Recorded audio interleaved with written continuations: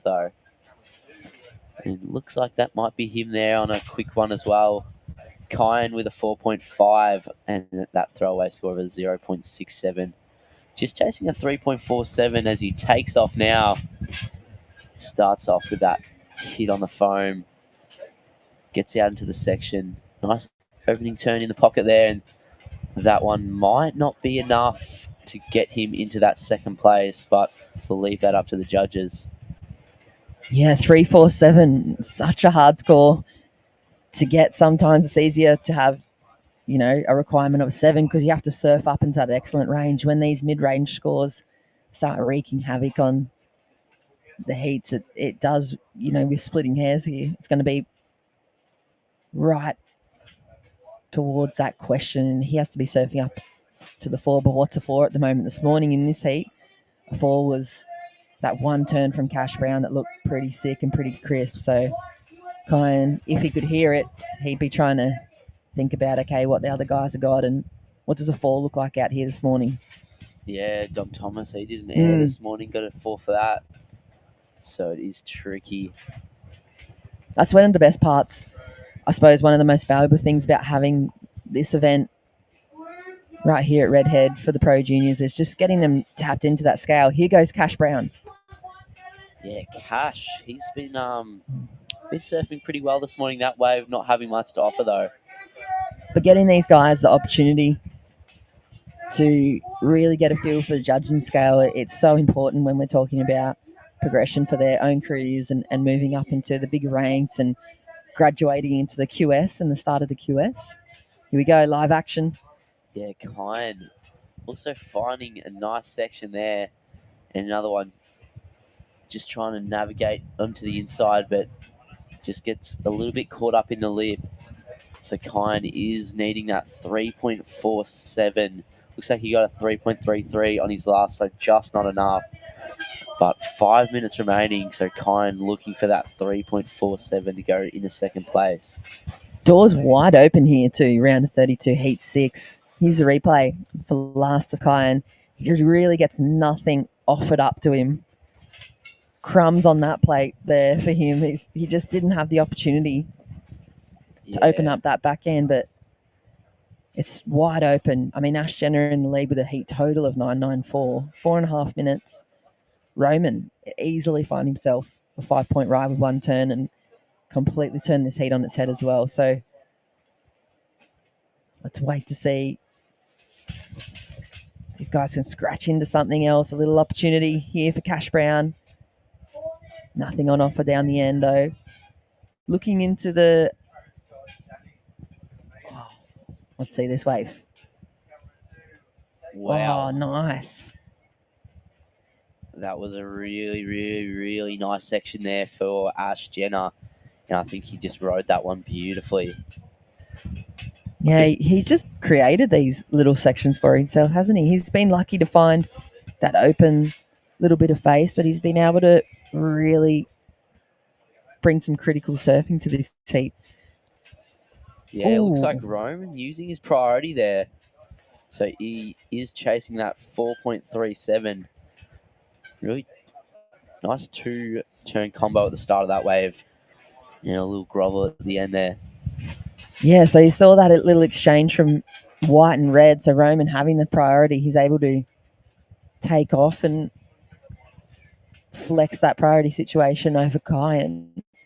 Kyan still finished the turn. He had to be careful as well, though. Sometimes can push the point a little bit, come too close to that first priority surfer, but he finishes the turn, drifts a fin. Great turn from Kyan. Opening turn from Roman too, really nice and tight in the pocket. That one more critical, though, for him.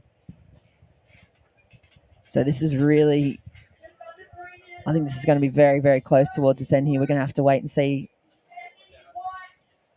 those last numbers. Ash Jenner has a 4.2. That increases his lead a little more, that last single turn, 4.2 ride. So score to come for last of Roman, importantly. Here goes Ash. Ash again, finding those runners, just catching the nose, it looked like, on the way down. But it's good to see Ash keeping busy this heat, you know, with that 6.17 that he got right at the start and that last, the 4.2. You know, we saw a couple heats yesterday where some surfers would get a nice score up on the board, you know, get into that lead spot and kind of go quiet in the end for the rest of the heat. But Ash has been, staying real busy and you know, figuring out these tricky conditions.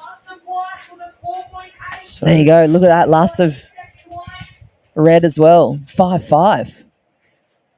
Last of white, though, betters white's position too. So a 4.8 moves him into second position. So Ash and Kyan out in the lead with that last exchange. Last of red, though, second best wave of the heat, 5-5 for that two-turn combo. There goes Cash. Yeah, Cash does a really nice turn there and tries to go for that ride as well, but catches, looks like he might have caught the rail and just got a bit bumpy in that whitewater. But yeah, Roman with that 5.5 on that last one, now just needing a 3.8. Where is he? Where's the man Roman scouring the lineup for him? There he is, watching Cash Brown dial up that backhand. Cash is only chasing a small score too, so really, really dangerous times for both Ash and Kyan. 40 seconds to go. Roman's got to find himself a 3.8. Cash is only looking for a 5.3. 30 seconds. Yeah, he needs that 3.8, Roman, and he's in second priority. Kyan does have priority, so he might just sit on him for these last 20 seconds and, try to prevent from Roman to get a wave.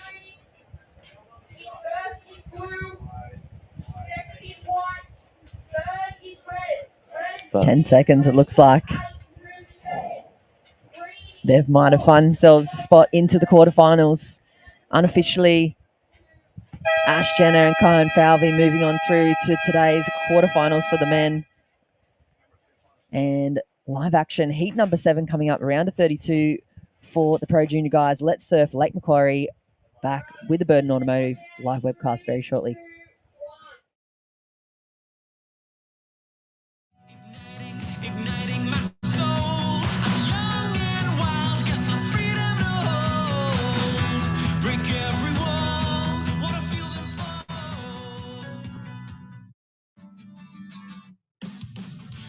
Newcastle GWM Havel, part of the Burton Automotive Group, the trusted name in motor vehicles. Find the perfect vehicle and get a great deal. From the people you can trust. Hunter and Newcastle GWM Havel. Take a test drive today. Oh, what a funny thing to say. But your mama always said. I'm Abby, this is my podcast, and it's a lot. You know that moment when you realise you're old? Nah, but you tell us about it.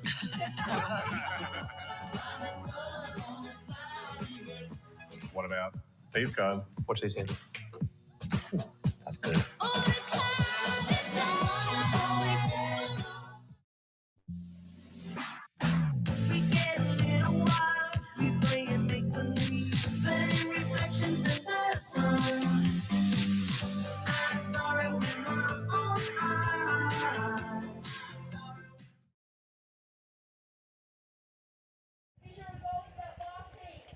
A very good Sunday morning to you. Let's Surf Lake Macquarie Pro Junior. We are straight into live action again. Redhead Beach in the Lake Macquarie City Council area. Proud presenting partners as well. Working alongside the Hunter Melanoma Foundation. And of course, Kim and the team at Burden Automotive just really getting behind grassroots surfing, Australian surfing, and particularly here in the Hunter region. This bookend of the Pro Junior season for these young guys at the moment. Heat number 7's in the water. Round of 32. First and second will move on through to the quarterfinals later on today, and hopefully for their dreams of moving through to that final position, hoisting the Redhead Tower Trophy above their heads at the end of this afternoon. Myself, Jess Grimm, will join in the booth by Finn Murphy. Good morning again, Finn. What are we seeing here? Heat number 7. It's going to be an absolute scorcher. Yeah, this heat is going to be sick. We've definitely got some big names. Harry O'Brien and Harley Walters, two very good mates and two very, very good surfers We've also got Lee Brusick in the white and Macca Hazard in the green. Lee was surfing really well yesterday, and we saw some. I remember we saw one really sick kind of layback thing from him that was really, really sick. Very creative, and Macca Hazard definitely. Ooh. Macca on this one. All right, starting his heat off. Nice turn there as we just see Lee out the back as well. Lee's found himself a jam. Ooh, nice turn there for Lee, and Macca also going into the inside. Oh, how's the unison surfing there? Both on their backhands. Both hunting down that inside section. I love that first little pocket sniff out from Macca. Looked nice and tight and pretty crisp. Here's the replay, Finn. Yeah, we can just see Macca finding that one. Taps a foam to start that wave off, and then in that pocket, just throws a bucket out the back. And I think he really navigated this one perfectly, just getting to all the sections at the right time and working his way onto the inside, as we also just see Harley on that one. Harley is definitely a big contender. Looks like he's surfing down the beach from everyone this morning. So that might do himself a favour by being by himself. But we can see him on this left. Really, really nice sections there. And Harley, a very, very strong surfer. Looking real comfortable on that sharp high as he just tags that one all the way down the beach. I think we might be able to see a big score incoming for Harley. And there it is, a 7.27. Really well put together. What do you think of that one, Jess? Yeah, Harley's just one of those guys. I mean, the Walters brothers for me are like the magic men, and anytime they put a jersey on, I have no idea what to expect, and I'm always so impressed with just they just bring so many different maneuvers to each heat, and they bring this really calm approach to all these conditions, and even, like you said, just finding his own little space and line up straight away, and then finding a 7.27, it's sick. He's such a good surfer. Liam Brusick as well, though, 6.73. I mean, straight away they've blasted that little 3 or 4 point cap range from the last heat out of the water, and they've really kind of learnt, I guess, from the first two heats this morning. Yeah, I definitely get a bit excited when I see Harley's name in the next heat. I've seen some very, very good surfing from him, and it looks like he might take off on another down the beach. There's that nice drone shot. Really nice opening turn there. These sections down the beach are just beautiful. Harley. This is why we talk about him and his brother being such strong surfers, and finding his own space on the beach, like you said, is a skill in its own. Some surfers might be a little bit, they go, oh, I don't know if I want to sit by myself. I might sit in the wrong spot for 15 minutes off the heat. Yeah, it shows a lot of confidence. Look at this replay, though. That one of Harley Walters' first turn. Nice little check snap. This turn right here, pretty tight. Keeps the momentum going straight into this next bottom turn. Gets a bit of fin release as well. A nice drift. Fourth turn on the cards. And that's it. That's going to be another really good score. If Harley's first wave was that 7.27, that score, they go straight up next to it. Pretty close, 6.77. So 14.04 heat total in the first 6.5 minutes of this heat, and he's looking really good. Lee Brusick, though, 4.67.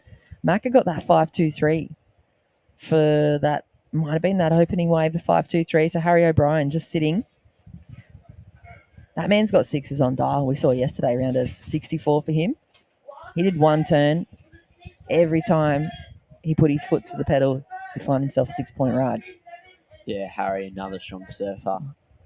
I think him and Harley are pretty good mates, and they do a lot of free surfing together, I'm pretty sure. But yeah, Harry is no slouch when it comes to surfing comps.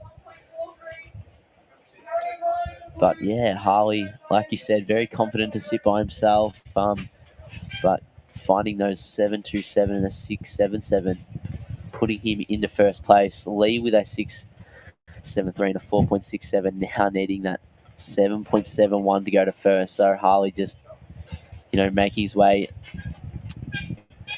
out of the away from from Lee and Macca and Harry. Yeah, he's definitely put a point of difference in straight away, hasn't he, at the start of the heat? But they've got to contend with Mother Nature as well. Look at that wind. I reckon I'm going to be super positive and reckon it's just starting to die off. I feel like the Whitecaps are reducing. We had that real push where the gusts were huge in that first heat of the morning, heat 5 and 6. And right now it seems to be just backing off a little. Here goes Harley up and riding over the first little foamy section. A little bit too crumbly for his liking on the inside. Yeah, I think it might just be starting to settle down. We might have been lucky enough to miss that real eye of the storm that was making its way up the coast towards us here at Redhead. And I mean, still really strong winds you can see wrapping around the headland here. But as we move towards a bit more water on the bank as well, still that leftover junky east or southeast swell. Guys like Harley Walters are going to be able to fine-tune their search engines and really connect with those crisp little sections. Just over 11 minutes on the clock.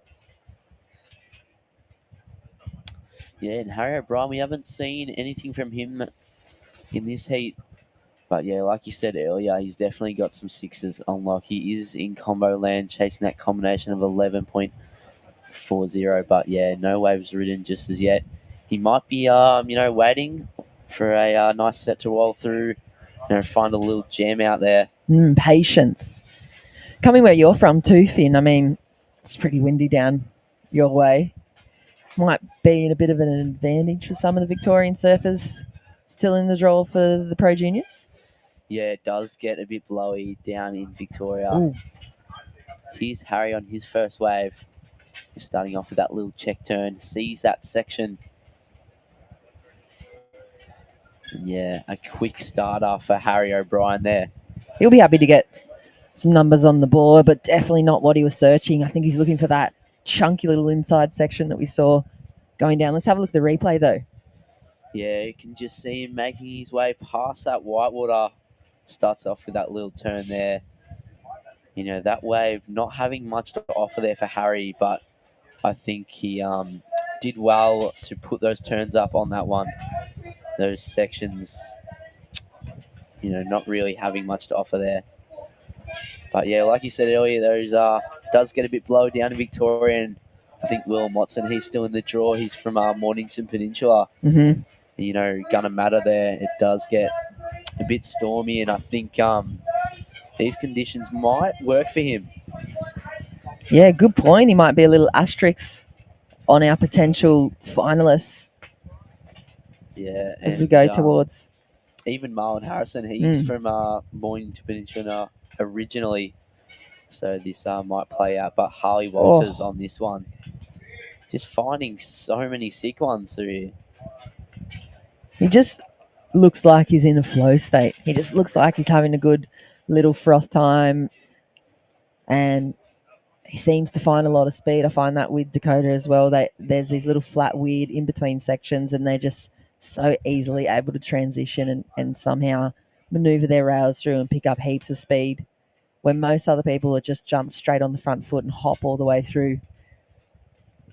Watch this. Even just the flow. See, he almost bogs it. Still does a little tap off the wash. Not much speed on offer, but just looks real composed and relaxed to me. I guess that's why they're able to tap into that flow state. Seem to always find themselves in the lead of the heats, at least to us anyway. Yeah, you could talk about the Walters brothers all day and their accomplishments. But yeah, Harley, he's got a 6 style on him as well. I was lucky enough to see him take out the Phillip Island Junior Pro earlier this year, just surfing those Willamite banks perfectly. And he spoke to him after, and he just said that he loved those beaches and, had a ball out there. What's his acceptance speech like? Really good. Really good. Yeah, he's definitely done a couple interviews or two. Yeah. But yeah, Harry O'Brien starting off with that 3.87 and looks like he's going to take off again. That was a nice turn there. And another one sticking close to that whitewater. That one dying out on the inside. Yeah, he's trying to make it happen for himself now, isn't he? That wave, that would have been a tricky wave to surf to find the 753, but he's just going to put another number on the board and it's going to get him a much smaller requirement. Have a look at this replay. Really puts the chin down, scratches into this one just behind the first little section, drops into the bottom turn. Kind of a weird wobbly first section for him, but he gets back to the rail work and he's still going to need a pretty decent score, though, to find himself in the quarterfinals. A 7-1, 7 now required. He moves into third position. The Macca Super Grom. He's now in fourth, a 6.18 required for him. Number 87 on the junior tour, so just at the start of his junior career. Finn, he had a little win in 2022, third at the Grom Search in Victoria. Yeah, I saw him there surfing Urban Surf, ripping as we just see Harry looking at that left. I think that is definitely, it might be his best wave there. Yeah, I'll back you up on that one. I thought that first turn was pretty good. Here's a split peak. Yeah, so we're watching Harley now. Beautiful opening wrap on this wave, getting a bit of speed and decides to kick out before that section there, but Lee's on the inside and puts that one up. He was a bit slow coming into that section, but did well there to put that one up and get the turn going. So most importantly, we're going to have to wait for that score for last of Harry Bryan. I think that's going to change the situation a little. I'm not sure the last one of red's really going to come into play. Here's the replay. On tap, last of Harry Bryan, that first turn, nice, big amount of spray too, bit of carving rail work, and then gets into the Rios. Creates himself another opportunity for the chance moving on into the quarterfinals. So priority sits with Macca. Just over 5 minutes. He needs to find a big section for himself. Done some work with Matty Cattle over the years too, I believe. So he'd know what he's looking for. Even if they can't hear the situation, he knows what he wants. Here goes Harley, up and riding. Yeah, Harley making his way down this one. He was kind of in that, stance, getting ready for an air there. I thought we might have seen him taking that one to the sky, but he just kicked out there. We shimmied forward, didn't we? Yeah. We shimmied towards the monitor and we thought, here we go. The air show's about to begin, but still hunting. There, last of Harry O'Brien was the 5.67 for that backhand. So he's just chipped away. Originally, he's needing a pretty decent 7, and now he's back down to a 6. Here goes Macca. Yeah, Macca on this one. A bit flat at the start of that wave, but he gets that little down carve, just trying to stick to it. Makes his way to the section there. Did well to hold on to that one, as we see Lee dropping down into this one and decides to kick out there. Yeah, Harry's really pushed himself back into this heat and he's created that space for himself. Now needing a 6. His last wave of 5.67, so 2 turns and he's back into the mix. 3:45 on the clock and he holds priority. He's got all the cards in his pocket at the moment. And yeah, Harry is another strong surfer, so I definitely think he's got it in him to get that 6 as we see Harley. He's been staying busy. Goes for the rev, but just unable to ride out there. I think Harley might just be having a little bit of fun now. I think he's feeling pretty safe with that 14.04. Let's have a look at the replay though. Finn, talk us through this one. Yeah, here we go. You can just see him dropping down and look straight down the line for that section. Gets that speed build up and goes for the little punt. But yeah, that 7.27 and a 6.77 we saw Harley get at the start of this heat down the beach. Now making his way over to the rest of the guys. And Lee needing a 7.31 to go to first place. Lee is a strong surfer, so, he definitely could get a 7.31 to go to first. But Harry O'Brien needing a 6-point ride We saw him, kind of clutch up yesterday in his heat. But he does have priority, needing that 6-point ride. 2.5 minutes remaining. Macca has it with a 5.23 and a 3.17. Chasing a 6.44. They make it through this heat as well. I mean, quarterfinal 3. We already have Huey Vaughan and Ash Jenner sitting there patiently waiting. Here goes live action. Harry. Yeah, a bit of a weird section to start off that wave, but he's navigated it well. Now getting a bit of speed as he makes it to that section. Nice finish there. Yeah, he's really creating some opportunity for himself, isn't he? Even against all the odds, the waves just haven't really offered him up that big section that he's been poised for. But he gets to work anyway, and he's been grinding it through. Here's the replay. Yeah, you can see him taking off in that. You can see him starting off with that cutty, and then that weird section kind of comes into play there. But he does well to get past it, get to that end section and go for the finish. Really throwing the tail up there. Yeah, nice and light on his feet. A fairly decent score, though. 6-point ride will take him back into the mix. Just over a minute to go.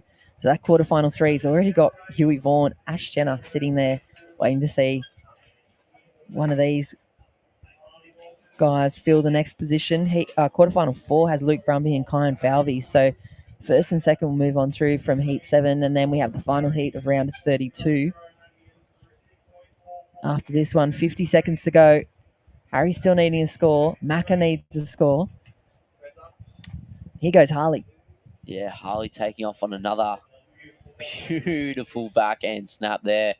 And another nice turn. Harley, just such a powerful surfer and able to find those really nice waves. Now just doing the Huntington hop on this one. Throws that one up. And another. Harley. Yeah, job done, Harley.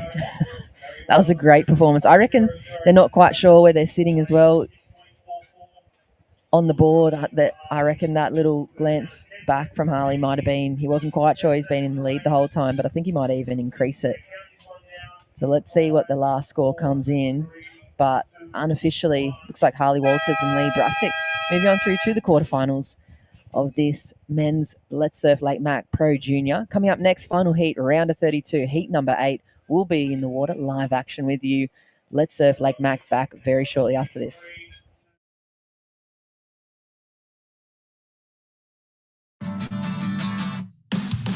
Hunter Newcastle GWM Havel, part of the Burton Automotive Group, the trusted name in motor vehicles. Find the perfect vehicle and get a great deal. From the people you can trust. Hunter and Newcastle GWM Havel. Take a test drive today.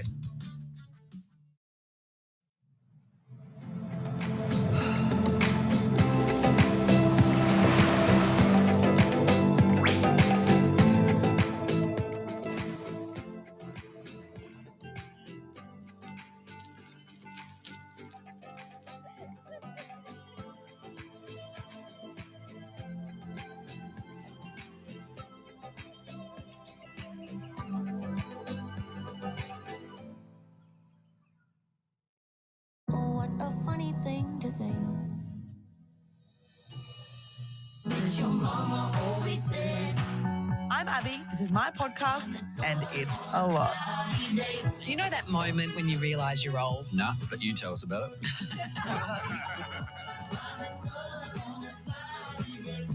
What about these guys? Watch this here. That's good.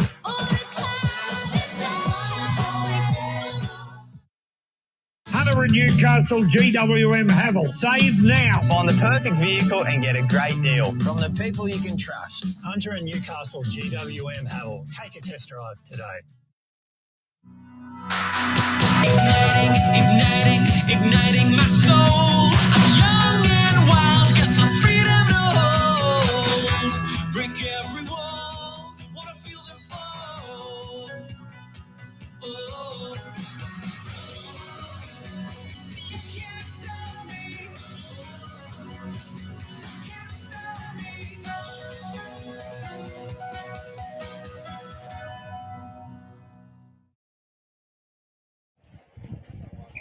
Good morning, welcome back. Live action, live surfing brought to you by the Let's Surf Lake Macquarie Pro Junior.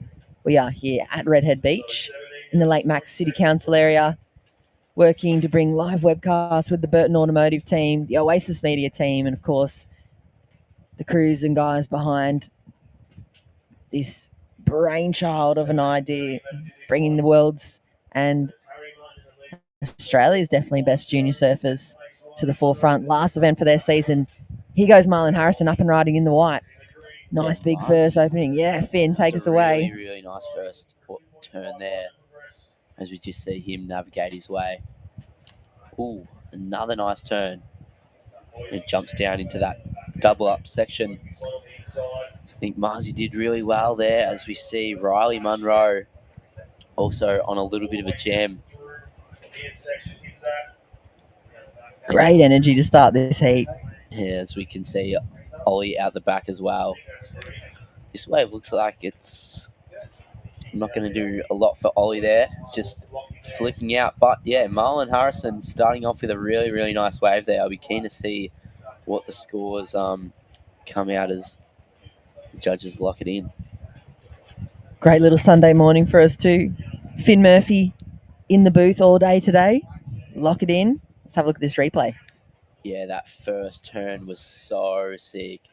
We can just see him, getting ready for another section on this one as he sees that. Oh. Just so committed to his trade, Marlon. Mm. Always surfing and, training as well. Created some excitement in that last little section too, didn't he? Such a tight little pocket, and he just brought that tail flare. An extra energy, 5.33 for the first score for him. These guys, round of 32, heat number 8, we're moving straight on into the quarterfinals. Next for the women. The draw for the women's is also really sick. We've got Kira Buckpit in there, Grace Gosby as well. I've been watching a lot of her surfing recently. Osha Curtis is another one. Miller Brown as well. She's a big name in junior surfing at the moment. It's pretty mental when you look at what those quarterfinalist girls have accomplished already in their own surfing careers, and they're still pro juniors. Yeah, Here goes sure. Riley. Yeah, so Riley on this one also deciding to flick out there. It is going to be a skill today, wave selection, not trying to waste time or something like that on a pretty average wave. And I think Harley Walters did that perfectly last heat. He separated himself from the group and got 2 really, really nice ones at the start of the heat. And that pretty much put him in first place for the rest of the heat there. But here we go. Looks like Harry Martin on that one. He started off with a 4.5 and Ollie Resson on this one. So just trying to navigate. He started off with that nice cutty back to the power source as we see him tap that foam. Wow. Nice jam there up in the lip.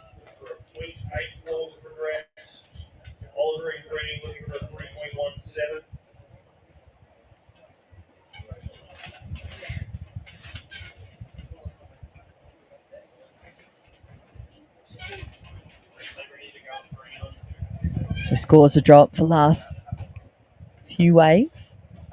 Last green, straight to the lead of 4.17. This is the replay for Ollie. Nui man himself, really coming to his own over the last 24 months, growing a lot. His surfing has progressed in light years, and have a look at the technique going into this inside turn. This is the brunt of that score right here. Creates that 4 points in quite a small, frothy, foamy inside section. So good surfing from the young man in green. Yeah, he did really well there, and I think that reflects through his scores as well. 4.17 for that last. And Marlon, with that 5.33, did well to find that little jam as well. It looks like he's going to take off on another using his priority. Starts off by tapping the foam there, getting back out onto the open face, and decides to kick out. You can just see that one going a bit fat on the inside. but still fairly early days on in this heat. The boys have been fairly busy. We're kicking back, aren't we? We're just ready, locked in for a huge Sunday of surfing. Already got special delivery from the work crew, Warren Smith and the team. They know how to run a really good surf comp, and some very nice bacon egg rolls coming off the grill first thing this morning for the work crew. Yeah, the boys definitely looking after us. Mm-hmm. So big thanks to those guys. But yeah, we are kind of cruising, getting ready for later in the day, where I think we're going to see a lot of good surfing from the girls and boys. And a lot of names getting through, like Harley Walters in that last one. He's just fresh in my mind, and seeing him surf these tricky waves so well, definitely a lot of skill. And Marlon Harrison going to first place with that last 3-point ride. What did Harley get for his last wave? Did it go into top two? Maybe 677 and a 727 had his win in heat number 7. But he will be good watching as we go through the day. We hope you're tucking into a nice hot cup of tea or coffee and maybe a bacon and egg roll, soaking up some of Aussie's best junior surfers. Here goes Marzi. Yeah, Marzi using his priority again. He is a great comp surfer, as we just seen tagging this one.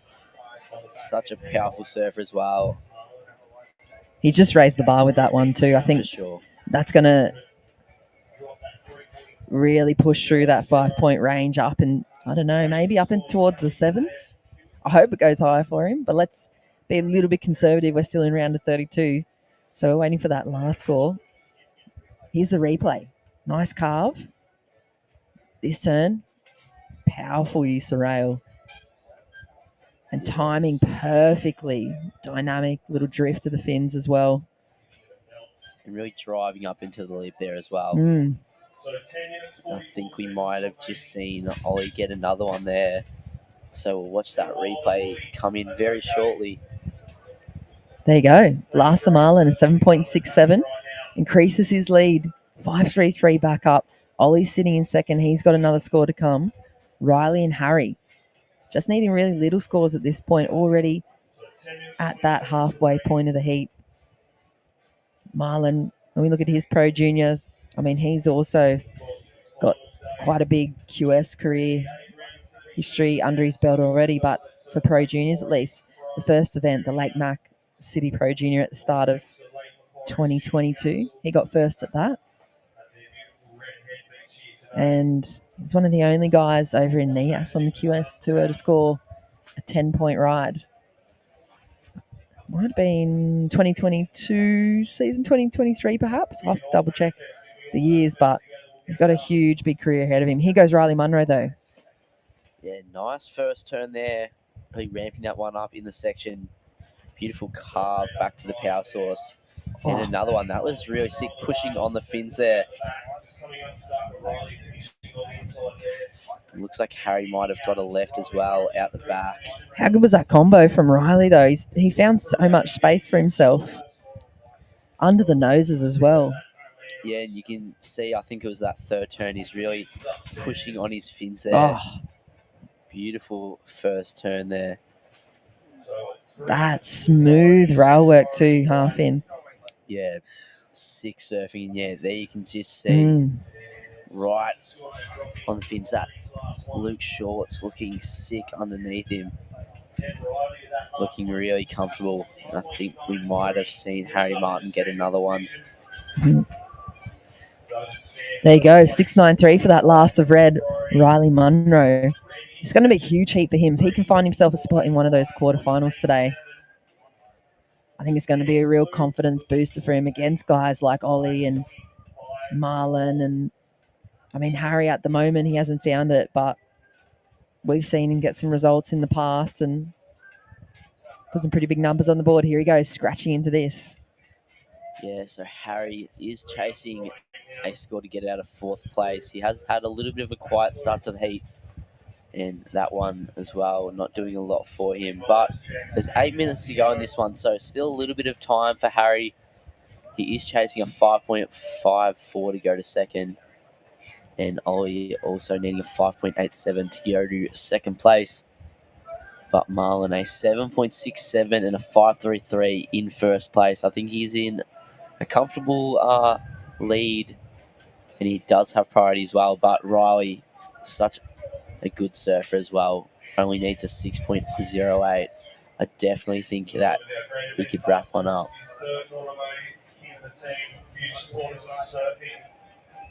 And here he is. Another sick turn there by him, and hits that section. Riley staying busy in this one, looking for that 6.08. He looks pumped. Look at him paddling back out too. He just looks like he's got the real big pulse of energy through him for this heat. He wants that spot in the quarterfinals. Yeah, looks like Mars is going to scratch in. So Harrow getting a bit of speed. But for a split second there, looks like he was going to do a big, I don't know, maybe wrap up or a layback on the end section. But yeah, Marzi just kicking out of that one. He's also a bit of an aerialist as well. We saw him do one yesterday. Just unable to ride out of it though. He got a bit stuck on the whitewater on the landing. But here's Ollie just staying close to that whitewater, really cutting that one back. Some beautiful rail work from him. Now hopping along this one. Puts that one up on the end section, and yeah, did well to get there. But we can see Harry, that was a sick first carve, staying close. No, just, a little tail slide there. Nice little zesty flare. Yeah. I think Ollie's score is going to be similar to what he's already got. I feel like that wave didn't offer up much. Here goes Marlon. Yeah, he's charging down the line on this one, but washing away some speed with those little check turns. Big section in front of him here. Oh. And yeah, lots of commitment there from Harrow. Here's Riley looking for that 6.08. Those first two turns there, really powerful. Nice section lining up. And another. Riley's been groveling really, really well. Yeah. Been able to work these conditions. Great exchange from those guys too. Here's the replay of Marlon. What did you like about this final manoeuvre? So much work goes into the setup for this timing here, Finn. Yeah, you can see him pumping, and then, sees that section and goes straight for the lip. Drops down. Almost below sea level at the landing there too. So shallow. Just as soon as he saw that section, you could just tell he's going to stomp that thing. So much confidence there. 5 minutes to go now, 5-minute warning. 5 minutes left in this heat. Surface paddle out. We'll be into the women's coming up next. QF. Quarterfinal. You're above in red race. Dr. White. So final heat. Heat 8. In the water, women's quarterfinals up next. Kira Buckpitt, Grace Gosby, and Kanon Takahashi. She's part of that Australia Oceania region as well. Japanese surfer. Big opportunity for her to grab some points. Still in the juniors, but representing Japan.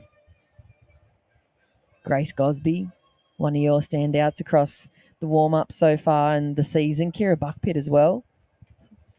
Saw some great surfing going down, some content coming out.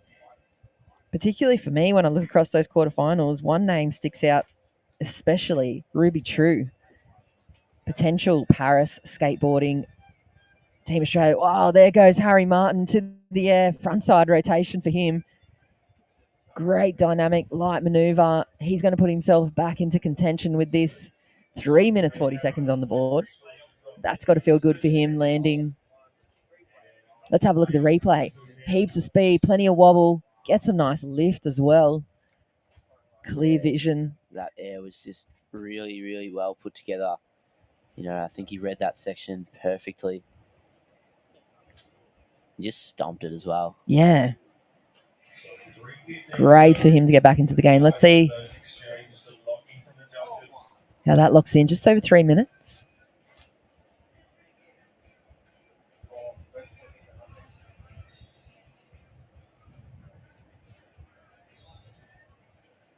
Ollie with priority. He needs a 5.87 still, but here's Riley Munro. up and out of that. Marlon Harrison increases his lead 14.24. He's got a big day ahead of him. Bit of travel on the itinerary, back-to-back events coming up for Marlon. At the moment, he's in the lead.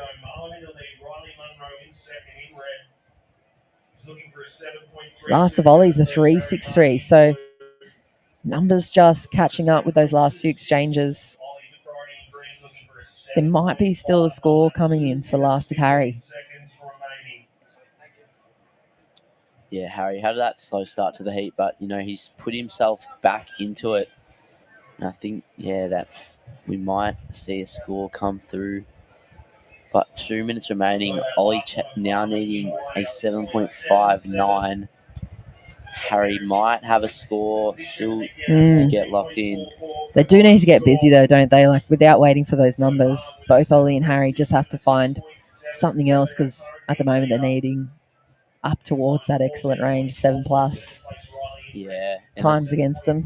And that's another thing with these conditions. That wind is kind of strong, so they might not even be able to hear the scores that they're getting. And, Harry might think that he's in fourth and he needs a big score. He might think he's in second and he's cruising. But that's what's hard about, these conditions and the wind angle, as we see Riley Munro getting some speed here.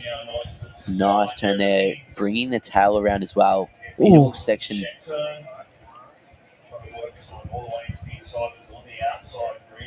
Nice read of that first section, but so wobbly. Here goes Harry's chance, 50 seconds.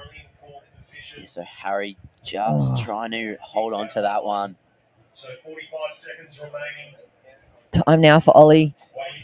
Pull the trigger, 40 seconds to go. Will he get the opportunity? Apologies, that was young Mads in blue. We're watching, waiting to see if the Ocean offers up anything for him. 30 seconds on the clock. Marlon's looking pretty safe. Too many days playing Nintendo, my eyes are fried. 20 seconds to go.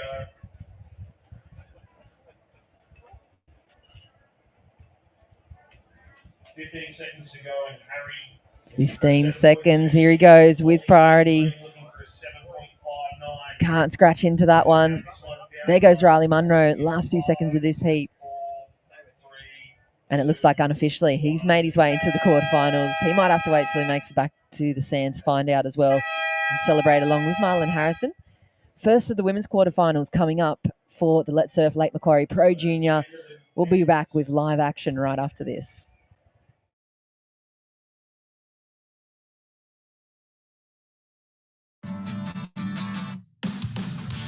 Newcastle GWM Havel, part of the Burton Automotive Group, the trusted name in motor vehicles. Find the perfect vehicle and get a great deal. From the people you can trust. Hunter and Newcastle GWM Havel. Take a test drive today.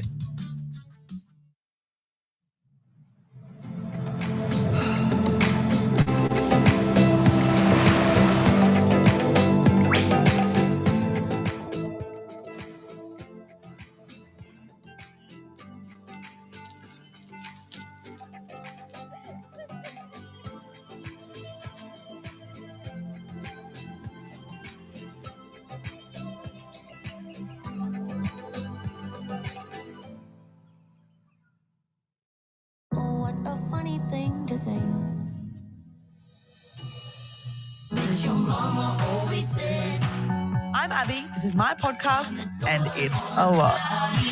You know that moment when you realise you're old? Nah, but you tell us about it.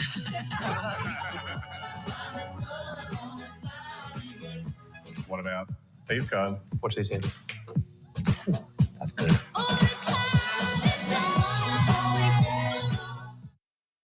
Hunter and Newcastle GWM Havel. Save now. Find the perfect vehicle and get a great deal. From the people you can trust. Hunter and Newcastle GWM Havel. Take a test drive today. Igniting my soul. I'm young and wild, got my freedom to hold. Break every wall, wanna feel them fall. Oh.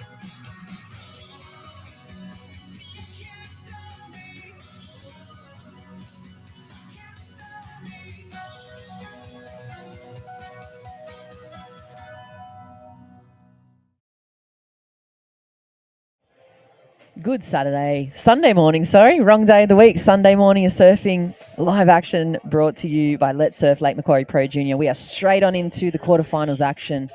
Huge day of surfing ahead of us, situated in this beautiful part of the Lake Mac City Council Redhead Beach. Weather is upon us though this morning, bringing in a little bit of extra leftover east-southeast swell. We had a howling nor'easter when we arrived first thing sunrise for the competitors to contend with at that moment. Kanon Takahashi, up and riding, Japanese surfer, young pro junior, goofy footer. This is our first look at the women here for this World Surf League sanctioned 1,000 event. And some big quarterfinal matchups between some of the world's best young junior female surfers. Here's the replay. Kanon Takahashi. Nice first opening maneuver. Sets her up well for this section. Tags it a little early just to make sure she rides on out. But that'll be good for her, getting her feet stuck into the wax nice and early, getting comfortable in this quarterfinal number one against the likes of Kira Buckpitt and Grace Gosby. Opening scores for Kanon, 3.5. Opening way for Kira Buckpitt, a 3.83. Kanon, she's working with Murasaki Sports.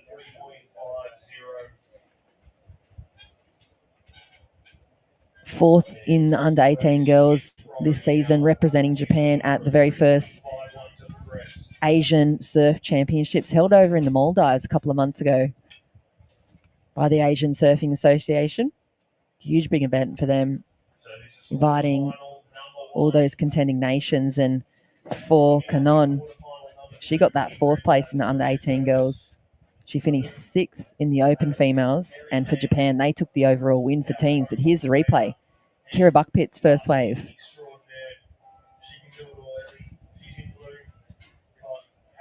One turn on offer for her, pretty similar to first of Kanon, so a 3.83 for that single turn. Here she goes again. Kira Buckpitt up and riding. Goes into the first, nice open slash, really connects with the first little pocket. Tries to get the rail working through the inside, but that's going to be a good backup score for Buckpitt.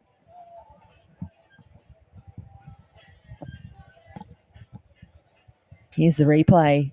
Finn, welcome back to the women's quarterfinals. What did you think of that turn from Kira? That turn was sick. I just walked in, and that's the first thing I see for the women's. Mm-hmm. That was really, really sick. And I think that's why I was so keen to see Kira Buckpitt. I've seen a fair bit of her surfing, and she's definitely strong. 5.33 for that last one. Yeah, all that value just off that little click of the section and being able to flare out the tail a little bit. She's going to be one of the top female contenders as we go through to the finals day. If you have just tuned in, it is live action webcast brought to you by Burton Automotive. Thanks to Kim and the team. Lake Macquarie City Council, proud presenting partner here for the Let's Surf Pro Junior. And we've been working closely with the Hunter Melanoma Foundation as well.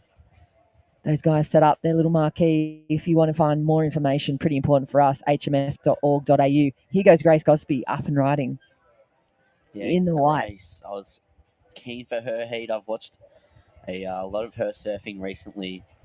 She's still pretty young. I think she's only 16.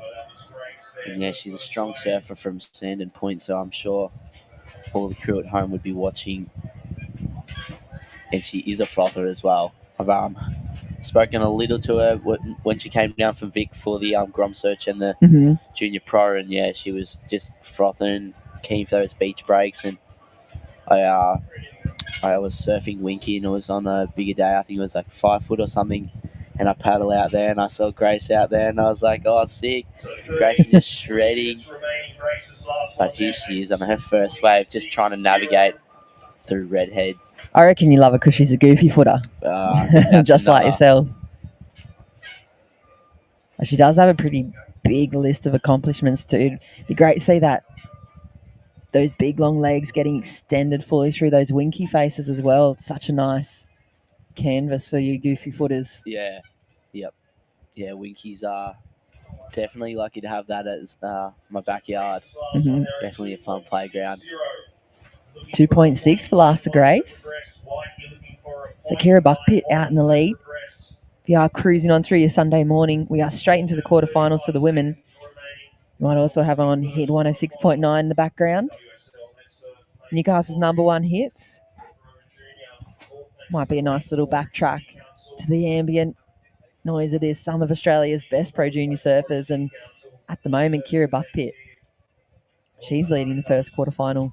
Japanese surfer though, Kanon, she's got a game plan. You can see holding priority.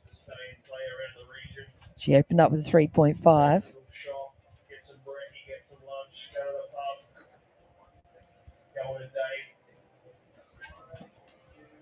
Here goes Kira. Oh, straight into the section 2. Capitalises on the opportunity. I think that's going to go well into her top 2. Yeah, Kira finding that section straight away on this one. You can just see her taking off and looking straight down the line, and slaps that one right up and looks for the left as well, but that one doesn't do anything for her. But I think that she did a lot of the work in the first parts of the wave. That section was really sick, and she rode that one really well. A 4.07 for that one. Yeah, you can see the importance of just making the most of those single turns too, can't you? Kira, just at the start of her career, she's come through the juniors over the last few years, and I think now working with Raw Talent Management, I believe. Yeah. As she moves on through the rest of her, or progresses into or graduates into that qualifying series campaign. Here goes Kanon Takahashi. Nice little click under the lip, changes direction. Nothing else on offer there for her. Nice wave choice. Good bigger section. It's going to be good for her putting that second number on the board.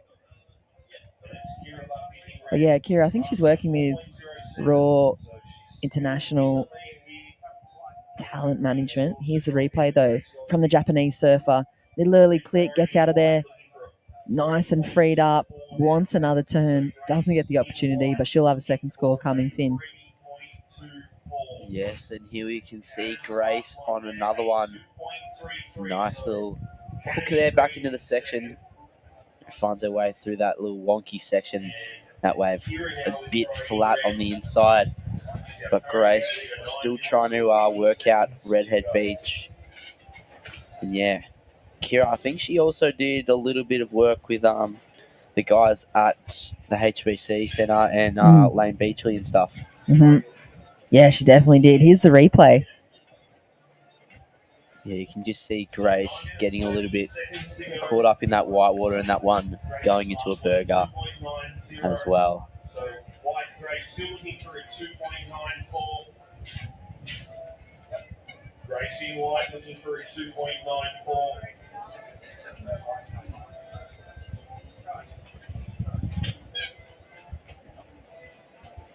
So 9 minutes left in this one. Coming up in quarterfinal number 2 for the women's here. The Ocean Curtis in red, Eddie Lankin in blue, Tyler Rains in white, and Lila Pierce in green. That's coming up next in about 9 minutes' time. So priority sits with the young lady Kira Buckpitt in the red. 8 minutes, 50 seconds left. Quarterfinal number 1 in the water. It is the Let's Surf Lake Macquarie Pro Junior. Some of Australia's and Oceania region's best female surfers trying to find their opportunity for 1,000 points. The iconic Redhead Shark Tower Trophy on offer at the end of today's competition, along with the men's. We've already decided the men's quarterfinalists. Here goes, ooh, Japanese surfer having a little look. It's going to be a little hustle for that second priority position between her and Grace then. At the moment, she retains it. Oh, no, there you go. Changeover. Priority to Grace Gosby. Kanon, a little mistake for priority for her, but with these conditions, some opportunity for sure in the next 8 minutes of competition. Kira Buckpitt, however, best wave of the heat so far, 5.33. She was the recipient of the Bernie Regan Memorial Sporting Trust support recently. Bernie, from down that South Coast area, putting a lot into the local sports club and community. So for Kira to be recognised and the continued support from her community to her as she goes through her career, pretty important at this stage for these young athletes. 7.5 minutes. Ooh, a little paddle from Kira as well. Might see a priority change. Maybe she just had a look, but who knows? But yeah, Kira, definitely a strong surfer, and you know, her family is a surfing family as well. She's got those two brothers that absolutely rip as well. We have the benefit looking from the webcast, the live Burton Automotive webcast from the top too. We can see all the little movements. Here goes Kira. Yeah, so Kira using her priority. Nice section there. You can just see her knowledge for this wave after she's been free surfing for hours. Oh, a little floater there. I think she found that really well there. Nice little looking retro style floater. Score to come for last of Kira. Here's the replay. What do you like about this one, Finn? Yeah, I just love how she finds those sections and really cracks the lip on that first turn, and then makes her way around, slaps it up on the foam.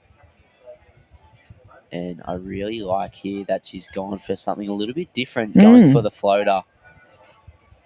Well, we saw Marzi with those real critical end sections, but we haven't seen those kind of jivey looking rooftop floaters, and she's well rewarded. A 7.67 for Kira Buckpitt. 6 minutes remaining. Priority now with the Japanese surfer. Here she goes, Kanon, up and riding.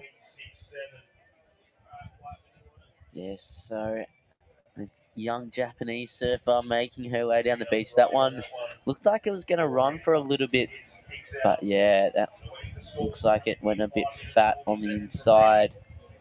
And we can also see Grace getting on as well. Looks like she might have just been a bit late to that foam climb, and that white water just tapping the edge of her rail and sending the board back down. Yeah, a little late. You could see the potential for something like Kira's 4s and 5s that she's found with those single turns. If Grace had gotten into that just a little earlier and up through the section, she might have been able to bust through, looking for that almost 3-point ride. Kanon, a 3.23 added to the scoreline for her. 5 minutes remaining. That wind, a little nor'easter here, but still the leftover swell, a little pulse and energy for Redhead. The competition bank set up nicely for us as we work through today's quarterfinals. Coming up next, Osha Curtis, Ellie Lampkin, Kyla Renz, and Lila Pierce. They'll be up quarterfinal number 2 of the women. Quarterfinal number 3, stacked as is QF4 for the women, and then we'll move back into the men's quarterfinals.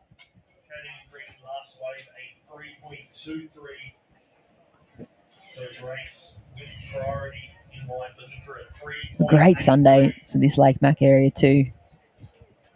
Finn, plenty to do, plenty of fishing. Maybe a little bit windy this morning, but great little area to come and visit with the family. Here goes Grace.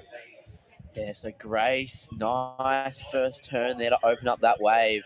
And yes, just a common theme this morning, just getting a bit shut down on the inside. But I think that turn was pretty sick for that first wave. Oh, here's that replay. Yeah, you can just see her a little bit under the lip hooking into that one. Great bottom turn for her too. It was really smooth first turn. It's going to be really good for her campaign out here this morning. 4th at the Rip Curl National Final at Urban Surf for Grace Gosby.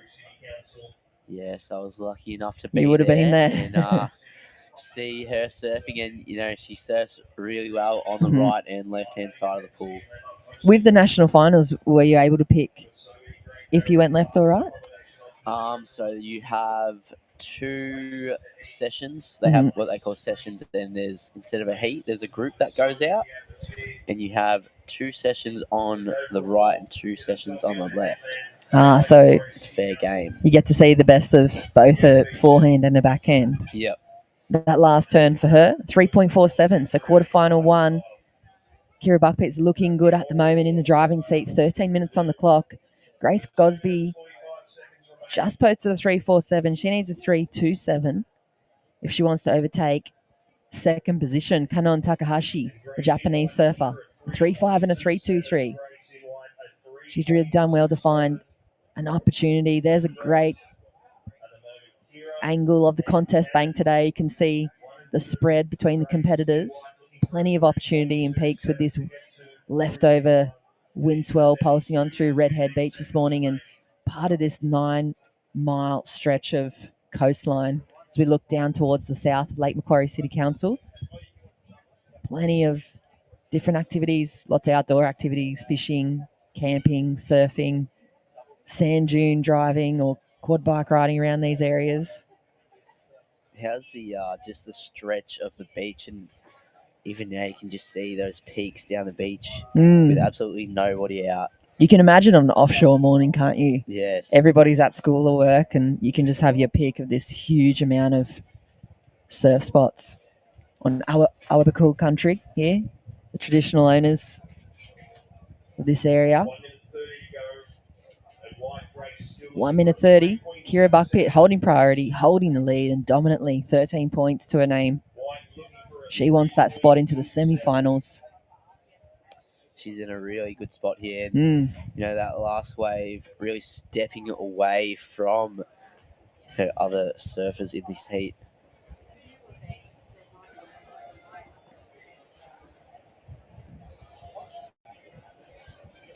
One minute to go. Grace Gosby needs to find herself some space. 3.27. We remember back just that last little backhand turn for her was worth a 3.47. So something similar is going to get her back into the mix. But Kanon, she has to hold that priority and hold Grace off. 45 seconds. You can see both green and white pretty far apart. So Kanon opting not to play defense on Grace. 30 seconds to go. Maybe trying to better her own situation. Yeah, you just see Grace having a little bit of a paddle. Just hoping something comes through. But here we go. The Japanese surfer starting off with that nice turn there. And, just looks like they will be the unofficial results as we go to a short ad break.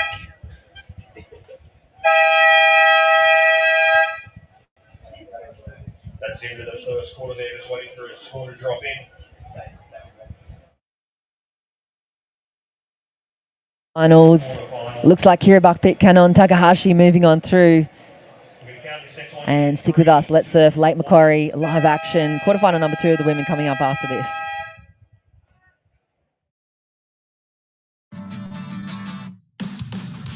Newcastle GWM Havel, part of the Burton Automotive Group, the trusted name in motor vehicles. Find the perfect vehicle and get a great deal.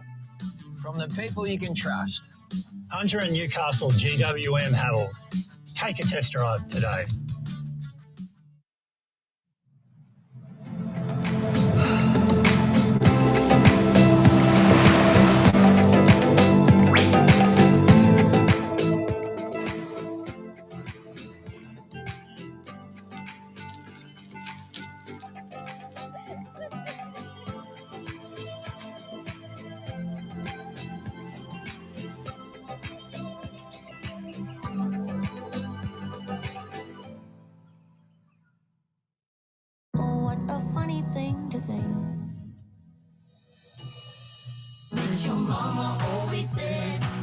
I'm Abby. This is my podcast, and it's a lot.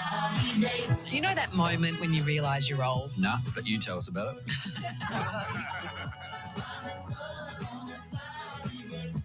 What about these guys? Watch this in. That's good.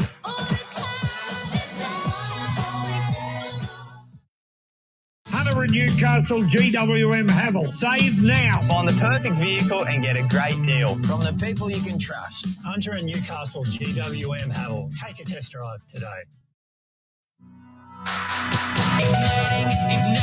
Igniting my soul. I'm young and wild, got the freedom to hold. Break every wall, wanna feel them fall. Oh. You can't stop me. Can't stop me.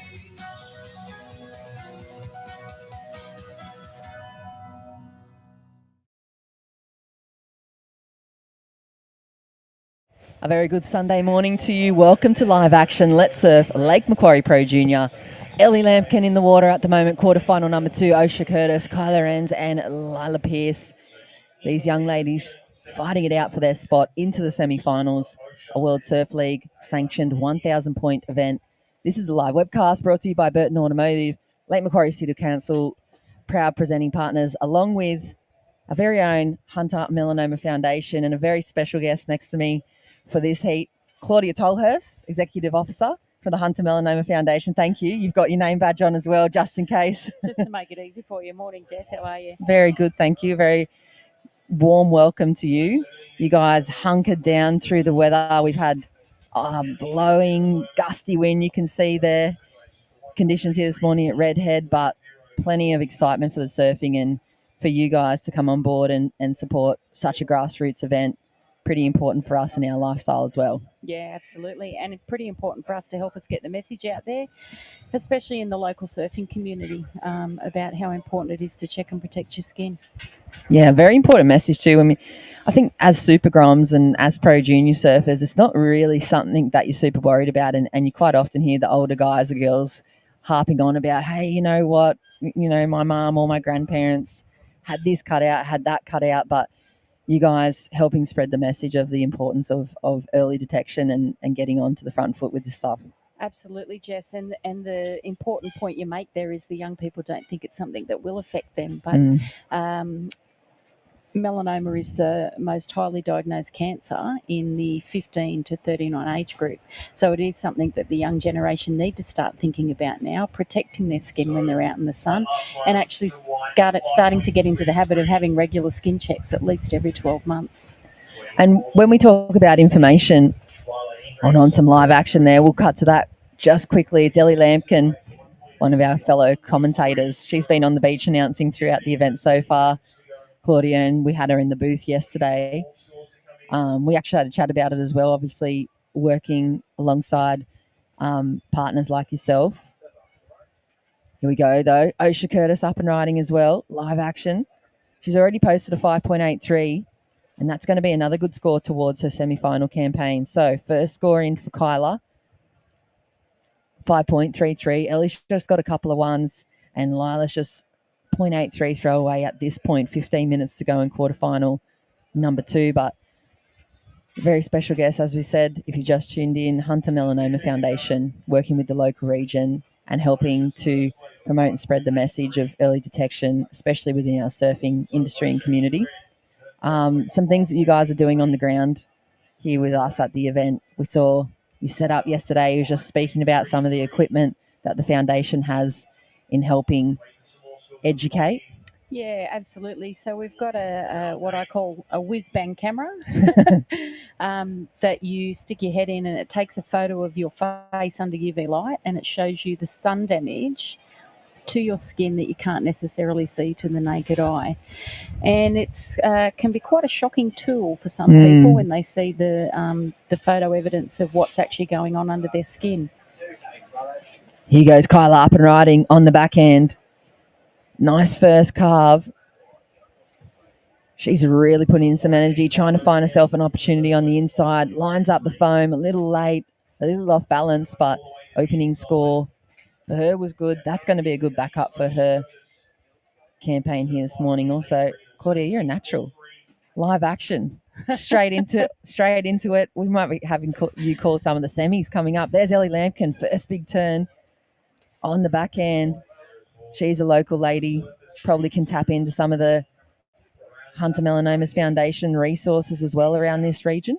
Great. Yep. I can talk to you all day until I'm blue in the face about melanoma, but don't even start to think about getting me to comment on surfing. No, we'll wait 13 minutes, 20 seconds. By the end of this quarterfinal, you might be calling some of the live waves, and you never know. It's a good, fun thing to be doing in between working with partners like yourself. When you said finding some more information for hmf.org.au, you guys have a fair bit of resources available for anybody looking for more information as well. We sure do.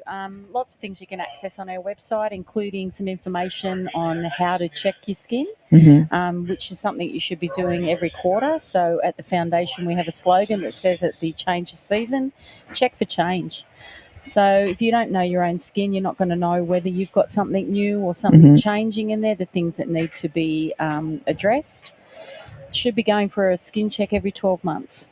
As ocean lovers as well, I mean, we spend, some of these groms will be spending 6, 8+ hours in the water and in the sun, direct UV exposure every single day of their lives. Absolutely. And this is the big issue, because really you should be coming in every hour and putting some sun protection on again. And one of the biggest myths with sunscreen, we're not using enough of it. And a lot of people don't know that you should apply sunscreen 20 minutes before you go out in the water. You should be reapplying every 2 hours, but more often if you're swimming, sweating, surfing, toweling off. And you need 35 mils of sunscreen to cover your whole body. So if you're out there swimming in your boardies. Here we go. Kyla Renner's up and riding on her backhand. Found herself another opportunity. Her last wave was a 5.33. So current situation in the water, Osha Curtis, just a quick up and out for her. She's in the lead. 5.83 and a 2.43. Osha Curtis from the Bundjalung, Lennox area. She got the biggest barrel in Nias in the 2022 season. Is incredible clip from her. She was catching some shade under that thing, Claudia. She was well and truly out of the sunlight in there, and it was huge. If you haven't seen that clip from Osha, it's well worth jumping on to socials and checking it out. It was in Nias. She won the Phillip Island division, part of her Pro Juniors, and third at the Oz Open in the junior girls. Also Indigenous surfing title. So she's got a fair amount of results under her belt already at such a young age. Kyla in the lead too, 5.33 and a 3.37 for that last wave for her. So Ellie Lampkin now, highest wave score for her and the heat, a 6.1. She needs a 2.16. Lila, she needs 3.54. She won the Matara Classic as well at her home in Merewether. So this is a big quarterfinal for these young ladies. They've had plenty of sparring against each other over the last season, and for the last event of the year, so important for them moving on through to their graduation from the Pro Juniors into the qualifying series event, into the big open bracket and the stages, and then maybe potentially onto that championship tour and onto the Olympics. We have some potential Olympians coming up in the quarterfinal of the women's, particularly Ruby True. She might be representing Australia in skateboarding in Paris in 2024. Wow, awesome. Yeah, so a huge, big future, and good to see these sports getting into the Olympic stage. Yeah, and importantly, as important as it is to push through this part of their development, it is important to educate themselves and educate their families about some of the biggest risks in our sporting arena. And as Aussies in the sun every single day, the importance of checking your skin. We do have Claudia from the Hunter Melanoma Foundation just sitting along with us for the live webcast and giving us some insight into the importance. Yeah, absolutely. Melanoma is known as our national cancer because Australia has the highest incidence per capita of melanoma than any other country in the world.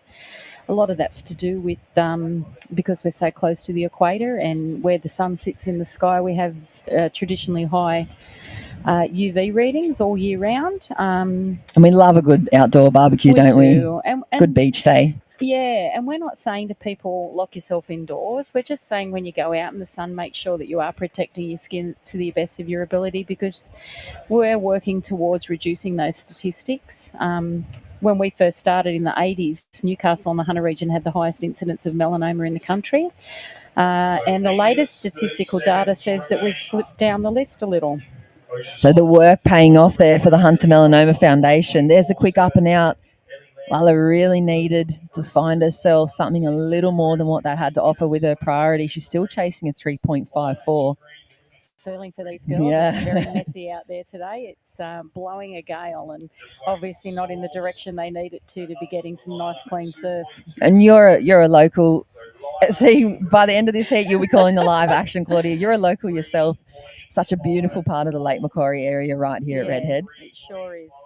What's a normal day here look like? Probably not as busy and as crazy as it is. You might have to come and visit in the holidays. Yeah.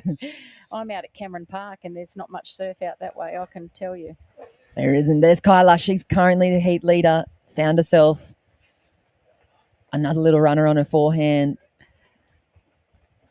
She's still looking to replace that 3.37, though. 7.5 minutes here in quarterfinal number 2. These ladies looking for their spot into the semifinals. Big finals day ahead of us. Live webcasts from Kim and the team at Burton as well.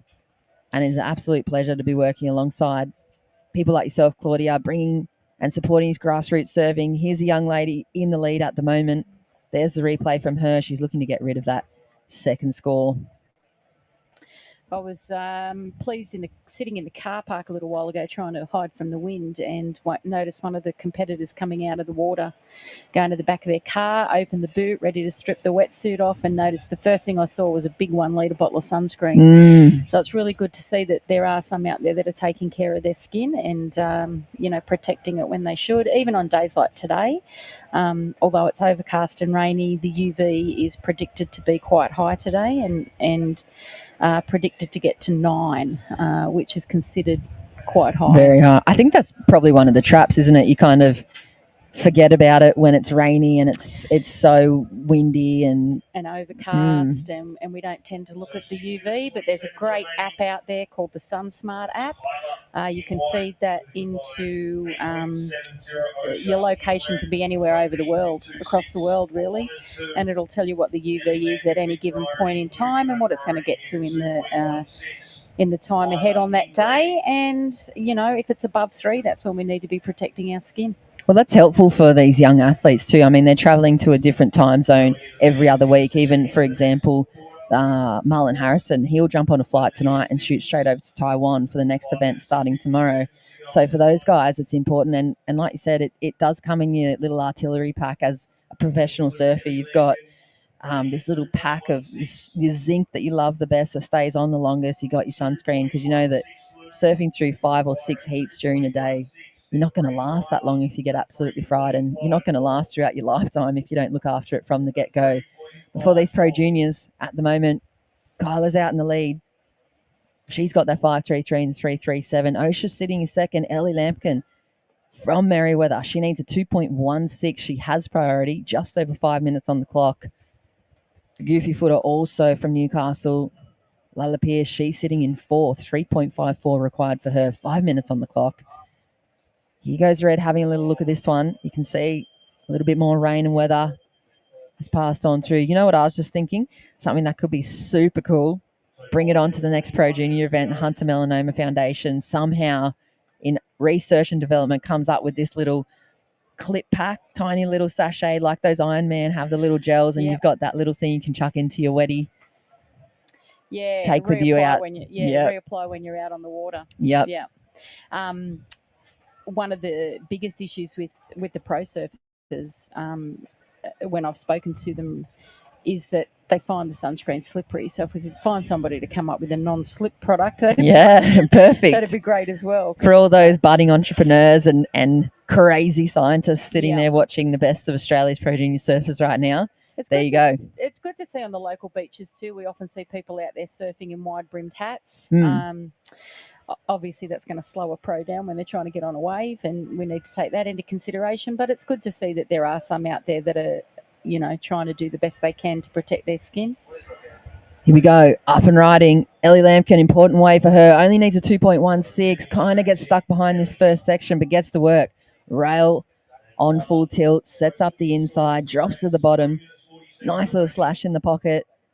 Looking for a little bit extra money on the end.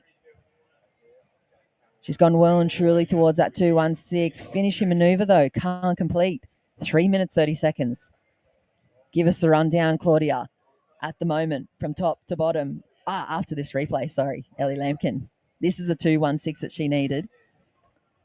I thought she was in trouble here at the very start where she got caught behind the foam, but the inside stood up so nicely for her. Back to the rail.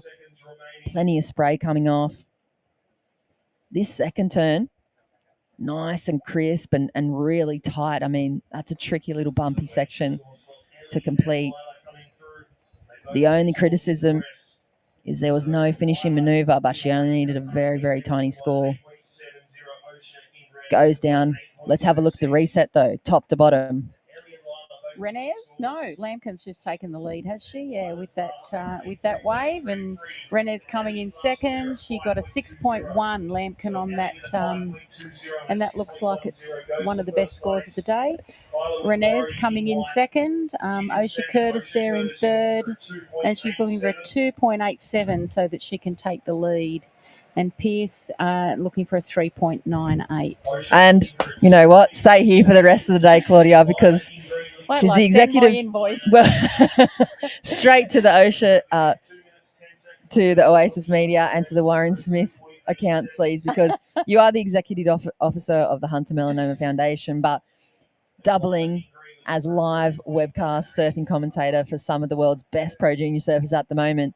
There goes Osha Curtis. Nice first turn. Important way for her too. Needs a 2.87. The 2.87. What do you reckon? I don't think that's going to get it. You don't think? No. No, I think you might be. Surfing's very intuitive. Let's have a look at the replay, though. You've got to really feel what's going on here. She gets a nice first turn. Nice little slash. She does well to put it up for the second, too. I think she's going to be asking the question. I think the pressure's going to be back on. Maybe now Kyla. That might even push her out of second position.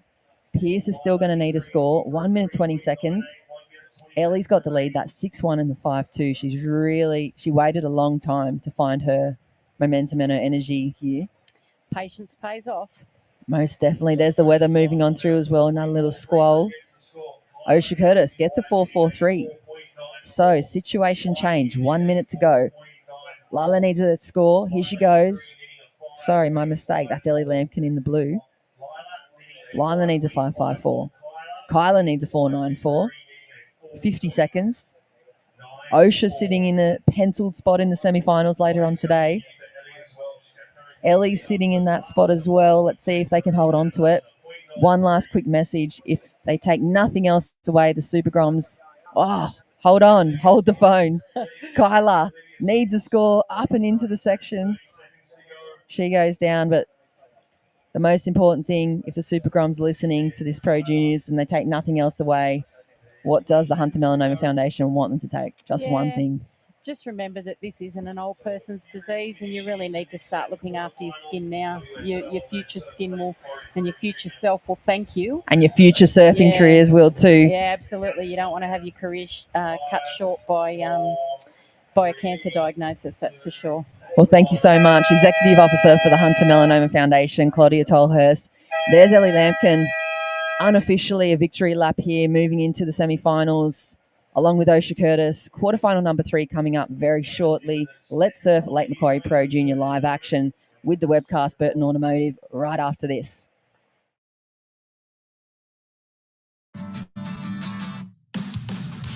Newcastle GWM Havel, part of the Burton Automotive Group, the trusted name in motor vehicles. Find the perfect vehicle and get a great deal. From the people you can trust. Hunter and Newcastle GWM Havel. Take a test drive today.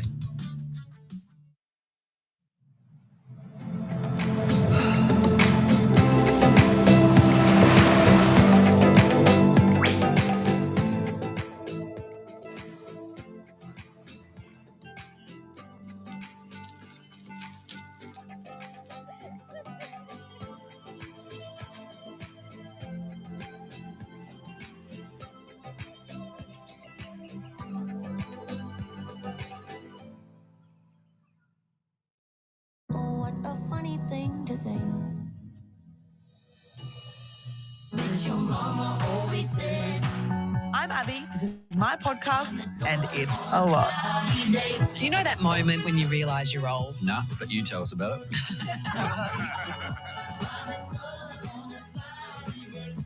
What about these guys? Watch this here. That's good.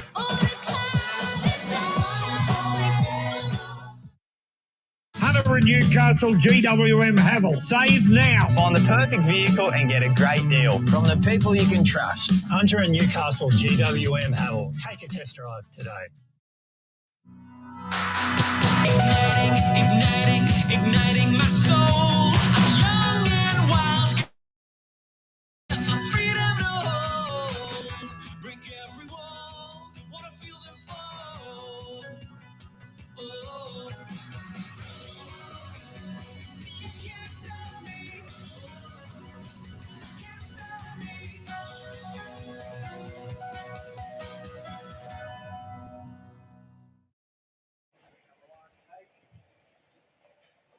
Good Sunday morning. Welcome back to Let's Surf Lake Macquarie Pro Junior. We are on Awabakal country here at Redhead in this part of Lake Macquarie City Council. We're live webcast, Burton Automotive, along with our proud sponsors. We just heard from the Hunter Melanoma Foundation. Here's a quick replay, though, straight into action here for quarterfinal number 3. Nice down the face carve. Wow, light and loose, but gets completely engulfed. Good morning. Welcome back, Finn Murphy. So good to have you back into the chair, into your rightful position as king of the Pro Junior commentary. Thank you, Jess. Very excited to be here and excited to watch this heat. You know, we've got Miller Brown in this one as we just see her finish that one off. She is a big name in junior surfing at the moment. Yeah, great looking quarterfinal too. Grace Durant out there in the green. Giselle Sinclair from up on the sunny coast in the blue. I saw Giselle surfing Merriweather last night, surfing very, very well on that bright orange DH. Hard to miss. Here goes the replay from Miller. Yeah, so Miller, definitely a big name in surfing at the moment as we just see her on this one. She started off with that nice carve, dropping down into this section. And yeah, just slaps that one up on the foam. A nice wave to get her heat started. You would have seen a lot of her over the last 12 months surfing in the Pro Junior circuits. Yeah, definitely. And she's been coming down to Victoria a fair bit to do some coaching with Kale Bell Warren as well. So yeah, she has been around a fair bit in junior surfing and down in Victoria for the Grom Searchers last year and the Phillip Highland Junior Pro a couple months ago. She took that one out. So yeah, she's a very, very strong surfer. Good to tap into the knowledge too. I'm sure he's watching at home. Good morning, Mr. Bell Warren and the rest of the Miller Brown support crew and team that work around her. Something impressive about her too. When I watch her content, I'm always shocked by how fast she spins through her rotations, even on the flat. Seen a few little clips of her getting whipped in on the ski, even with foot straps, but she spins quick. Yeah, she sure does. And here we go, Giselle on that orange DH. Just getting a bit hung up there as we see Miller taking off again. This wave looks like might shape up nice on this end here. She's just trying to hold on to this one. And yeah, just getting a bit stuck there and unable to pull through with that. So first wave for Miller, 3.93, just 0.73. Second score at the moment. Here's the replay from Giselle. Said she found some nice form in the free surf last night, Finn. There's also the replay from Miller. Yeah, Miller, her first turn was pretty nice, but that just washed away a lot of her speed and couldn't quite hold on to that momentum. And you could just see when she's hopping onto that one, she's not quite into that drop section. Grace Durant's dropped 3.1. And Giselle's first wave, that 3.33, now backed up with the 3.23, puts her into second position. Great young career ahead of her. just beginning as well for Miss Sinclair.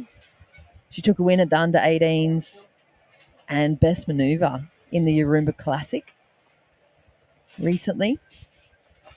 But she's really, I think, going to come into her own over the next, 6 to 12 months, settle into pro juniors and maybe some QSs and make that transition. We've already kind of seen that from Miller Brown, haven't we? We've seen her battle it out with the likes of Erin Brooks and other top QS surfers already across her career.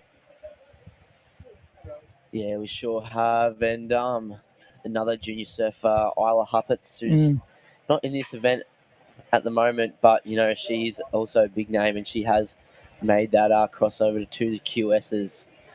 I think she's got 100% win rate as QS surfer, which is pretty good. Yeah. There's some good stats to have on your profile, aren't they? For sure. I'd be screenshotting them before you get too far into your QS career.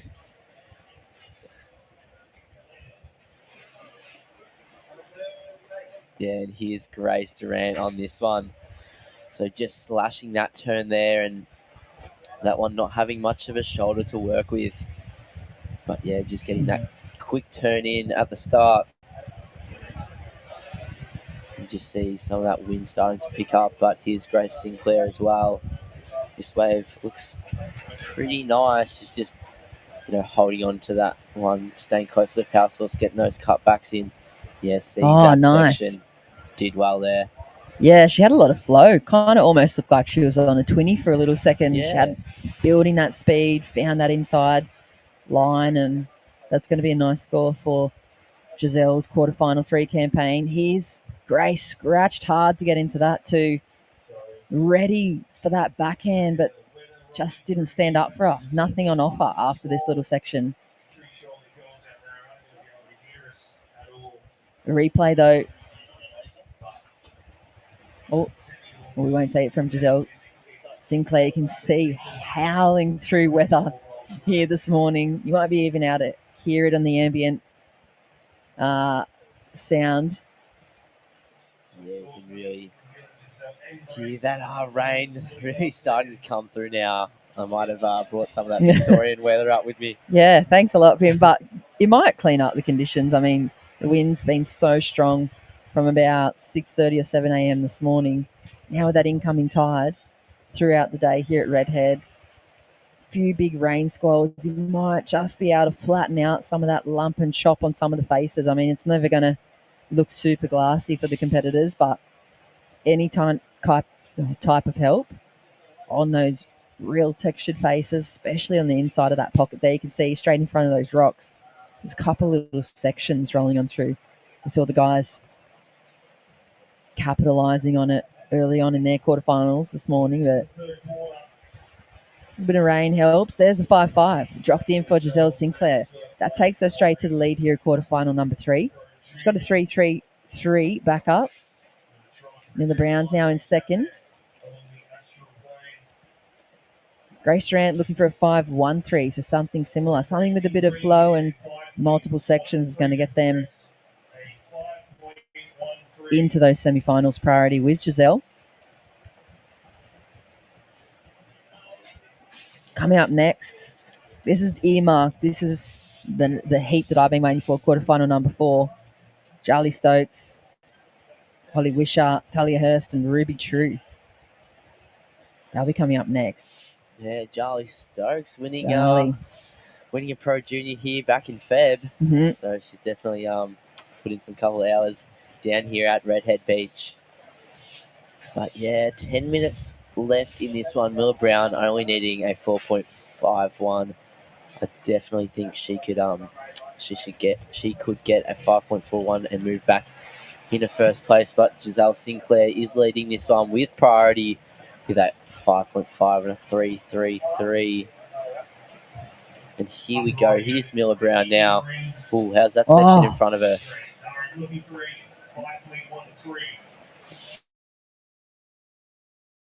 Section there. I almost thought we were going to see that rotation come into play. A little bit of that peak really popping up in front of her. You know, she had an opportunity there.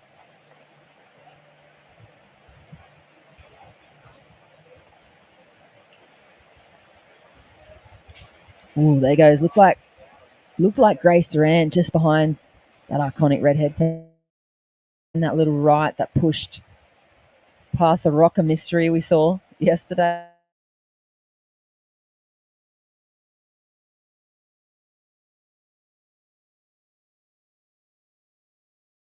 Big rooster tails from behind that little rock. There is that right-hander right on the inside, but at the moment, Giselle, she's found the lead, that 5-5. One of those running little rights towards the tower. That's been the best wave of the heat so far. Priority is with the heat leader. 8 minutes, 30 seconds. See the little huddle. Parents, rest of the athletes trying to stay out of the weather. Gotta love the commitment though from the family. It staying is. on the beach. It's absolute commitment. Isn't that pro surfing too? Yeah, for sure. You turn up. Who knows the weather? Who knows the conditions? But you're there. You're there to win. You're there to have or add a good result to your season, hopefully. But yeah, it's like local footy. Everyone goes there, watches their kids in the rain when it's soaking wet. Mum and dad's down there next to the rock, just absolutely coughing it. You can see someone's getting stitched up, just not under the umbrella at all. No, it's not actually that cold though here, is it? It's just really, really blowy and rainy at the moment. This morning, redhead, but quarterfinal number 3 of the women's. They got a chance at 1,000 points on the World Surf League junior rankings. Lake Macquarie City Council also partnering up for the Let's Surf Pro Junior event. Giselle Sinclair from the Sunny Coast. She's out in the lead in that blue jersey. Miller Brown sitting in second position. Needs a 4.54. Grace Durant's looking for the 5.13. She's got second priority. Look at this little pulse and energy too. I feel like maybe even if it's in mils, 300 millimeter increase in energy at the moment. Some of the sets are just, look at that little section in there. Mine surf that all day, but it's, with that weather front's going to bring maybe a little pulse and swell. We can see out to sea as well. A bit slow at the moment in this heat. The girls just hanging out, waiting for a set. Miller Brown got that quick one before. We thought that she was going to do something big on that peak she had in front of her, but just deciding to cruise and kick out. And she's kind of separated herself from Grace and Giselle. But yeah, she's chasing that 4.54. I definitely think Miller can, snatch up a 4.54 with just under 6 minutes. Yeah, for sure. She took the win at Skull Candy this year as well. Yeah, that's another big event. That's huge, I think, everyone wants to win. Here goes Giselle up and riding. Current heat leader of this quarterfinal number 3. First turn off the bat. Does well to negotiate those lumps and bumps. I don't know if it's going to replace that 3.33, but it was potentially a score, so good choice for her. Using priority at this point. 5 minutes on the clock. Miller.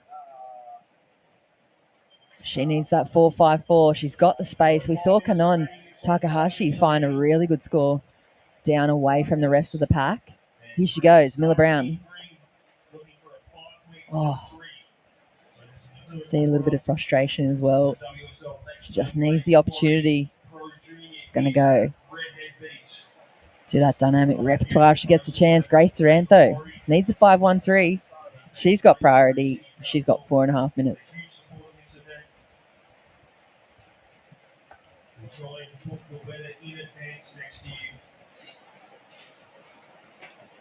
Always a great place down here in Lake Macquarie region.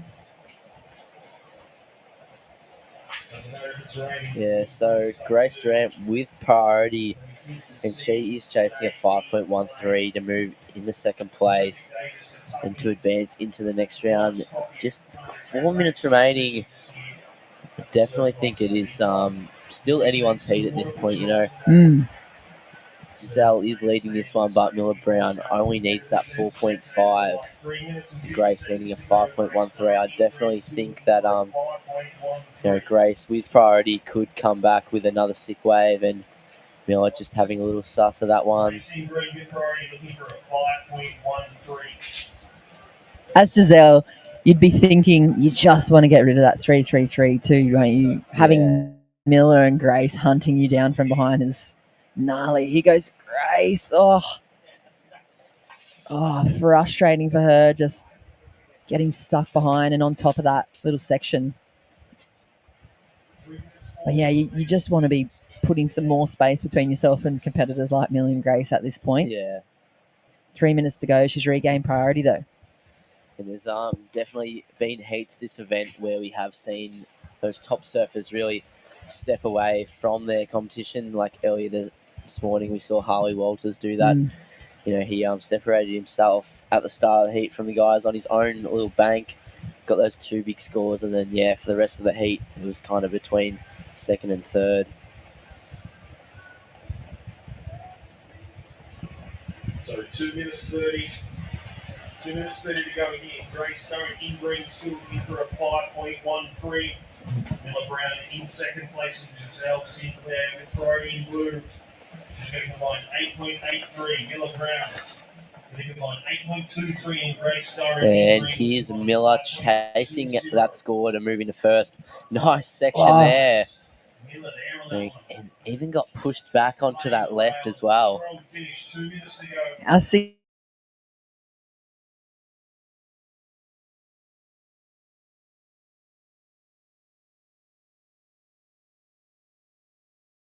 Pretty steezy, kind of reminds me of, Katie Simmers. Both got that skate style. There it is, a 7-point ride for Miller Brown. She moves straight into the lead, and 1 minute 45 seconds on the clock. Finn, you called it. You cannot leave any amount of gap between these top competitors. Here goes Giselle, up and riding in the blue. Nice little runner for her on offer. Gets to slash in on that forehand.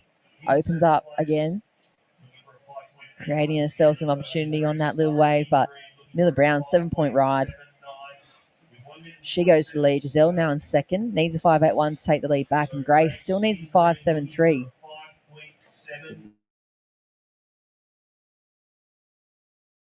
Section down the pitch. That was really, really sick. Putting those fins out the back there. Grace now with priority. She needs a 6.5. Yeah, she needs to find herself a nice big section like Miller. Coco Brown found on that last one. One big turn is going to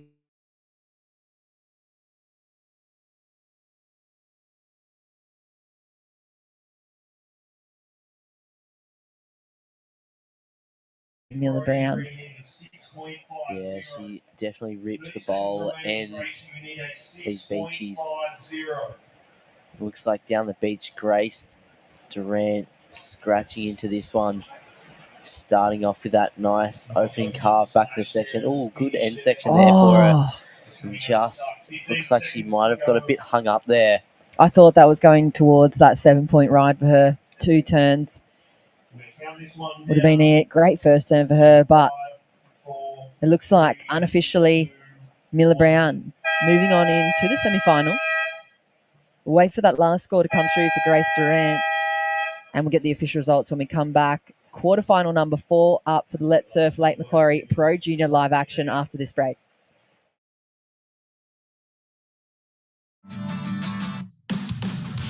Newcastle GWM Havel, part of the Burton Automotive Group, the trusted name in motor vehicles. Find the perfect vehicle and get a great deal. From the people you can trust. Hunter and Newcastle GWM Havel. Take a test drive today.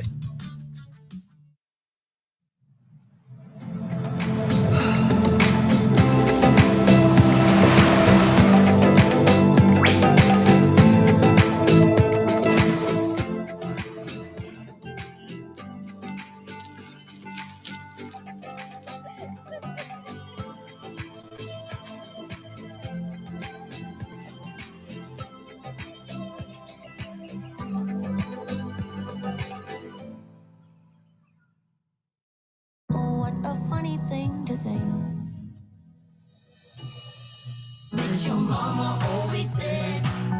Abby. This is my podcast, and it's a lot. You know that moment when you realise you're old? Nah, but you tell us about it.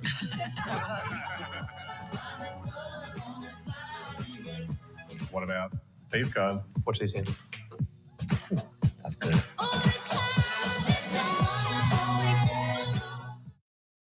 Hunter and Newcastle GWM Havel. Save now. Find the perfect vehicle and get a great deal. From the people you can trust. Hunter and Newcastle GWM Havel. Take a test drive today. Igniting my soul. I'm young and wild, got my freedom to hold. Break every wall, wanna feel them fall. Oh. You can't stop me. Can't stop me.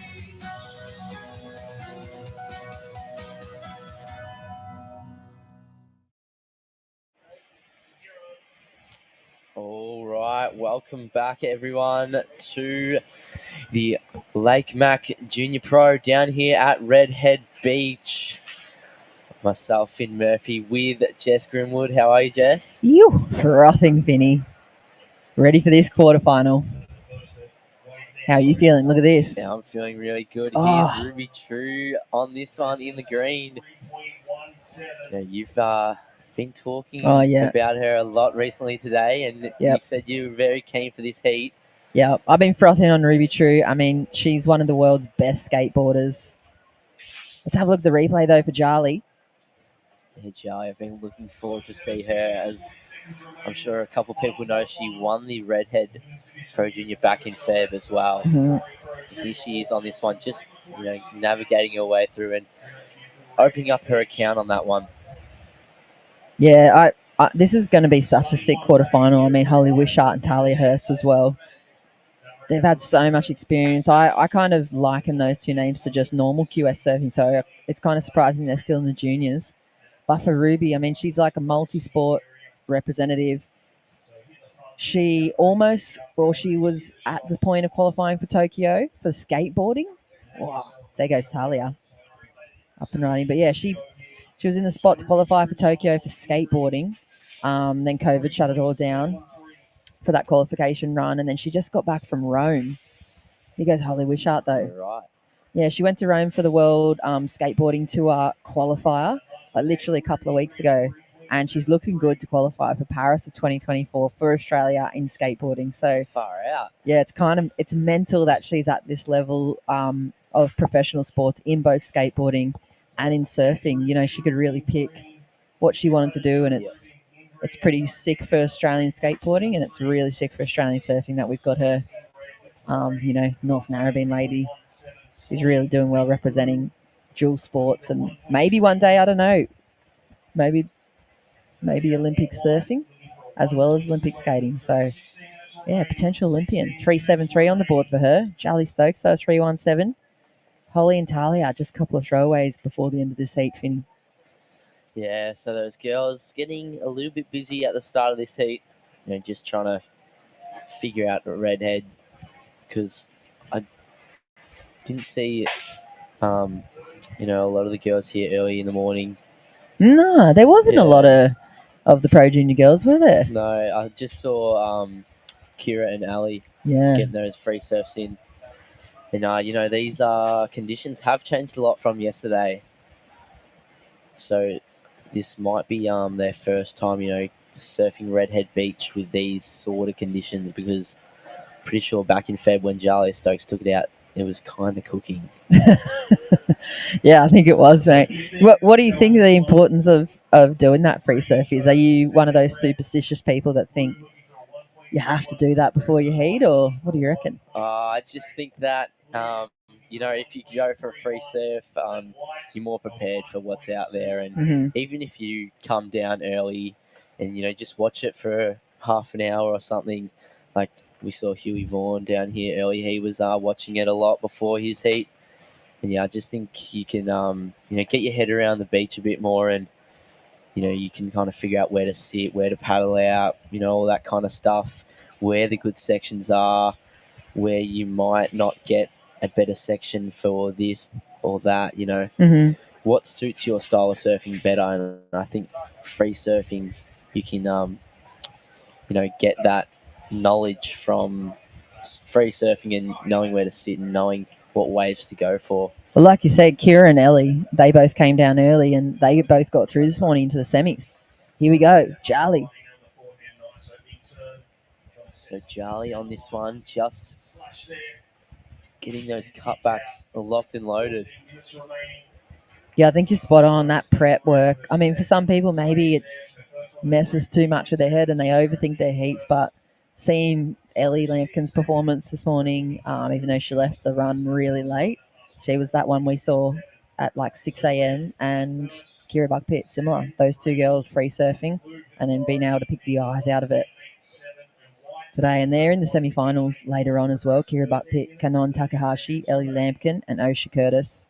Semi-final number 2 is going to be seeing one of these young ladies. Here goes Ruby True. Up and riding in the green. First turn down, second little click over the foam.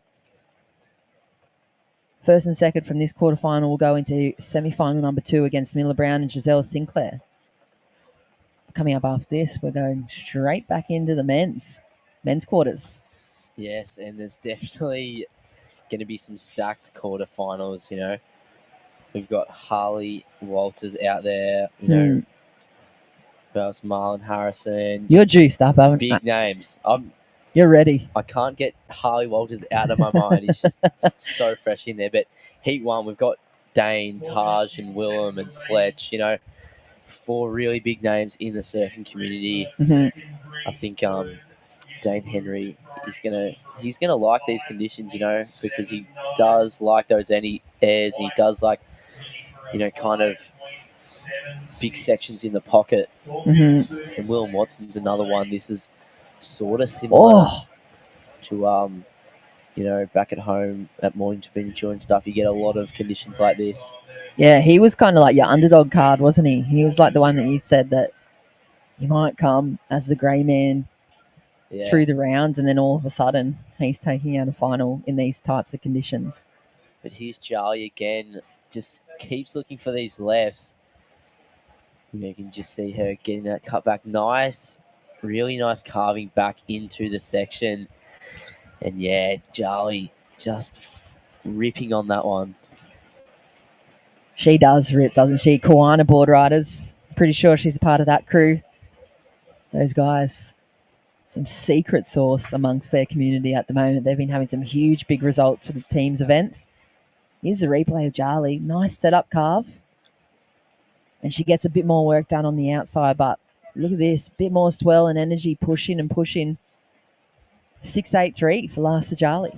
Yeah, I think that second turn was really, really good. That wave just as a whole put together really well.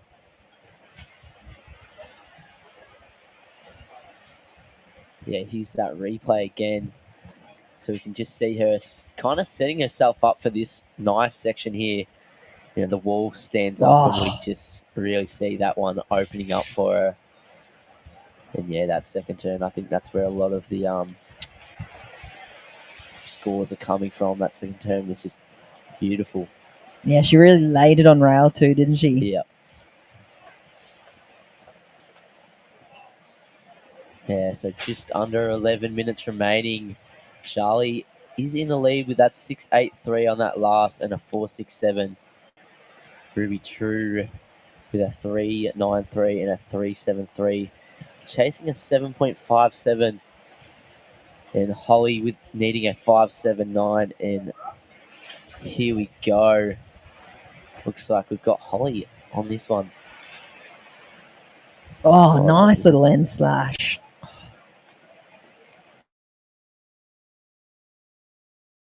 This one too, Finn. She's had a couple of results already too. She got 5th at the Lennox Pro Junior. Miss Wishart. And she took out the slash at Wary Beach, which is a pretty prestigious little event down on the south coast. So she got that surfing behind her. She's just got to find one of those bigger sections. 4.886 required for her. Last one at 2.8. Talia Hurst too, looking for just a 5.76. You can just see Ruby True, putting the arms up and giving the beach commentator a wave. And I think the girls out there, they're going to be struggling to hear the beach comms. Like we said earlier today, that wind just absolutely blowing a gale and taking the sound right away from them. We love it though, don't we? It's what we live for. Live and breathe surfing no matter what the conditions. Out in the raw elements, soaking it up. That's a nice little hidey hole right down there where that dad is. Or mum.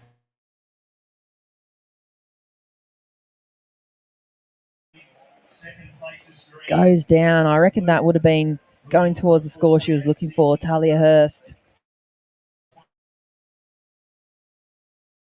Just can't kind of recenter herself. Right on out of that last manoeuvre. So Charlie Stokes out in the lead. Ruby True with priority. They're not sure what's going on. Yeah, and I think, like we've said again today, it is a lot of skill knowing what you need and knowing what you have. As we just see Holly finish that nice backhand snap on the section. You see the best pros do it, don't you, Finn? Like, they can score themselves according to the scale that the judging panel set for each day and even each heat individually. They just know. They know around about what they got. And from there, they just use... I hear a lot of coaches talk about it like heat intelligence. They just kind of know where they're sitting in the heat and they know what they're going to do.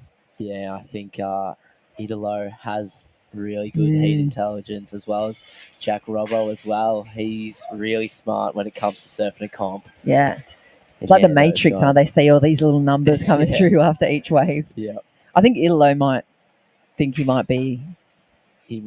might know something that the judges don't know sometimes too. Yeah, I reckon. I remember, I think it might have been last year or 2 years ago. There was a matchup between Idolo and Jack Robbo, and it came right down to the wire. And I remember Idolo running up and storming the judges' tower down in the Hammerhead car park at Bells. And there was a very intense moment. Down at Bells Beach, and it was down in the car park. You got to experience it firsthand.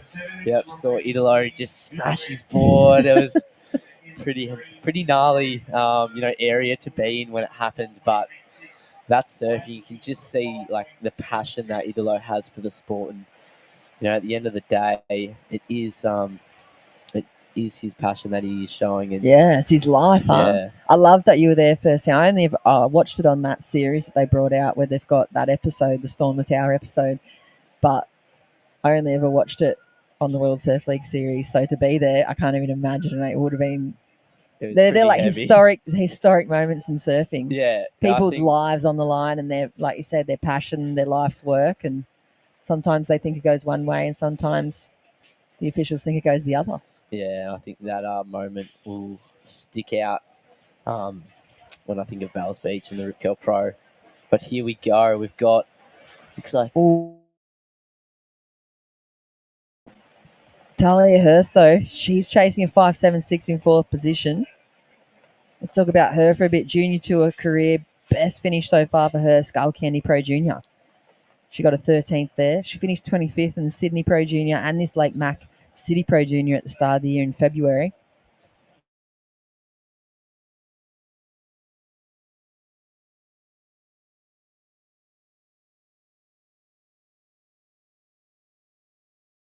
She needs 4.86. She's sitting in that third position. She's currently ranked number 18 on the Junior Tour for the World Surf League. Her best result so far, that fifth at the Skull Candy we were speaking about. She had a 17th at this first stop at the Lake Max City Pro Junior and started the year as well.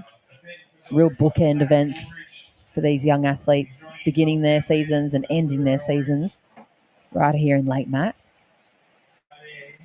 Ruby True.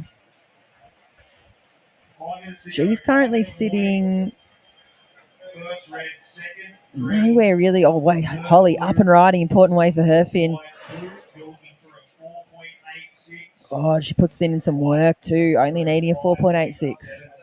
What do you see? Yeah, I could definitely, see those high threes, or probably Mm. low fours, mid fours, around that range. 4.86 could probably be wrapped up on that one. We saw those two really nice turns. Here's that replay. Starting off with that check turn and here dropping down into that section, just slash. And another one did really well to kind of recover, and she gets in that cheeky little front climb at the end there. If she doesn't, you're spot on the money. If she just doesn't get it, I reckon that weird little wobble kind of bulge in between those turns cost her that score. So she gets a 4.47. Here goes Ruby True. Yeah, Ruby on another one. Nice wrap back to the pocket. She's got to stay cool.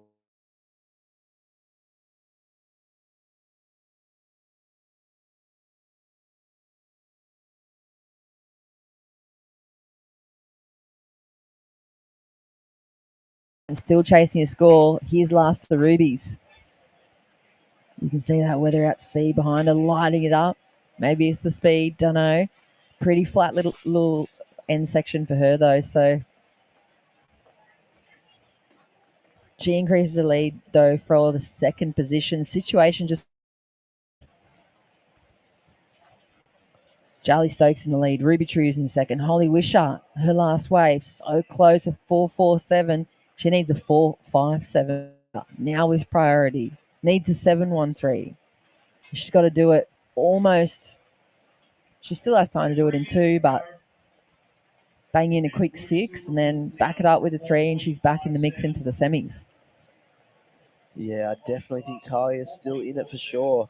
And she, does have that priority. Looks like this is her now. Oh,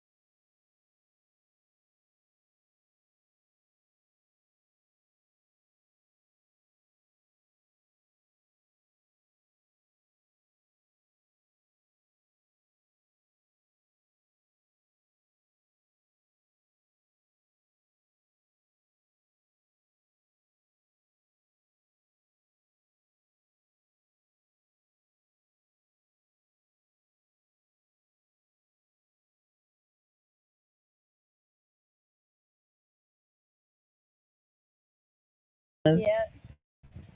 Yep. Jimmy Hill, though. The Mad Huey. 867. Yeah. Beautiful. Good spear fisherman as well, Jimmy. Mm.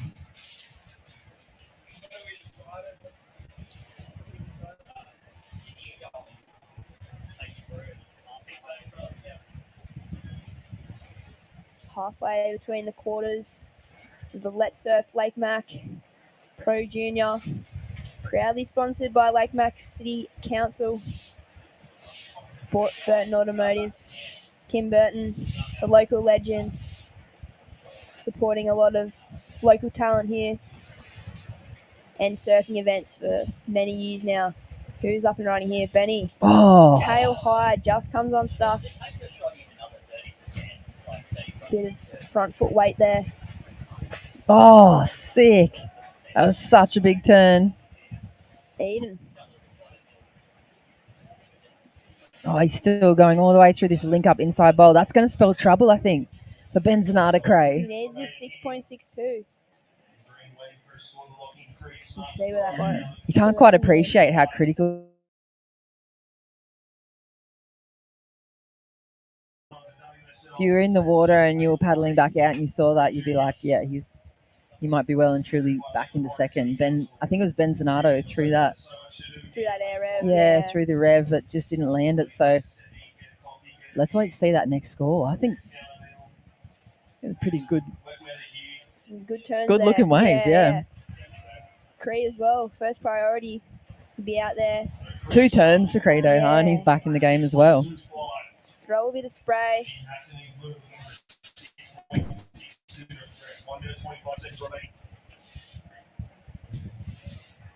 Full commitment. Here he goes. Credo up and riding. Hopefully this one lines up for him. Oh. Commentator's curse. Oh. Jeez. He just needs the opportunity to find himself a section. You can see he's scratching in, having a look at this one. That's Jimmy Hill in the white. Current heat leader. Didn't see anything on that one. He was probably looking for the air section, Jimmy. 50 seconds.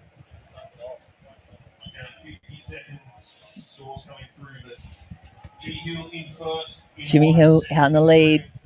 Almost excellent. Would have been throwing some 9s around with that 8.67. He's looking good for a semi-final spot. And he's an Arda Cray at the moment. Sitting in second position. Last one at Eden, a 5.23. Doesn't change the situation. Is that his last one? Oh, maybe it hasn't come through. Yeah, maybe it hasn't come through. There's Credo. Up and riding on the screen. Oh, winds up the backhand. 20 seconds on the clock. He needs this score. Needs to be a 6.25. Puts the finishing touches on it, Ellie. Wow, the exclamation mark. There's going to be some scores coming through. Yeah, he's going to have to wait to see. Oh. Wow. That looks like... Is that Eden Hassan as well? It was Eden Hassan, yeah. So right on the buzzer, there's a score to come, especially for third and fourth, I believe, to drop in for Credo Smart. That's going to be important. We're going to have to go to a break, come back with official results, quarterfinal 2. Looks like Jimmy Hill, though, is penciled his spot into the semi. Quarterfinal number 3 coming up. Let's surf Lake Macquarie Pro Junior after this. Hi, my name's Chloe and I'm 19. And Chloe, why did you come for a skin check today? I came to get my skin check today because my family has a history of melanomas and I think it's really important that I stay on top of it as well.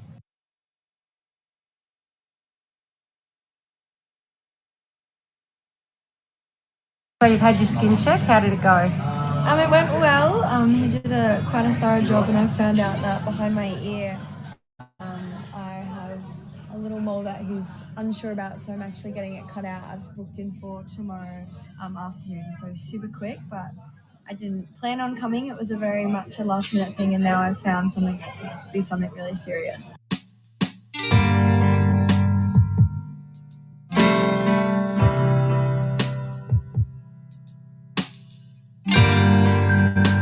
So I had a very typical Australian upbringing. I went to the beaches on the weekends. I was a nipper as a kid and I spent most of my time outdoors doing sport, playing netball, So my sun exposure has been typically high for someone that grew up in Australia. HMF had a pop-up clinic on one Sunday afternoon for skin checks, and my mum suggested I go see if there are any appointments available.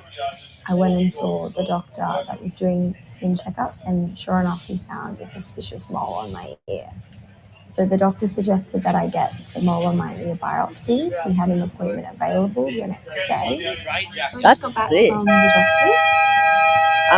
They said biopsy we've of only my got ear, like and one the camera up hands and going at the about moment, once so we 2 won't have weeks. much. We were like from And in really about 7 wide, so we days, I'll couldn't get my see. stitches out. So And they just said just after the take it next easy week until or they get everything back up so and no, going. no going to the beach. That's a real good jacket.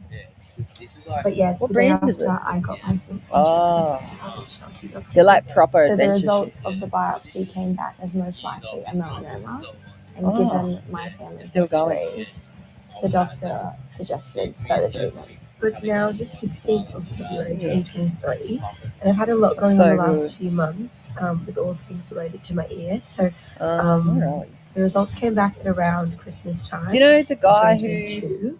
2022, and they came back as a low-grade melanoma, so my results got referred to the Royal Prince Alfred Hospital just to confirm it was a melanoma, and they were about 95% sure it was. However, there's that 5% that swaying towards that it was just a mole that my body was trying to attack, which they were unsure with why. So they were like, it's better to be safe than sorry and treat it like a melanoma.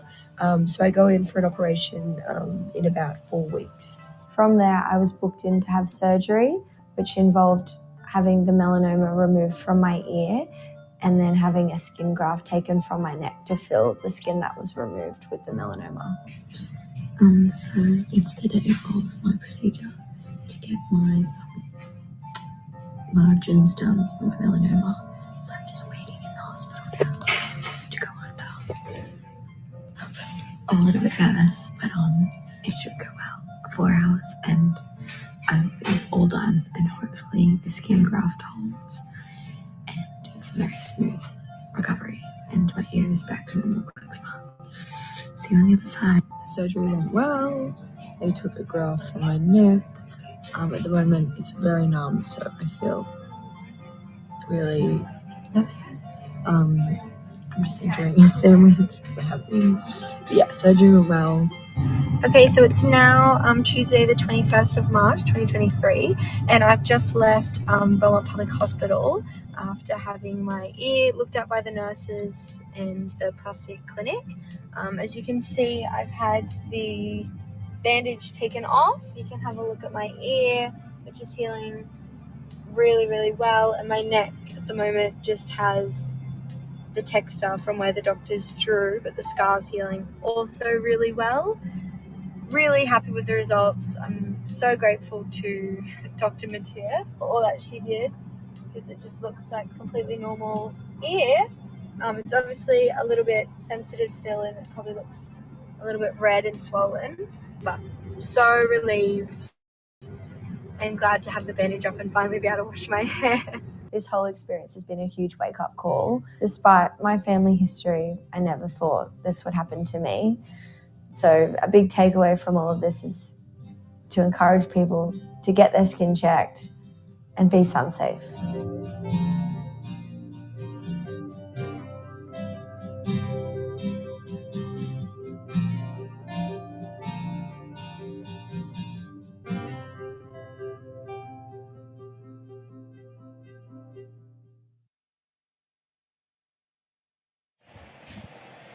Good morning, welcome back to live action. And it's all happening here, Redhead Beach for the Let's Surf. We were lucky enough to have a special guest earlier this morning as well, the Hunter Melanoma Foundation's Executive Officer, Claudia Tolhurst. And right now we're into quarterfinal number 3. You and me, Finny, were just having a little chat. We thought we were off air, talking about how good Surfing Vic's merch is. Yeah, but I tell you what, jackets. you are lucky because you have come prepared today. You can see the conditions here at Redhead have completely been blown off, but the Oasis Media team, the whole Let's Surf team, backed by Warren Smith, and all of these professional athletes know how to handle these type of weather conditions. Us, however, we're cruising. We're in the booth. Everyone's running around us, and we're just having a good old chit chat about life while we watch some of the best surfers in the Pro Juniors at the moment. Riley Munro, first on the board. Yeah, there's definitely some good surfers in this heat, Jess. Like I said, Riley, Ash Jenner, Huey Vaughan, and Lee Brossick as well. So definitely keen for this heat 3 of the quarters for the men's. But yeah, the weather, taking a turn for the worse today. I went out to the car park on my break, and everyone's just huddled under that chaos trying to stay out of the wet weather. How good does van life look on days like this when you're a competitor? Oh, I know. That's the ultimate setup, right? Like if Burton Automotive have some type of van set up, maybe the new Hi-Ace or something, whatever Toyota do, whatever model they do for that is you could have a little bed in the back, and in between your heats, you could. Oh, could we almost see somebody there? We could. I feel like that might have been Riley again in the green there, but this rain can't really see the colours that well. He's been good at starting quick though throughout the first 3 rounds for him, or 2 rounds. He's been busy. Like every heat, he's been real busy. But yeah, if you're a competitor and you or your mum and dad in a van, you had the bed set up, you had maybe a little table to play cards or upload your social content posts in between heats, that'd be sick in conditions like this. Because I mean, half the time you pretty much. Some of the events are wilder than others. Some of them are pristine, but generally you got to be ready for all occasions. Like you crew, the surfing big crew. Yeah, I know Lucas Hickson. He's a Vico. He was up here yesterday, unfortunately getting knocked out. But they've got a big Winnebago, and that would just be the dream on a day like today. You could have a wetty dryer hanging up in.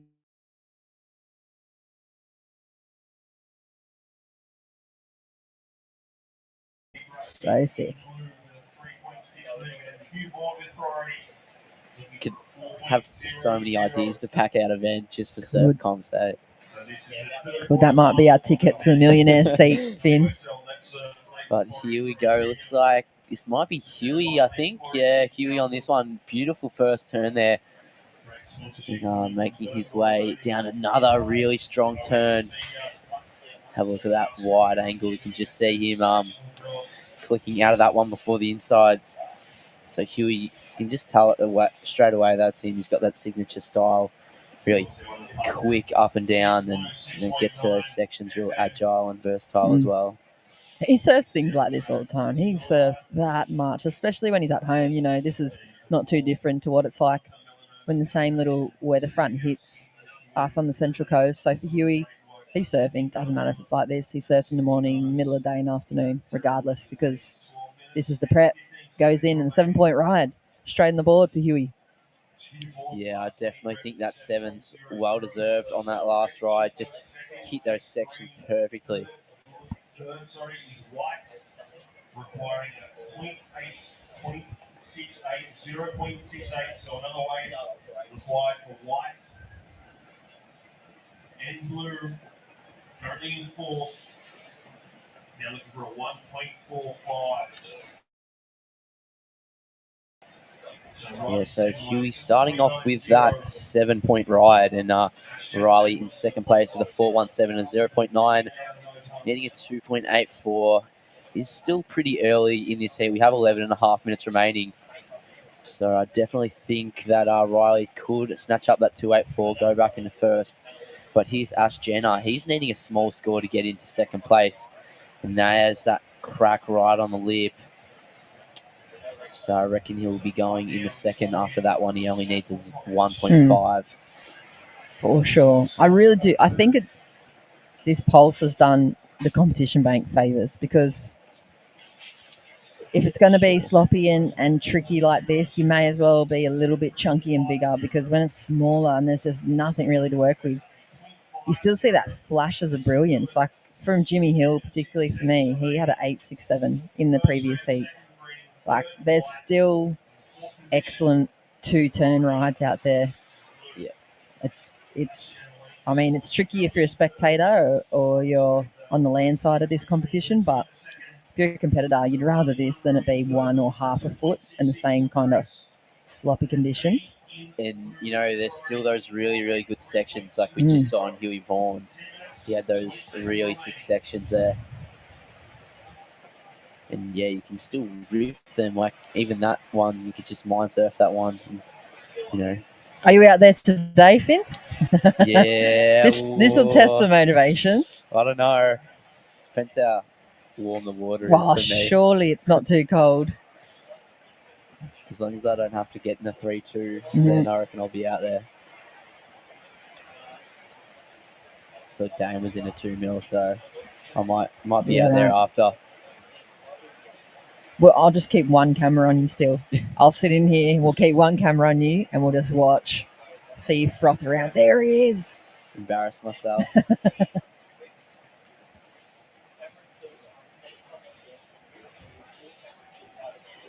Yeah, so 9.5 minutes. Huey in a pretty good spot with that 7-point ride. Ash Jenner going to second. That last wave was a 3.33, I believe. And he's now looking for a 3.51 to go to first. Riley Munro needs a 2.66 to go back into second place. And Lee Rustick with priority chasing a 3.2. So still anyone's heat at the moment, but Huey is in a good spot with that 7-point ride. First semi-final for the men has already been decided as well. Dane Henry, Taj Simon, Jimmy Hill and Ben Zanarda Cray. So these guys from quarter 3 and 4, first and second, respectively, will roll on into semi 2. We're going straight on into the women's semis after this as well, after the quarterfinal number 4. We had to let Ellie Lampkin go. She's got to go get ready. Yeah, got to go get psyched for a heat. Yeah. I tried to ask her the hard questions. I didn't want to psych her out too much before the semi, though. I said, you didn't finish that way. The first wave, me and Finn were watching. Oh, actually, we had Claudia in here, but she didn't even seem rattled. She had the win yesterday at Open.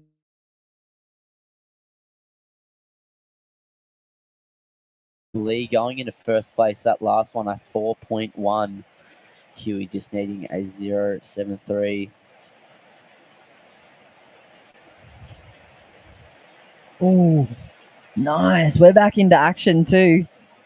Yeah, Ash Jenner, quick one there for him. I reckon the cameramen have got some snorkels and some flippers on now to survive that onslaught because it looks like we're back.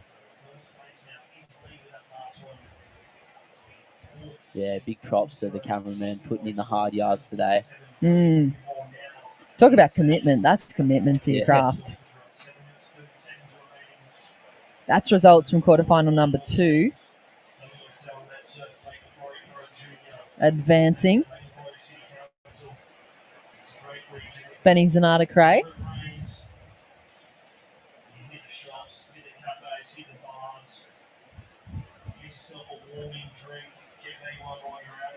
And at the moment, we are in quarterfinal number 3.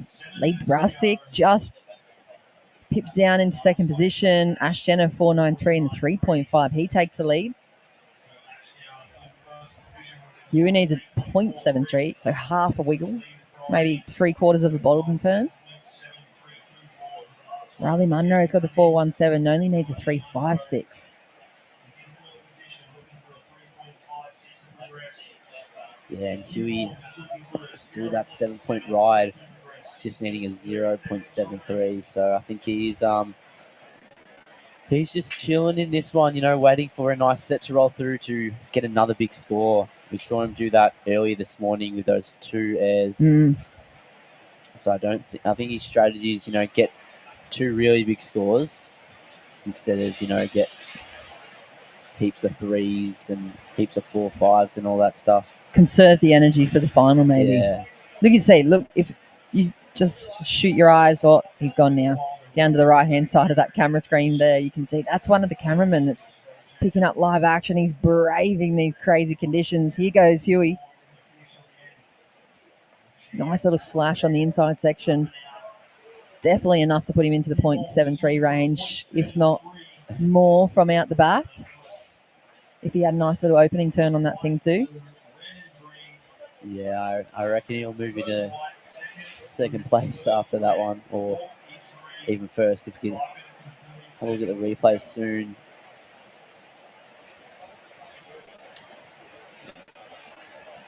There's that little left-hander peeling through. Looks all right. Well, we can see someone down the beach, it looks like. Ellie was saying too, that paddle out back there that you can see straight through that rip and that left that's churning through. She said it's actually quite hard to kind of hold you right on the sand there. Yeah, first time I surfed it, I was kind of tripping. You know, wasn't used to that sweep. We don't really have that at home. You know, Juck, you just paddle out wherever you want. As we see Lee Brusick finishing that one off.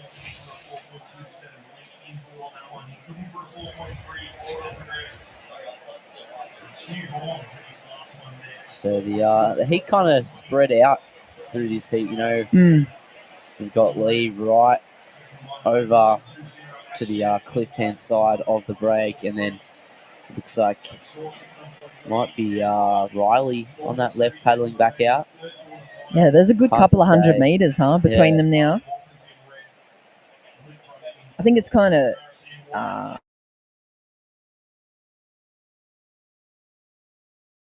and you just get maybe a bit more freedom. You just kind of have to scrap it all. Ellie said be present and just surf. Find a wave, find a couple of waves to yourself. Ooh, who's that prepping? Yeah, it looks like you can see Harley running down the beach. You know, this morning he kind of did the same. Paddled out, you know, on his own little bank. And, took that priority side of things out of it. So that's like one less stress he kind of had to worry about. And then he got those two big scores and made his way back over with everyone. But there's the last score for Huey, a 4.2, putting him back in the first place. And Lee also going in a second at a 4.87 and a 4.1. So Ash, Jenna just needing a 4.04 to go into second place. And Riley needing a 4.81. Here's Ash now. Nice turn there, pushing on the fins. Little check turn. Seeing this end section. Oh. He did really, really well. And just... Ooh. He almost had that.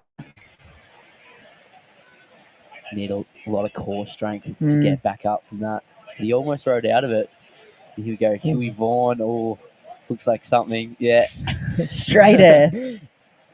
Sick. Still going. Nice slash too. What did you think of that? That made you smile, Finn. Yeah, that did. You don't see a straight air that often, but when you see one, it always puts a smile on my face, and I just love it. They're pleasing, aren't they? Yeah, they are. Yeah. Pretty satisfying. And just, he was so unfazed by it as well. He's like, yep, there's a straight air. Now on to the next thing. May as well have been a chop hop for him, I reckon. Yeah. I saw a little clip come out of him. You probably saw it too. And Lenny Smith must have been a couple of days ago, and they are pulling in to these huge stand tall barrels. I don't know where it is. I probably wouldn't say it if I did know where it is. Yeah, I think I did. Don't say it. That one. And they're like 10 foot wide, just roadie barrels, and they're going wave for wave. Here goes Lee Brusick. Putting way for him. Nice looking section. A huge crack on the lip on the back end for the man from Sandon Point. Right in front of Ash Jenner as well. Straight to the lead. Did they clock that in already? Wow. Judges working real hard today. There's a lot of experience up there on that panel too. Like most of those guys, there's a championship tour experience. Those guys have really been working at judging and honing the craft for a long time too. So these conditions wouldn't faze them either. No. We're probably about the only people that get fazed by it. The people that are stuck on the land. Competitors and the judges, they're sweet. Yeah, no, the competitors are very lucky to have that experienced panel as well. You know, get those really refined and sharper scores coming through. So, yeah, those guys are very lucky. But, yeah, Lee going straight into first place now with a 6.43 and that 4.87. Huey just needing a 4.3. But down the beach, you can see Riley Wow. Oh, did he get something on the outside? I don't know, but that end section was really sick to that closeout.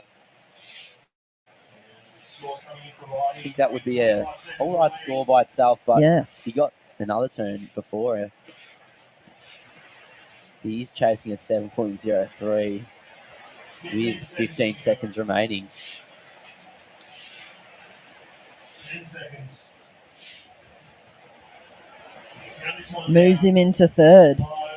Just not enough though still. 617 on the board for Riley. But it looks like Lee Brusick taking the win. Spot in the semi-finals for him unofficially. Huey Vaughan moving on through after him. Quarterfinal number 4 of the men's Let's Surf Lake Mac Pro Junior coming up after this.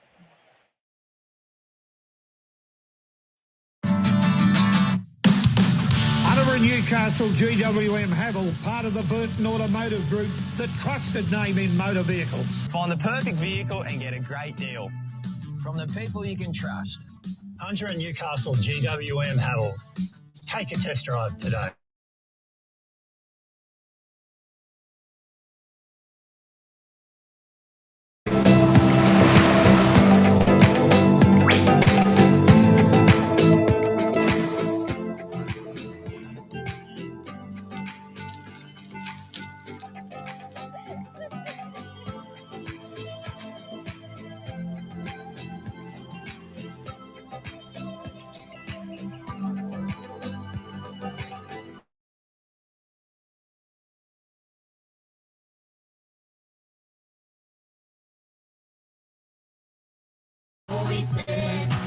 I'm Abby. This is my podcast, and it's a lot.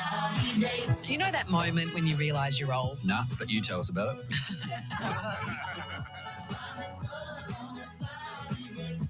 What about these guys? Watch this here. That's good.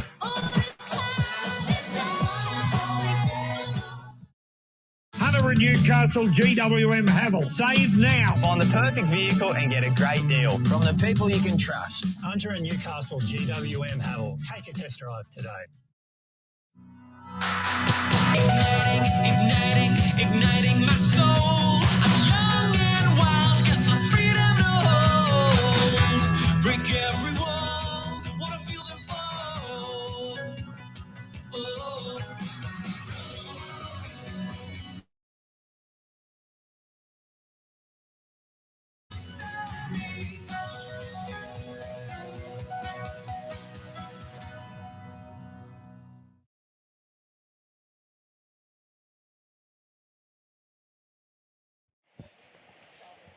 Welcome back. We are in the thick of it here. Pro Junior Surfing World Surf League sanctioned 1000 event. Quarterfinal number 4 is on the board.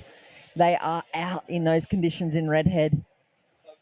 We are holding down the fort. Live webcast presented by Burton Automotive as well. The Oasis media team working. They're pretty much the special ops of live webcasting when it comes to surfing events. Myself, Jessica, and we're joined in the booth with Finn Murphy. No stranger to these conditions, Finn.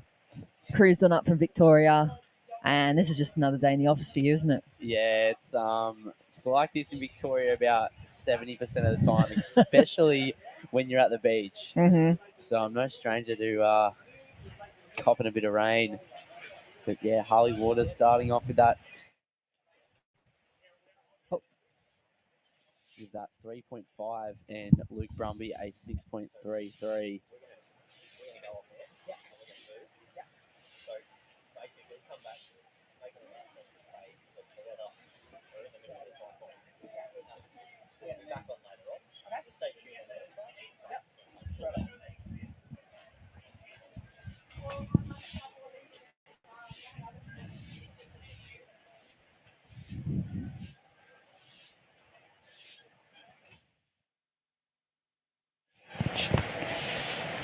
Righto, so welcome back. It is the Let's Surf Lake Mac Pro Junior. Now we are going to go on an unofficial standby. We're going to move the equipment. Oasis team working quickly to re-establish position. We're going to come back with live broadcast presented by Burton Automotive. There's going to be plenty of live action surfing as we go through today. So maybe just if you're on the browser, put it on standby next to you. Keep watch. We'll be back as quickly as possible with live action. At the moment, you can follow on the World Surf League app They'll have the live results. Keep track, quarterfinal number 4 in the water. We'll see you very shortly. Stand by.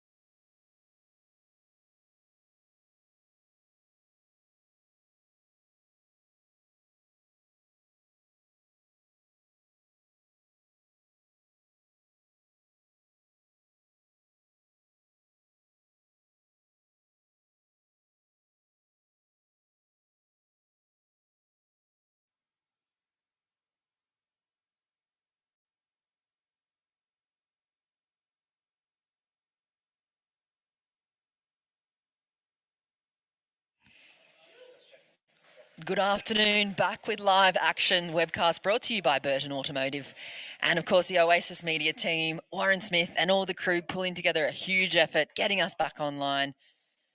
We have withstanded the tornado, hurricane-like conditions swirling on through the contest site here at Redhead, but we are back for the Let's Surf Lake Macquarie Pro Junior Semi-Final number 1 of the women are in the water. We went on a brief hold, restructured the contest, and I tell you what, it's set a new world record for live broadcasting.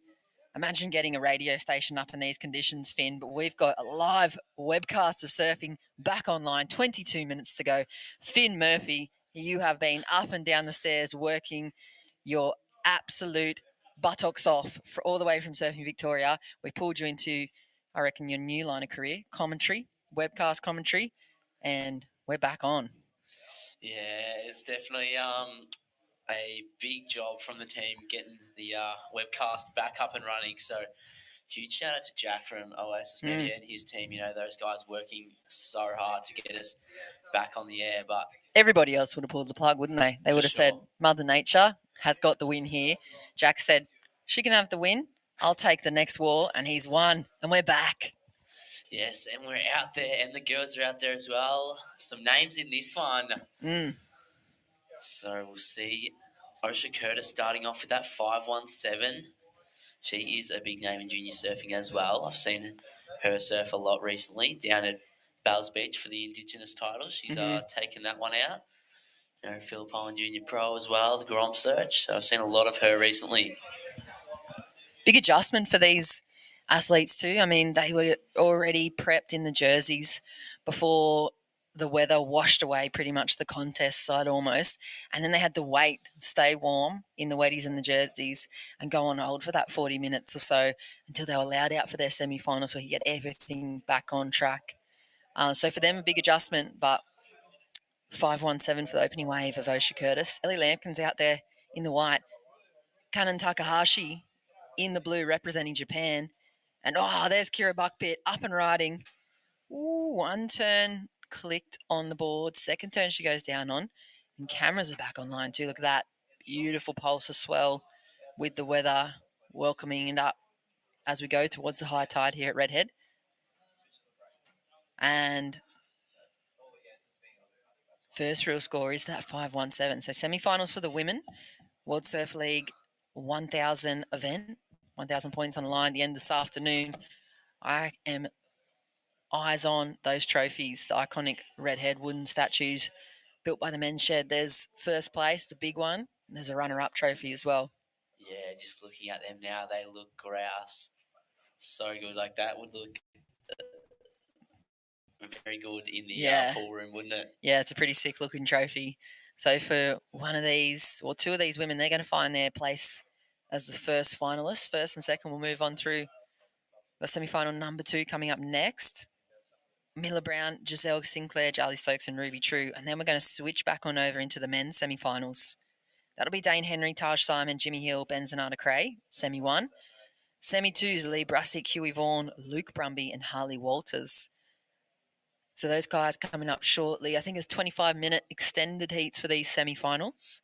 So the next, what does that make? About 100 minutes of semi-final surfing. And then we'll click on over into the finals early afternoon if you're tuning in at home. Big afternoon ahead of you for Pro Junior Surfing, Finn. Yeah, for sure. I reckon if you're at home, get the blanket, get some popcorn because there will be some action. That's perfect. Movie salad. Yeah. Bit of movie salad. That's a perfect afternoon of surfing.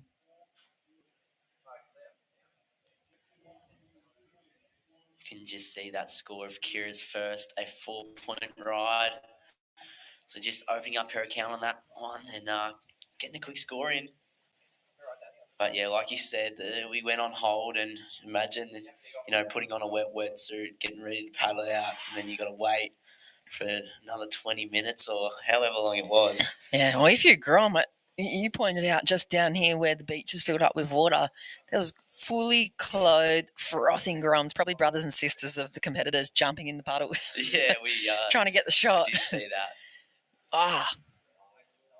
Nice big turn there. It looked like Takahashi with priority in the blue jersey. That'll be a score on the board for her. Probably a throwaway by the end. She wasn't able to complete.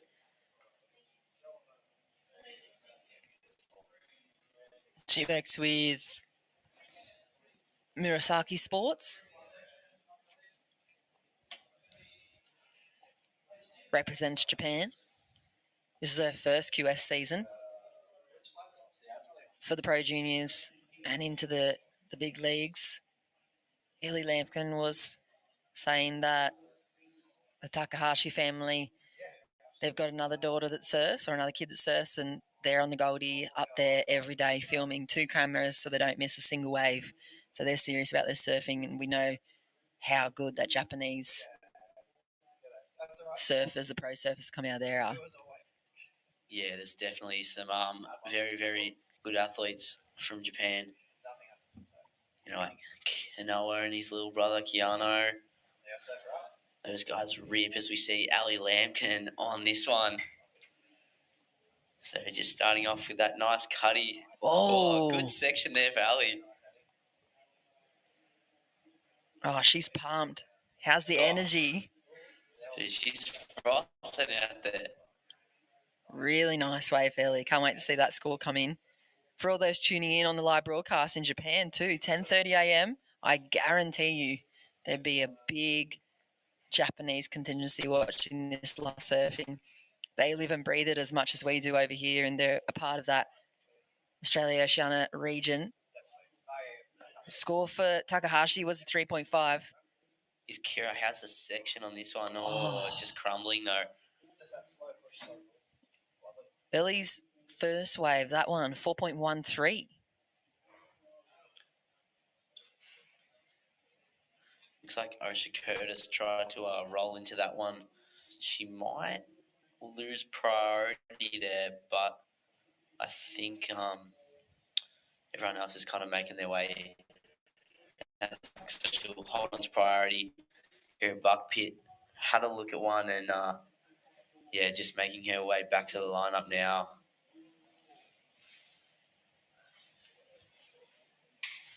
I actually think it looks better now.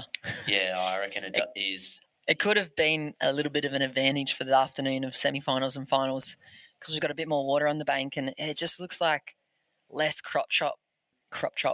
side chop that you have to contend with out there, and it seems to be a few chunkier sections through that inside from here. And we know, we're on the beach right here at Redhead with them, and there is a lot more swell pulsing in with that wind, probably from the east, probably east-southeast. Maybe still a few little lumps and bumps left over from that primary south swell, but there's definitely a lot of opportunity out there this afternoon.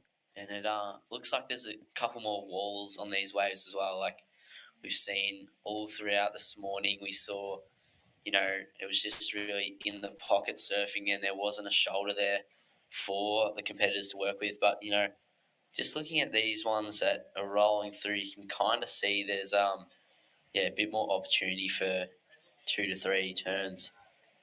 Oh, Red, having a look at that one too.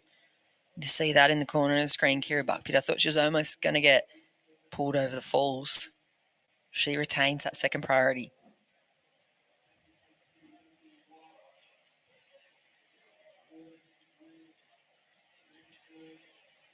Well, we're waiting for those next exchanges.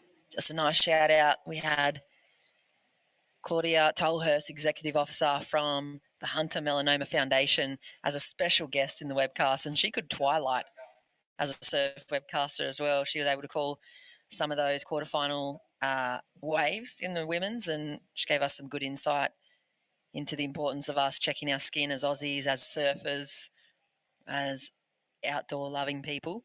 If you want to get some more information to hmf.org.au, or you can check on in with that Melanoma Foundation. They've been doing some great educational work. Wow, there goes Kira. Is it Kira? Like oh, nice looking little 2-turn combo.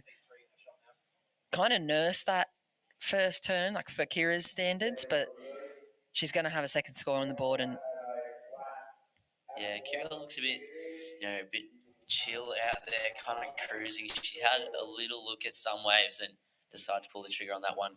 And yeah, just kind of cruising on that one. She's got that throwaway score of a 0.87, so she'll get rid of that. And she only needs a 1.5, so I reckon she'll go into second place.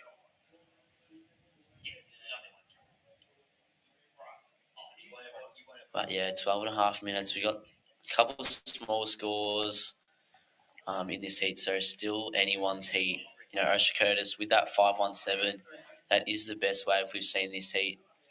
And yeah, she's got a 0.57 as well. And there's Kira Buckpitt going the first with a 5-point ride and a 4-point ride. Yeah, so you can see maybe part of her strategy, just not trying to oversurf those sections, trying to put 2 numbers up, and now she has the freedom in the lead with those decent scores behind her name to really loosen up and do some more of that surfing that we're used to from Buckpitt. One of her recent clips, actually, she might have won the Hyundai. Oh, she did. She won the Hyundai Electric award for the week with her entry. It's a left-hander. She's on the backhand, and she goes flying down the line and pops this nice little air reverse. But here goes Osha Curtis. Up and riding, nothing on offer there. But, yeah, Kira, she's got some progressive manoeuvres too. Up and riding. Oh. Kira, that was sick. And another one. There she goes, freed up, relaxing into the heat now that she's in the lead. She's got 2 numbers on the board, and there's a really good one to come. A lot of drive through the end of that. Yeah, I think Kira's strategy, just get those 2 safe scores locked in, and then, you know, we just saw her go full throttle and put that one in 5th gear. Super sick wave too. There's nothing. Yeah. I mean, how good does it feel if you're on the board and you get to spray somebody on their way back out, let alone getting to spray the competitor, just laying down a nice bit of rail work right on tilt in front of them. Yeah, nothing better than, you know, doing a sick turn as your competitor makes their way back out the back to the lineup. Here's that replay of Kira's one that put her into first place. You can just see her, nursing that one, like you said, just trying to get that safe scores in. But a 6.5 on that last one. Wow.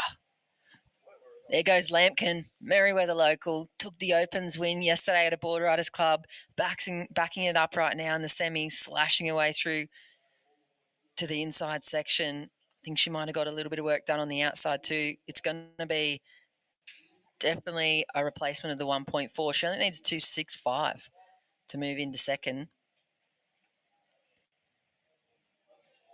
How about on the other end of that, Kira Buckpitt spray to the face of Osha? How bad does it feel when you're paddling back out? Even in a free surf and somebody takes off and lays some big bit of rail and you just cop it right in the eyeballs. Oh, you'd be that off it, I reckon. Yeah. Sometimes it gets you pretty psyched up though. Sometimes you do get, I don't know about you, but sometimes I'm hooting and screaming and hollering if they're one of your mates and makes you psyched because you're ready to line them up for the next one. Yeah, or maybe it's a bit of power to like push you, cop that spray and you're like, right, I need to get out there and get a sick one. Yeah. That's it. It might fire up Osha Curtis. Yeah. These ladies, they battle a lot when you look across the 2023 season of the last 12 months results for the Pro Juniors. Buckpitt, Lampkin, Curtis were quite often finals against each other. Grace Gosby as well.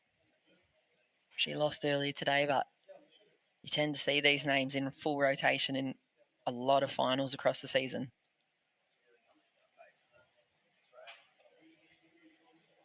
Bit of a bigger set rolling through at the moment. Oh, that's a nice looking little left off to the section there. Kind of see that one running down the beach, having a bit more of a wall to it.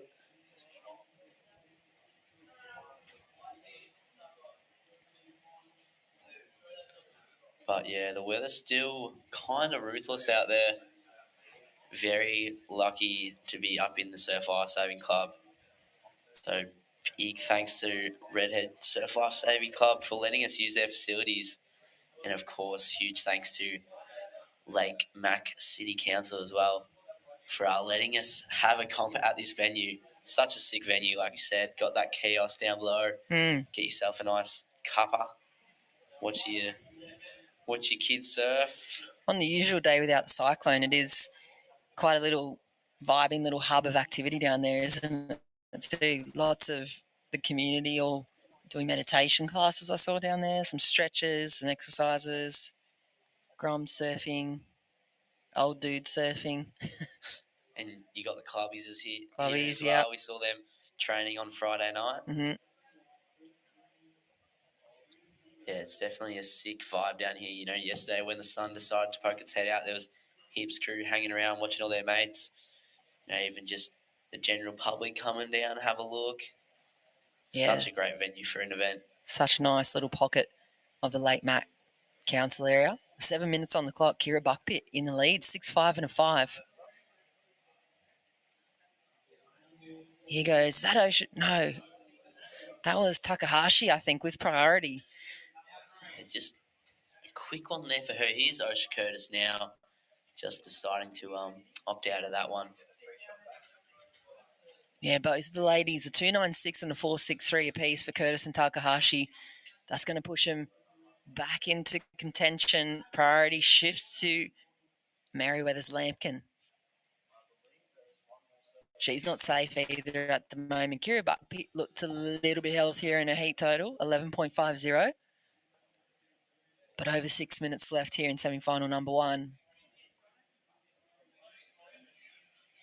There's no question of commitment for these athletes too. I mean, they've had to withstand the day. They live for it, love it, and breathe it. We can talk about commitment of production crews, work crews. Never a question about it with the Oasis team. Warren, experienced hand at competitions and running through all types of conditions. So it's not a hard call. Show must go on. Yeah, that's exactly right. And just on the 6 minutes, Osha just needs that small score of a 2.96. So Ali's not completely safe in that second spot. So Osha just chasing that small score. But Ali does have priority, so she might be looking for a nice wave to roll through to, better that 4-point ride. She's chasing a 7.37 to go to first. Kira's in a little bit of a comfortable spot with that 6.5 and a 5-point ride. Osha having a look at that one. Looks like Kira might scratch in off the end. And she will. So Kira just navigating, a bit of a nice section there for her. And a sick little backhand snap. Oh. That was like 99% complete, wasn't it? I don't know. She almost had it. Yeah, here's that replay. You can see it, that really section kind of bowling up there on the inside, just putting in those slashing turns. Yeah, here's that finish, just cracking that one and knee to the chest to try and ride out of that one, but she might not have. I think it's left a question mark at the end of that one there. And we've had a priority change as well. So Takahashi going to first prio, Osha Curtis with second prio, and Ali Lampkin with third priority.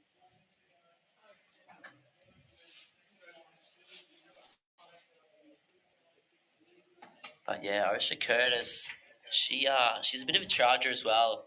I remember earlier on in the year for the Indigenous titles down at Bells Beach, it was about, I want to say, like 5.5 foot, 6 foot, and Osha was out there. She was charging with Boat Simon as well. Mm-hmm. Those two girls were just frothing it, and so sick to see those guys charging those big waves at Bells. Did she take the win down there? She did. Have, yeah, she took the win. And here she goes, Osha Curtis. Nice ride here. And a good turn to open that one up as she hits the end section. Might go for a foam climb, but decides to opt out. What does she need? A 2.96, surely, in that first turn. I reckon. She's definitely going to get rid of the 1.6. Let's have a look at the replay. Nice little tight turn. She kind of lays back a little just to compensate for that weird wobble in the wave. She still hits the end section. Does she go into second place with this? Let's wait and see. Score to come. Needs a 296.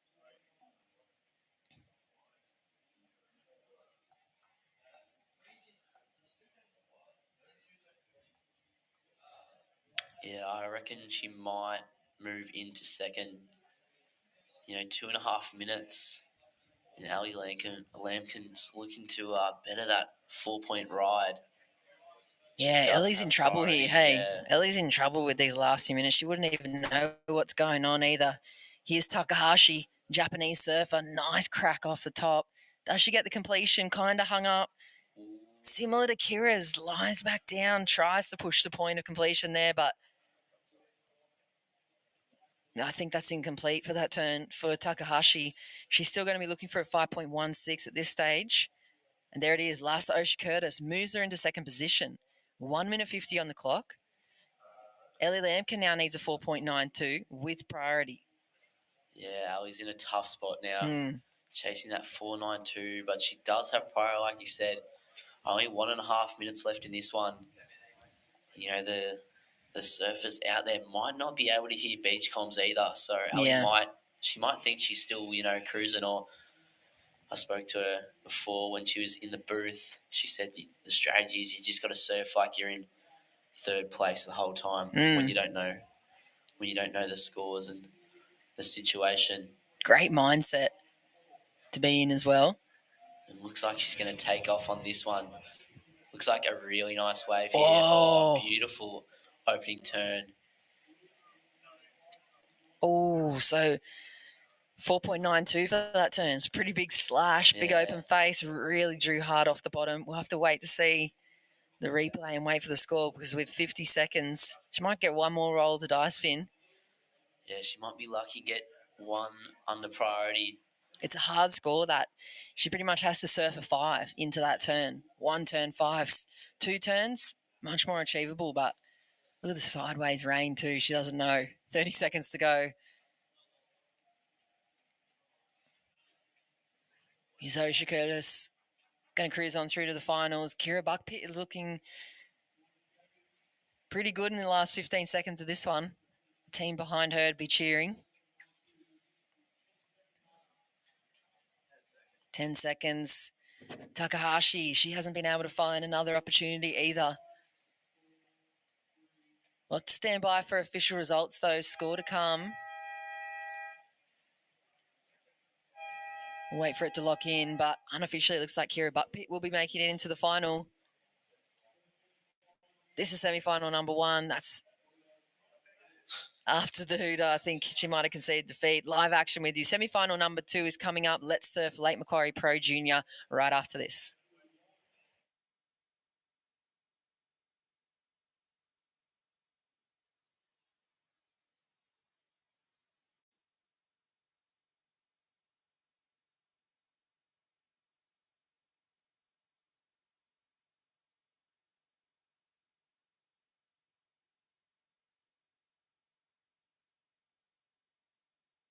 Part of the Burton Automotive Group, the trusted name in motor vehicles. Find the perfect vehicle and get a great deal.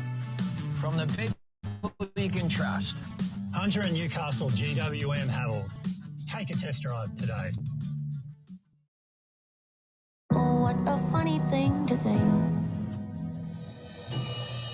Bitch, your mama always said. I'm Abby. This is my podcast, and it's a lot. You know that moment when you realise you're old? Nah, but you tell us about it.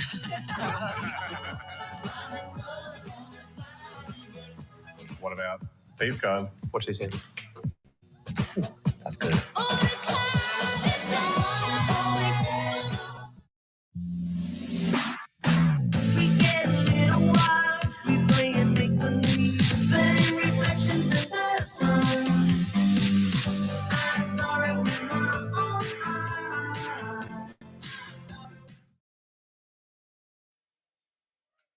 Welcome back. Good afternoon. Live action with you. Semi-final number 2 is in the water. It is the Let's Surf Lake Macquarie Pro Junior Women's Division. Hits the lineup for their second semi. Official results of semi-final number 1. It was Kira Buckpitt taking the win, 11.50, and booking herself a spot in the finals later on this afternoon, along with Osha Curtis, finishing in second, 9.44. Commiserations, but congratulations, Ellie Lampkin in third, and Kanon Takahashi in fourth, a Japanese surfer. Straight into the second semi-final, Miller, Coco Brown. Wow, up late into that lip. Finn Murphy joining me for shall I say I'm joining you for this afternoon of action-packed surfing. Very, very excited to be here, Jess, down here at the beautiful Redhead Beach.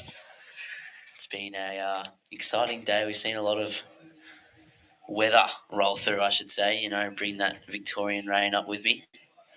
Yeah, but look at the pulse and the swell that's happened as well. Miller's found a 6.83 out there already, and conditions are looking a bit more promising with opportunity at least.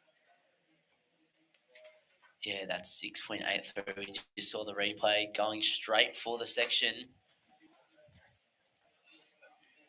What about this semi-final matchup too? Miller Brown, Charlie Stokes, Giselle Sinclair, and Ruby True. Yeah, definitely some big names in here. Charlie Stokes, as we said before, taking out the Pro Junior back in Feb here. Giselle Sinclair, saw her surfing Merriweather last night. Form's looking real good. And the skater, Ruby True, also up into this one. So some definitely going to be some quality surfing in this one, I think. Yeah, absolutely. And then straight into the men's semi-finals. And then we're going to be crowning some champs. What I mean, third and fourth in the semis. Still a pretty good result to end your season. This is the last stop for these Pro Juniors on the Australia Oceania Regional Pro Junior Tour. They started off back in February.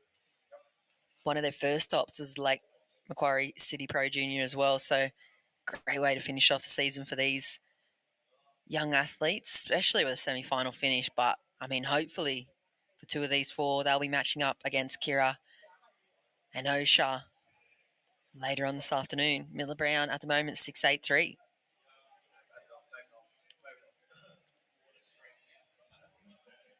Yeah, I think Miller just wanted to get that quick score locked and loaded into this one.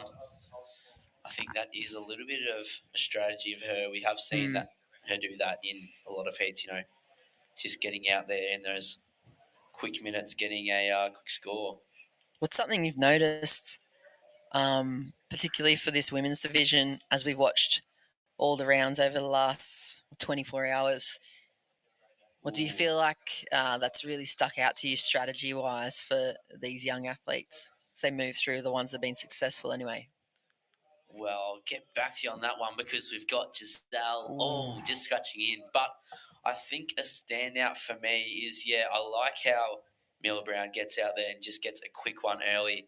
And last heat we saw a good strategy by Kira, getting those two, scores locked in and kind of taking it easy for those two scores. And then after that, getting those big ones in and taking more of a risk rather than going straight into it, wasting time on doing something big and not getting a good score. Yeah, it seems to be paying off for them at the moment, doesn't it? Just with the shifting conditions all the time.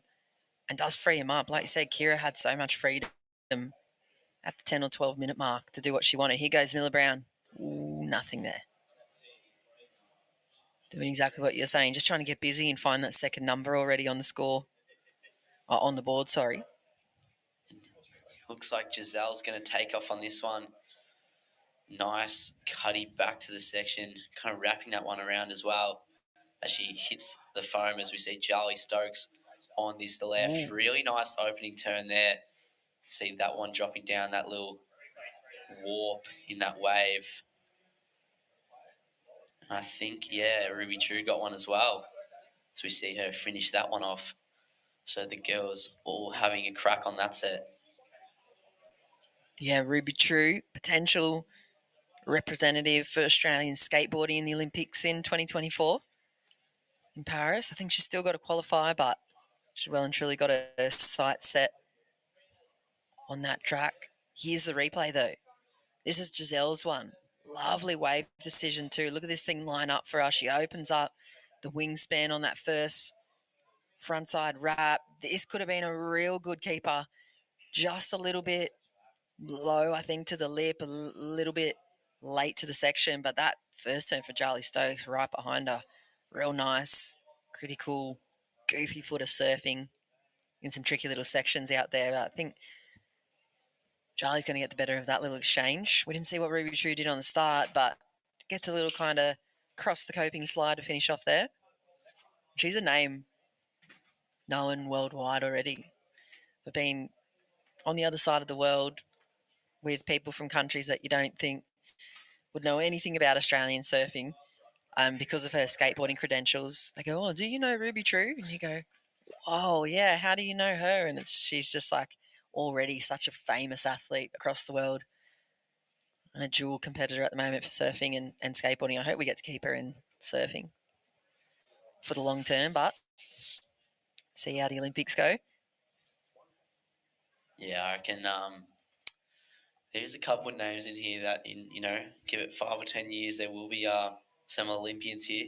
Yeah. I could definitely see, Miller Brown going a long way in her surfing because at the moment she is a huge name in junior surfing with taking out a lot of events, doing a lot of training, and you just see her everywhere and she's always doing really well. And good skater too as well. Yeah, she rips up the skate park.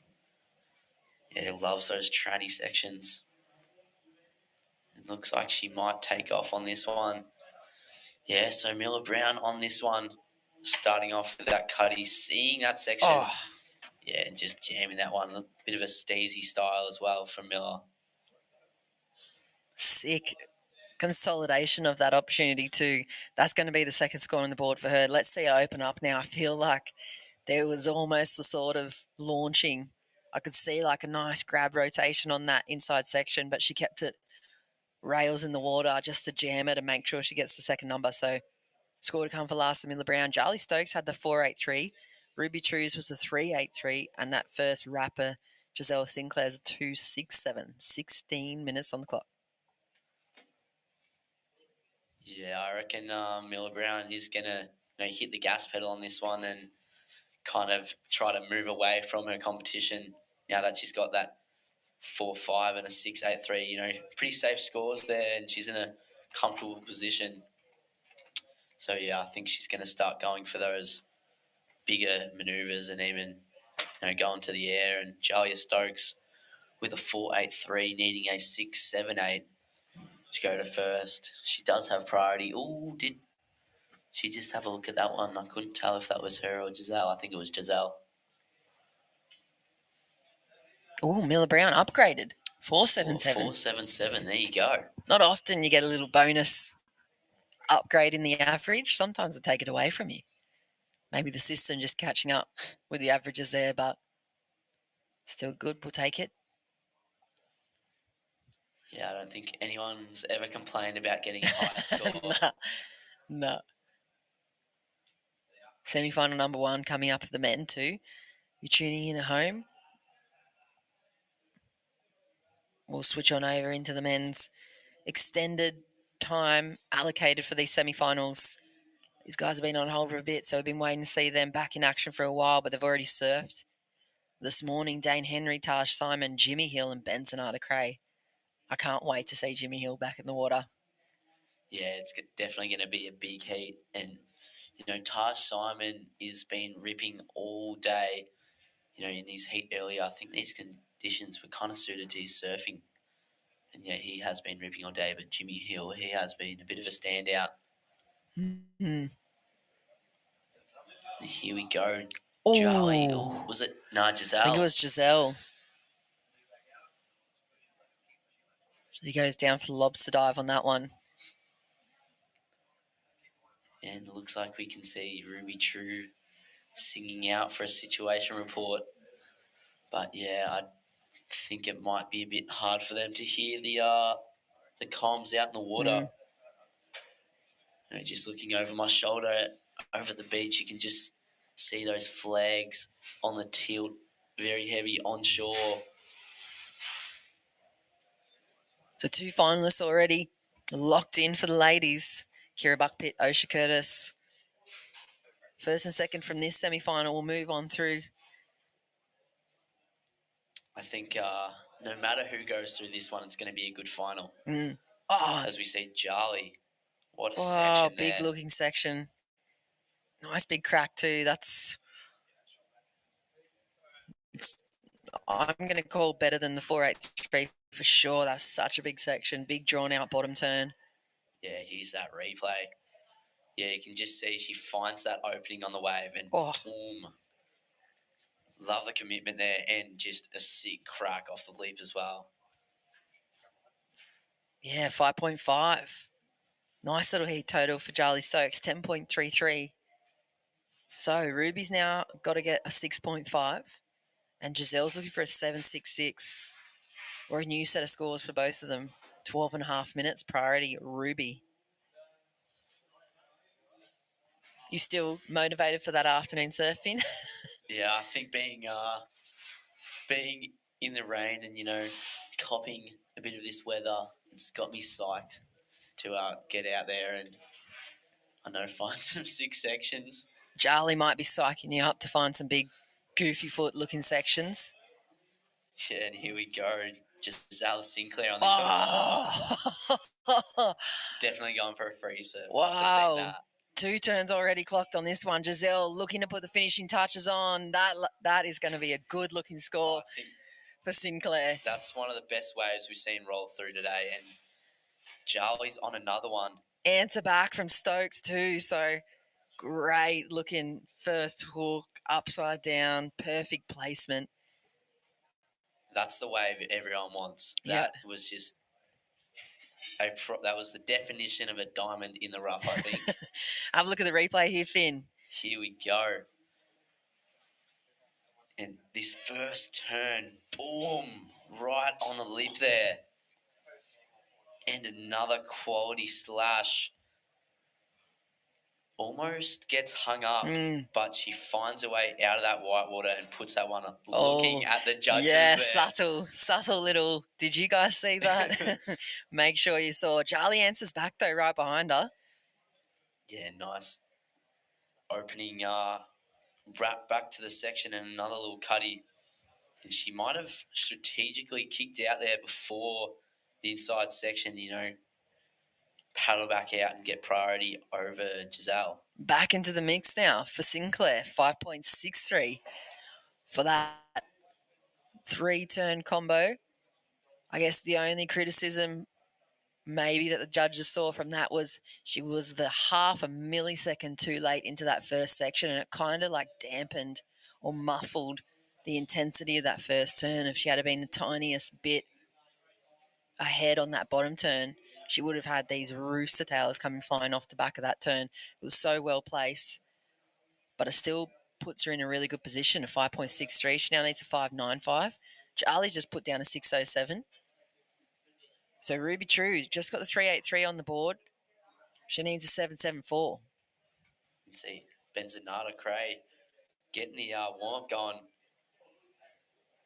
Yeah, he's got a pretty serious preheat routine, doesn't he? Yep. This guy back home also with a pretty serious routine. He runs figure eights around for about 15 minutes before his heat. Surprised he doesn't get tired, to be honest. Just full of energy. Just full tilt froth. Trying to find the spot in the final. I like this part of professional surfing in their careers too, for the pro juniors, where they're really trying to figure out which pre-heat routine works. I like seeing that. I know you're a man. Ooh, what do you see? Oh, just a sick left rolling through there. Surprised no one went. It looked like Charlie Stokes was kind of in the position to go, but just let that one roll through. She is in a good position with a 6.07 and a 5.5. She just needs a 5.54 to go to first. And yeah, Miller Brown getting those 2 scores in nice and quick. That 6.83 to open up her heat and a 4.77 as well to back it up.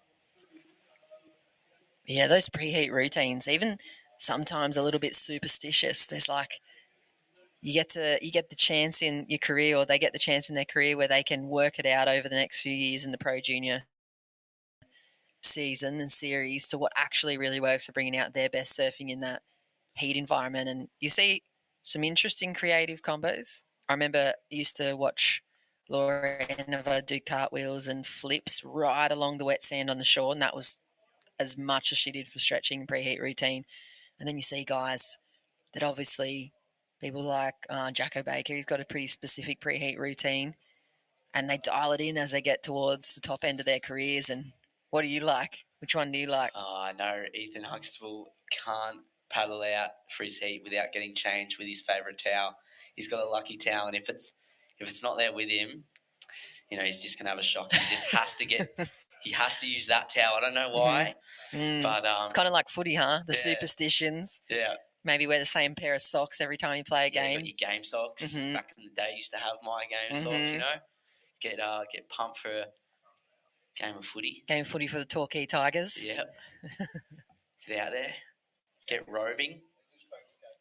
Love those preheat routines. 7 minutes, 20 seconds. Miller Brown out in the lead, a 6.83. 4.77. Charlie Stokes is in second. Giselle Sinclair from the Sunny Coast, she needs 5.95. Ruby True from the Northern Beaches, she needs a 7.74. 7 minutes on the clock. Priority is with Ruby. Wow, look at this set pulsing on through too. There's someone shimmying on the corner of that as well. They might have found themselves an opportunity. I reckon I'm out there for a free surf after seeing some of these. Look at that one there. I'm surprised you're sitting in the webcast booth with me right now. There's good spots down the beach. Oh, here we go. Oh, Miller Brown's found a section. Oh, she's written out. She's thrown it all on the table there. Full tilt for that extended, nice. Like, what even was it? It was almost a layback kind of fin wafty. Look at the replay, Finn. Talk us through it. How's the bowl up there? And wow, I definitely reckon that's going to extend her lead. That's 100% commitment, for sure. That was sick. All on the line there for that one section. 6 minutes on the clock. Stand by for that score for Miller Brown. Yeah, lots of commitment there from Miller. That was pretty radical. She really going right up there. She wants that spot in the final, doesn't she? Yeah, she really wants that spot. But yeah, I think that strategy that we saw from Kira's coming into play, getting those 2 easy scores and then, going for stuff that's a bit more risky. An 8.5. Single turn. I think that might be the highest score for a single turn in the event so far. Yes, I think it is. An 8.5. Wow. Well deserved, though. Definitely quality surfing there. What more could you do? There's nothing else you could have done on that section. No. She drops straight into the bottom turn and clicks straight out of the top with body and board on the line in a pretty critical section. So well rewarded, 15.33. She's looking good for a spot in the finals. 5 minutes remaining. Still the requirement for Giselle and Ruby, 5.95 and a 7.74. Charlie Stokes holds priority and has to really carefully control this last quarter.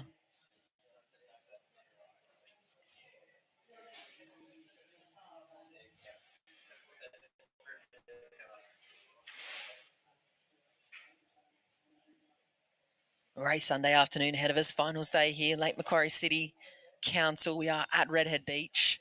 It's the Let's Surf Pro Junior World Surf League sanctioned 1,000 event. 4 minutes, 30 seconds. 2 of these ladies will move on through to the final.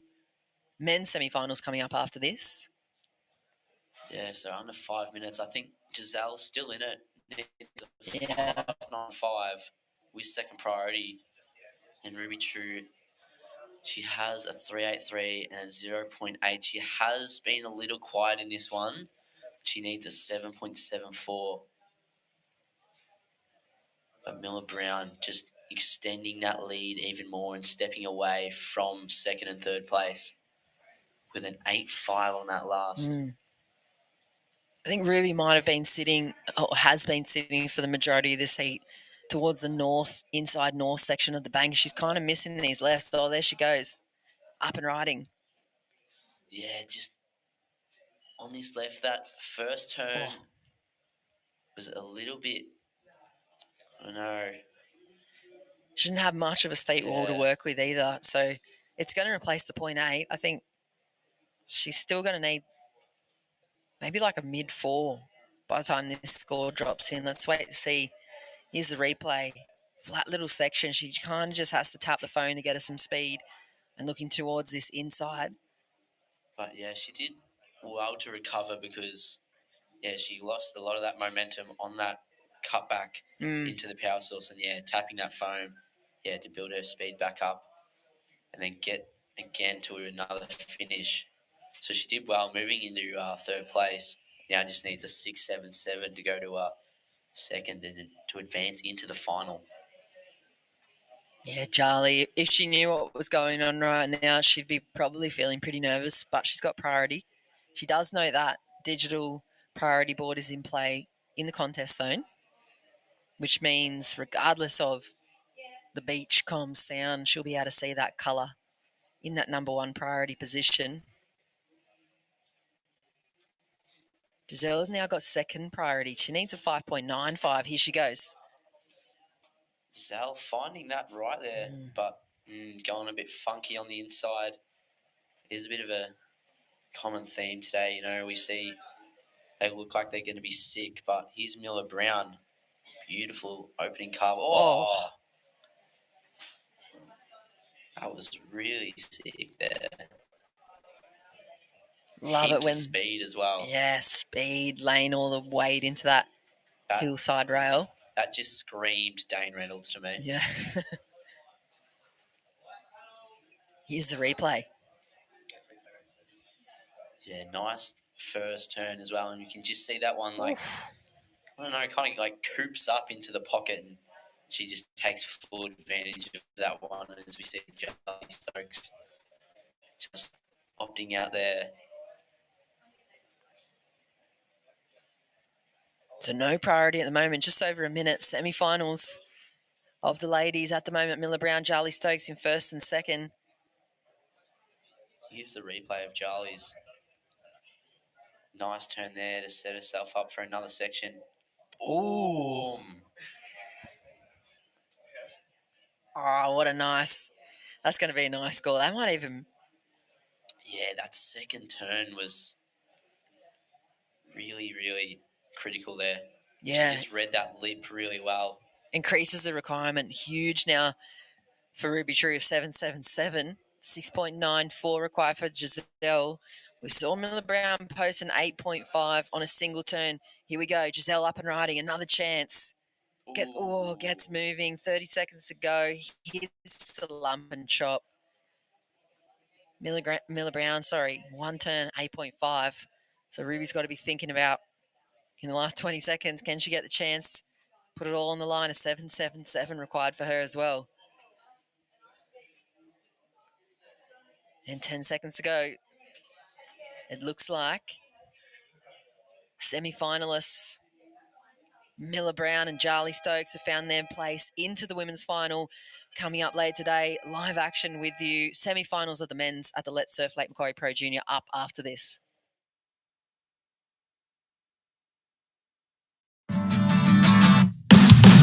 Hunter and Newcastle, GWM Havel, part of the Burton Automotive Group, the trusted name in motor vehicles. Find the perfect vehicle and get a great deal. From the people you can trust. Hunter and Newcastle, GWM Havel. Take a test drive today.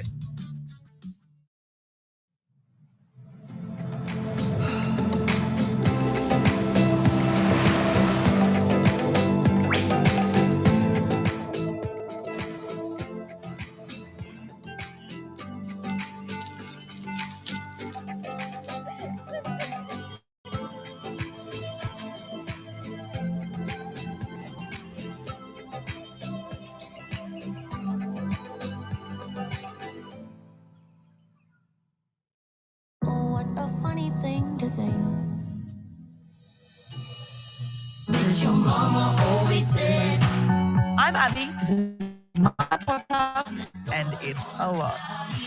You know that moment when you realise you're old? Nah, but you tell us about it.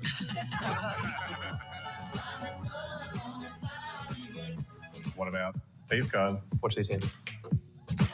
That's good.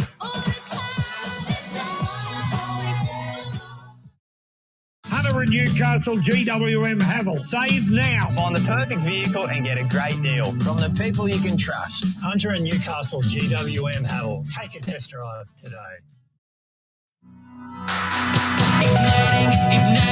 Igniting my soul. I'm young and wild, got my freedom to hold. Break every wall, wanna feel them fall. Oh. You can't stop me. Can't stop me.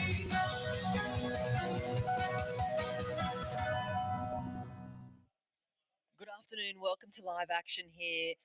It is Let's Surf Lake Macquarie Pro Junior semi-finals of the men in the water, the World Surf League's sanctioned 1000 event for the Pro Juniors. Burton Automotive helping us bring you this live webcast, and Lake Macquarie City Council, proud presenting sponsor, along with the Hunter Melanoma Foundation. A big ups and hello to the crew there, Claudia and co. They've been doing a great job on the ground, educating or helping educate the community. But straight into action, Finn Murphy. Here we go. Yes, here we are. Looks like Benzanada. Oh, Finner at the back there. Can he make his way past this section? Yes, he can. Oh, look at this one at the... Oh, boom. Oh. You knew it, didn't you? Yeah. You knew from that line, you knew that he's probably, with that angle, that weird angle at the inside of the bank, he wasn't going to make that last turn. But what do you think? First turn is really nice. And yeah, you can just see him get past this section. And yeah, I'm just looking down the line at this point, seeing that big section there. And yeah, you knew something of quality was going to happen. And yeah, just unable to ride out of that one. Great looking semi-final matchup for the man Jimmy Hill out there with the 5.5 already to his name. Dane Henry's got a 5.37. Benny's just got that 2.83. Here goes Taj. Yeah, Taj on this one. He's been surfing good all event. That wave a bit wonky, almost like a double up there. And yeah, got hung up on the lip there. They're kind of like those ones that Ruby True got a little bit lost on as well. That northern end of this bank where the lefts are rolling through. There's ones that hit right out, kind of swing back in and really flatten out. But those wider ones, I don't know if they have a little bit more east in them, but they seem to be running all the way down south. Those long ones like Charlie Stokes was able to sniff out.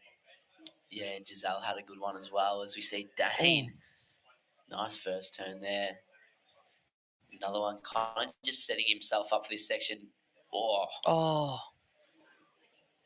Just losing the board there.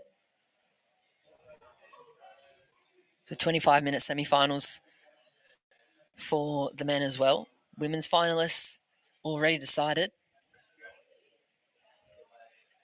They will be... Ooh, have a look at the replay, though. Danes. Setting up for a nice one, Finn.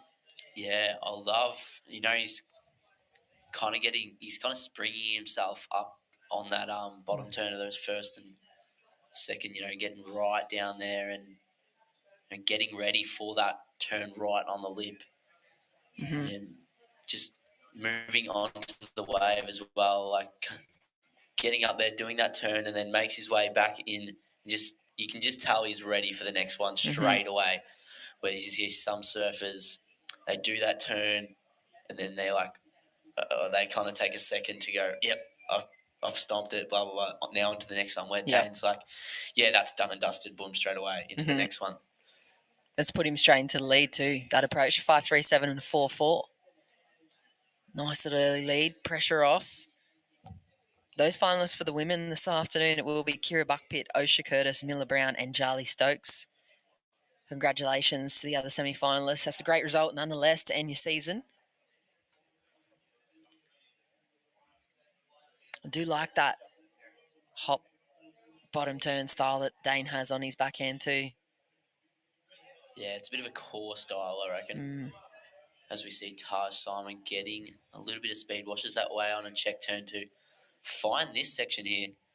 Oh, I think he might have just been a little bit late. It peaked up in front of him and yeah, he was a bit late on that one.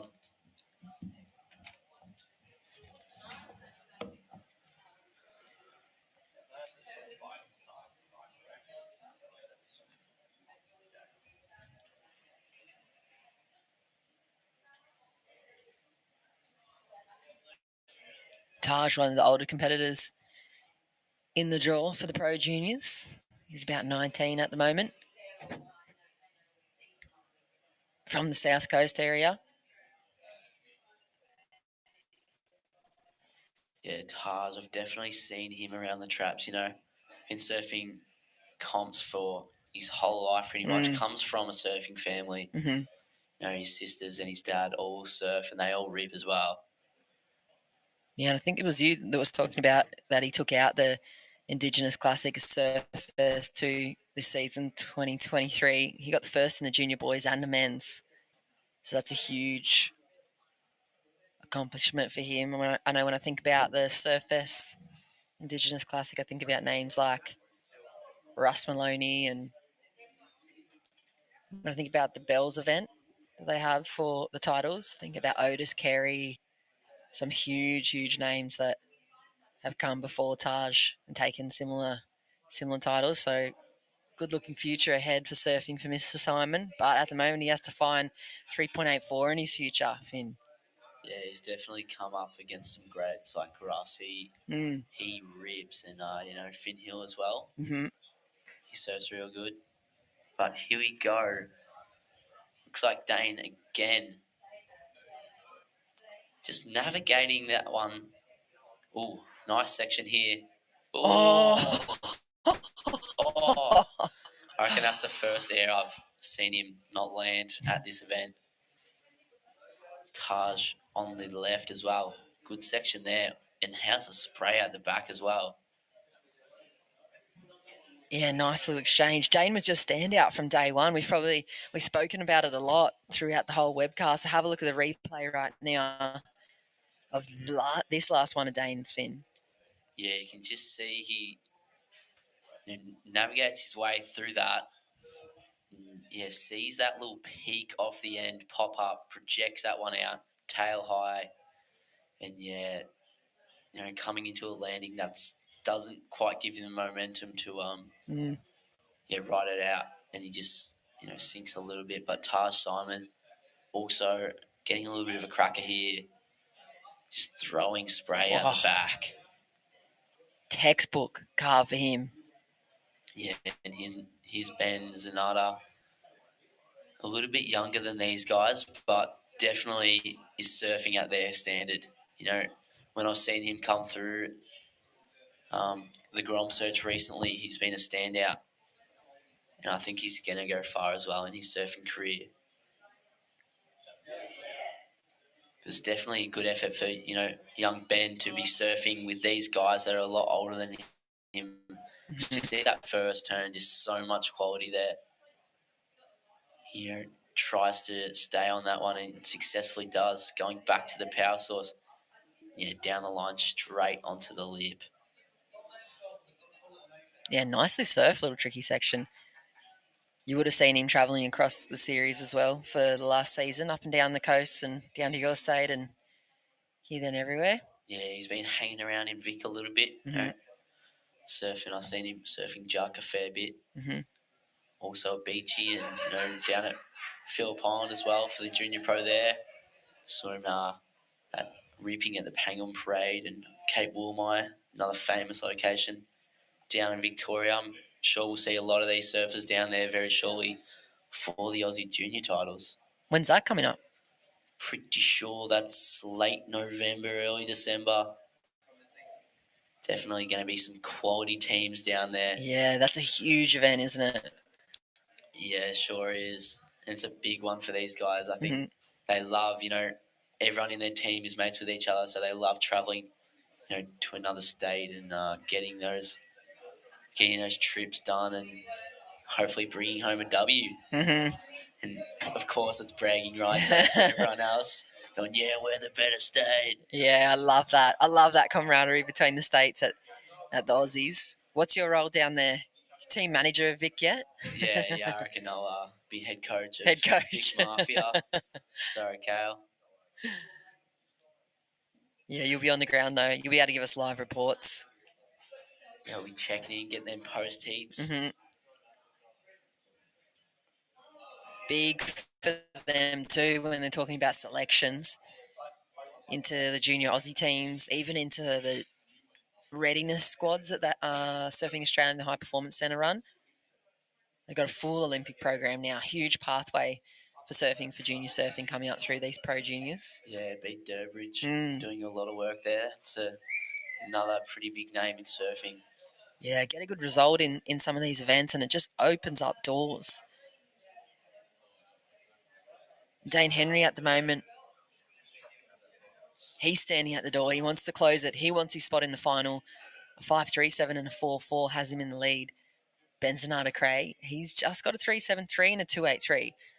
So, pretty low scoring affair in the first half of this semi-final. The guy's just waiting for the opportunity to open up. Time and sitting in third, he needs 2.06. Jimmy Hill with pride. Closing out on him, but he still finds a way to get past that Whitewater. Oh. Yeah, that one not having much to offer there. I almost thought there was maybe some sense in going that last section. Yeah, I would have thought, but Ben with that huge wrap, that thing was sick. So much rail game we've seen from Ben, all through this today and yesterday. It looks like these guys have kind of, spread themselves out again as well. We've seen that through a couple heats. Dane in the middle there, and looks like down the beach, Taj. And sweeps also pretty gnarly here. Mm-hmm. Found that out the hard way. But here's Jimmy getting some speed. Nice tap of the section there. That really bowling up and a bit of speed going back. But here's Taj and Ben all looking at Taj. Nice finish there. And crack on the lip for Benzonata Cray. Oh, big finish. Yep, there you go. He's got it. And out the back, Dane wants a slice of the action as well. So, a bit of action there. Yeah, there's a lot of scores to lock in. I love the best thing about surf commentary. You know what? We could almost take the English language out of it and just use sound effects. Go, Finn. Yeah, Jimmy just sees that section and, puts it right up there. A lot of speed coming back into that white, where I think, kind of a magnetic force, almost that Whitewater and rail. But there's Taj with a big slap on the end and another sick finner from Ben. Sees that section and, straight away hitting that one up. Loses control for a second too, doesn't he? That was the moment for you. Did really well. Needed a chest, throw it out. And, Dane out the back as well. So there's going to be a score to come for Taj, that important score to come for Benny, and the little score to come for Jimmy. That's a 3.17 for that kind of foam transition. Yeah, at the moment, Taj has gone to first place, but, obviously those scores all getting locked in and the situation will be moving around a bit. 6.5 for Benny's turn. Yeah, you had that combo. Yeah, big end section. Yeah, Benny loves a nice end section, doesn't he? We've seen that all throughout the event. He has a really good completion rate. I think he's done a lot of work with coaches over the years, and he just has this ability. Seen him throughout a bunch of the Northern Beaches Grom comps, and he always gets the conclusion in his heats. Even if he's sitting in fourth, I think he really makes a point to finish off all these waves really professionally. And he's never kind of, I haven't seen him too often or throw away the end of an opportunity. He's really, really milking and juice in the last little bit out of every wave that he gets. I think that prep really pays off. Wow. Yeah, for sure, as we see Dane on that one. Dane's kind of been soloing it down the beach, hasn't he? Yeah, it worked out really well for a lot of the ladies when they shifted onto that southern end of the peak there too. I've said it before, but I'll say it again. Worked well for Harley Walters. Sorry. You can say it as many times as you like, Finn. And then you can see the bowheads showing us those heavy winds there going right back into the Kari. Yeah, we didn't put those flags in sideways, did we? No. The weather sent them sideways, but the team, they've stayed on top of it. Keeping the webcast rolling. 8 minutes, 30 seconds, semi-final number 1 of the men's. In the water, there's semi-final number 2. Getting prepped.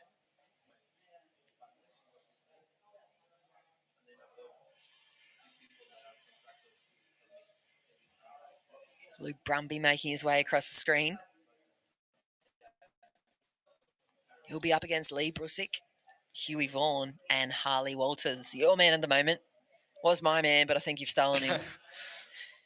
I've got hope for Jimmy Hill yet. He needs a 4.61, and this thing's wide open. Dane Henry also only needs a 4.74. It's the young gun who's taking it to them at the moment. That's 6'5", the best wave of this semi-final. Taj, though, with priority. He's going to be looking for something to improve his situation. I think it's going to just flip and shift throughout the last 7 minutes. It's really not been closed up just yet. Yeah, it's still anyone's heat. Taj, Dane, and Jimmy all needing, mid to high fours, and all of those guys are definitely capable of getting those, 4.61, 4.67, 4 for Dane, and Taj needing a 4.64 as well. It's one turn, isn't it? Yeah. One big section. One air for Dane. Yeah, one air.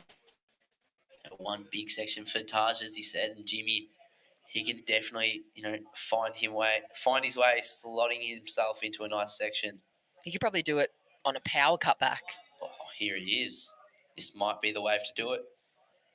Ooh, I thought he might have come off there. This wave, a little bit funky. You can see it's wonky on there, but nice section. Ooh. Doesn't like it. Yeah. Frustration maybe showing a little bit there for Jimmy Hill. Have a look at the replay, Finn. Just that one turn there. I don't think there's a 4.6 in it. Mm-mm. I have to agree. He just really had to contend with so many different cross lumps. Look at the amount of different waves going on there as it kind of goes steppy and ledgy through the inside. There wasn't much else he could do with it. 4.61 still required for him. 6 minutes on the clock. Priority with Taj. Yeah, so still anyone's heat, I think. And Benzonata Cray with a 6.5. And, he's got a 3.73. I definitely think he could better that score on a wave, just finding a nice section and a nice wave that could even run, get himself a combo or something along the lines of that. But yeah, 5.5 minutes could be anyone's heat.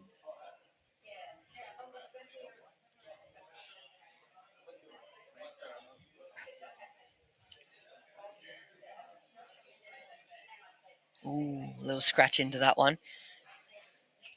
Dane Henry.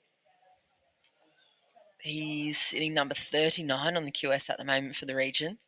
So this would be some sort of an upset if the young guns and Arna Cray was able to take the win over people like Dane Henry. Yeah, we have seen, a couple of little upsets. Lennox Smith getting knocked out round 2. I don't think many people were expecting that, especially when his heat was filled with a couple of little Groms there. But, the Groms getting energetic, getting amongst it and taking the lead. I think from memory, Eden Hassan took that one out. Yeah, he had a really good, really, really busy heat, that one, I think. Yeah. Probably would have had 15 plus waves under his belt. Great opportunity for the Groms. For the Groms in the Groms. So the older end of the division, they're probably around that 17, 18, 19 years. And then you got these young guys coming straight out of the Groms. Yeah, like Ben leading this one. Mm-hmm. Been rubbing their hands together, seeing those top-ranked pro junior surfers fall out of the mix.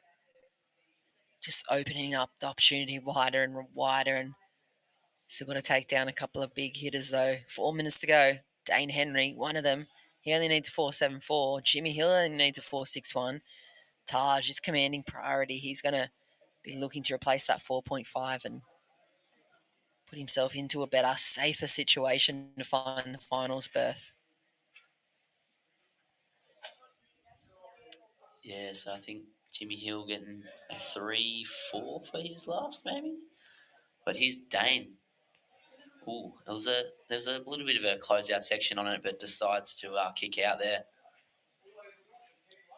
He only needs that 4.74, and he can definitely.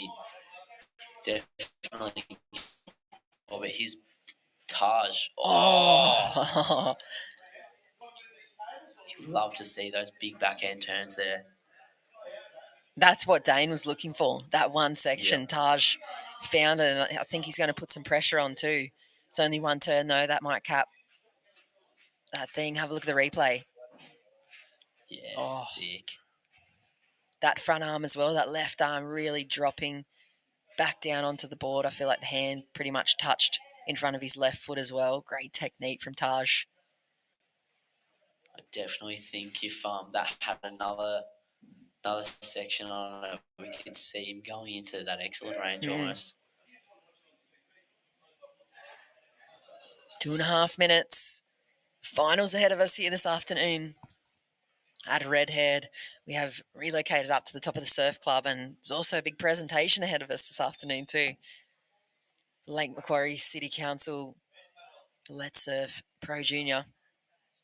Here's Dane getting some speed. Oh, tail side there. Bringing the tail right around.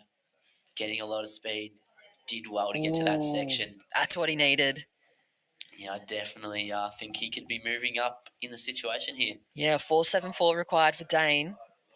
Manufactured a bit of a score here. Looked like a nothing wave at the start. Slashes out with a bit of flare, release at the end of that open face maneuver, and then jumps on the speed pedal to close that thing out. 2 turns. Will it be the 4.74 that he needs? 1 minute 30. He did really well to get his speed back up there because, slamming those fins into the wave, putting a halt on all his momentum pretty much. Then, getting back up, pump, and, made it to that section. Shows the power that he carries around in those little tree trunks, doesn't it? Yeah. Just being able to generate so much. 1 minute on the clock. Is Taj safe sitting in that second position? And he's an Anna now with priority. He is in the lead. He has had a bit of a good run in this heat, that 6.5 and a 3.73 as well. Been holding down this heat for majority of it.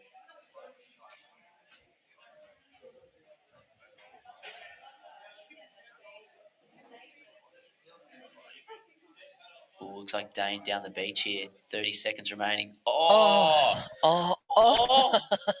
Wow. Really good effort there. Wow. He's really asking the questions right now. So a 4.74 required for him, 20 seconds. That might be his last shot at a spot in the finals. It is. We're a little bit ahead on the webcast. But here's the replay. Last to Dane. Wow. He knew he needed something big, and he just gave it to the judges there. He almost landed on the wave that was behind that wave, but pushed back through to the front.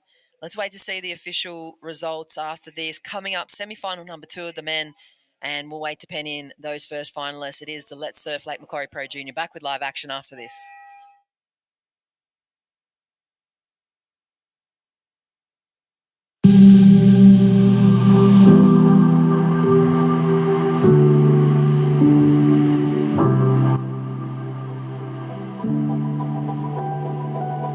I grew up in the North Shore of Sydney, and going to the beach was part of our life. Getting burnt was part of our life.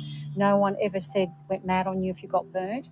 Yeah, so when I was a kid, I was always outside. Yeah, always in the sun. I always try to put sunscreen on, and always wore a shirt and wetsuit. But it's always hard to keep yourself out of being sunburnt. My parents, because we got a house on the beach up at Blue, so they used to drill it into us not to get sunburnt. But usually just face and shoulders, not because you can't do your own back, but never on your arms and hands or anywhere that gets probably the most sun. I had a couple of skin checks when I was younger through the council, and then I had another one in 2017 through a doctor, and he was quite relaxed. So you got great skin. You haven't really got any moles or freckles, so you shouldn't have to be too worried about it. Plus, I haven't got any genetic issues. My parents, both my parents have been in the sun their entire lives, and neither have had skin issues at all. I never thought it was really serious. I had it done a few years ago and I was fine, and I didn't know anyone that had melanoma or BCC, and so I just kept putting it off thinking that I was okay. I'd had my skin checked probably twice before, but not for a couple of years, maybe 10 years. I was looking after my granddaughter, and my daughter said to me, "Mum, you've got a really funny spot on the back of your arm. You really should get that checked." And I had an appointment previously, and I cancelled it to go away for the weekend. I came home and I made an appointment. I couldn't get in for a month's time. I saw your tent down at the beach, and I thought I might just go and see if I can get in. Couldn't get in on the Saturday, but they asked me to come back on the Sunday, and I did, and I was rushed through. I was lucky I was really working there that day, and it was just quite convenient for me to get my skin checked. Hadn't had one in 4 years, but I thought it was worthwhile. I come to the HMF Spot Check Clinic because I saw a post by Mark Richards on Instagram, and he's had a few cancers cut out. Tried to actually come and see you before, but it was booked out. And then that day I just got onto Instagram, went through the process and booked in 5 minutes, and here we are. When I was down at the beach, the doctor was a bit concerned and got up close, took a photo of it, sent it off. She called me on the Monday and they took a biopsy. They rang me, I think, a week later, asked me to come straight in with the news that, it wasn't good, that I had a melanoma. And because it was at the back of my arm and so close to my armpit, they were concerned that it might have gone into my lymph nodes. It had gone into one lymph node. Thank goodness, only one. So, yeah, it was very good. It was really quick. It all happened very fast. You said you got a couple of spots worth getting checked out, and they turned out to be 2 basal carcinomas, one on my neck and one on my back, and we got them cut out almost straight away. The couple of spots on my back, I felt a bit anxious after I got told. And then I got more anxious because they said, come straight in and we're going to cut them straight out instead of just testing them first. That was a bit worrying at the start, but then they rang me and said that it was all benign, and I was stoked. Just because you're young doesn't mean you won't get skin cancer. I thought I had great skin, and I thought that I wouldn't get it, but you got to go get checked regularly. Don't take your body for granted. We live in a very hot country. A lot of us come from other countries that have fair skin, and don't just assume that you're safe. That just doesn't take much to get your skin checked. Everyone should get their skin checked and take it really seriously, because it could be life-threatening. It doesn't matter how old you are or how young you are. Everyone's sustained to melanoma and whatever else goes with it, the bad thing at the end. And yeah, you should get your skin checked no matter how old or young.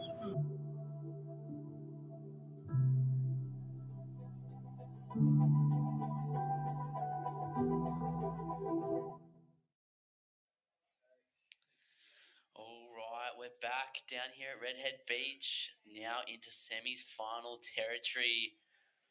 I'm here with Ali Lampkin. How are you, Ali? How are you feeling? Just unfortunately unable to get into the finals. How are you feeling after getting knocked out there? Yeah, no worries. I just got knocked in the semi. I got third place, but it's all right. It happens. Tricky conditions out there. Everyone was ripping. Yeah, there was Here we go. Replay of Huey Vaughan's first wave. Looks like he might have had a board change throughout the day. Purple's looking good under his feet. 2 big snaps. Wow. Yeah, so Huey starting off with that 8 Was that the ride. 8 or the 6? I can definitely see that being an 8. I feel like, yeah. Harley's got an 8.5.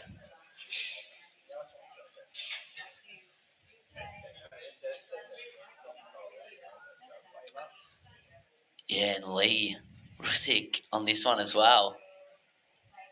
Lee's from Sandon Point, I believe. How's this section? Luke Brumby.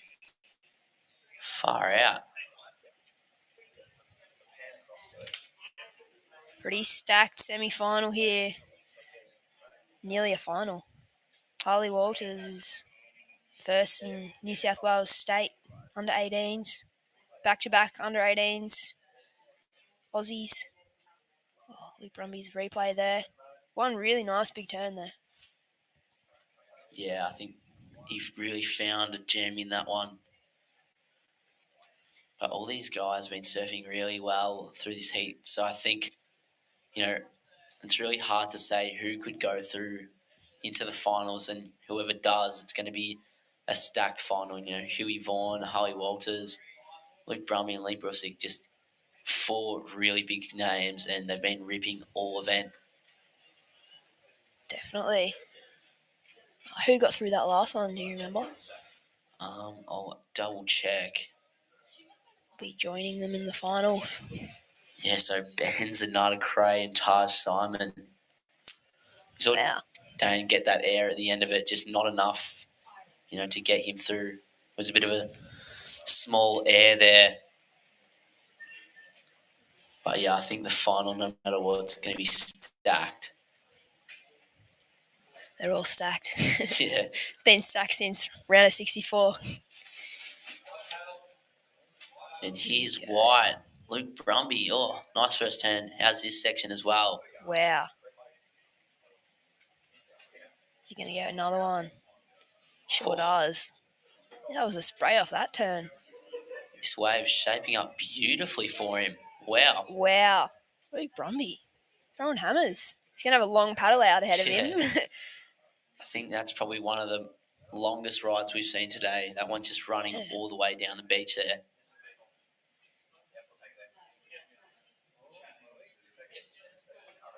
Yeah, Lee having a suspect. Here's that replay, Ali. What do you think of this first turn? He timed it well. He's been patient for those steep sections. Sending so much spray off the back foot. Yeah, and I almost thought he was going to kick out after that second one, but he keeps going. Wow, that was like 4 meters high. Well, I think that's definitely going to be a pretty good score to come through. And again, puts the exclamation mark on it. Judges are going to love that one. You go straight to Lee there. And out the back, Harley also having a look. Little check turn there. Nice section. Another little check kind of. Oh, he had his eye on that end section. Yeah. He cut a few of them short just to make sure he got there, but didn't pay off for that one. Still sitting on that 8.5 though. I almost feel like he was going to go for an air, but, the wave didn't really have a section for it. Shut down a bit, yeah. Yeah, the first turn for Lee, though, is really sick. And, we can see Harley at the back. Just a check there. And I thought he was going to go something big on this section. He was going to fade that bottom turn a little bit longer, But yeah, it looks like he was trying to throw the board around. Here's Huey. Nice section lining up for him. Oh, kicks out there. Didn't want the long paddle. Yeah. He had his eye on a certain section, I think. He's in a pretty comfortable position. Not too comfortable, though. Anything can happen. Yeah, he is in a good spot, but, Harley Walters with an 8.5, needing a 3.77. Needing a 6.33. He has a 3.77. Just a throwaway, that one.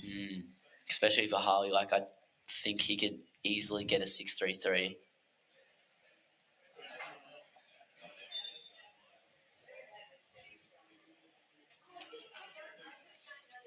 At the 15-minute mark, 25-minute heats. I was unaware of that when I paddled out from my heat. I think so were the other girls. Kira and Osha ended up on the beach after 20 minutes. Thought the heat was over. Had 5 minutes to go. But they will be in the finals up next. Is it still the case you can't hear much out there? No, you couldn't hear anything. We barely heard the hooter for this one. The rain just pelted down. Yeah, it's definitely tough out there today. The conditions have improved, I think, since this morning. There's definitely more opportunity, bigger sections available. So we'll see some good surfing for the finals. Yeah, I think when I rocked up here this morning, it's pretty grovelly. Yeah. pretty early, and I saw yourself and a couple other guys out there. I was like, ooh, it's pretty tough out there, but yeah, the surf's definitely picked up a bit, and the waves are a lot better. Plenty of opportunity. Still hard to find the good ones, but yeah, they're out there now.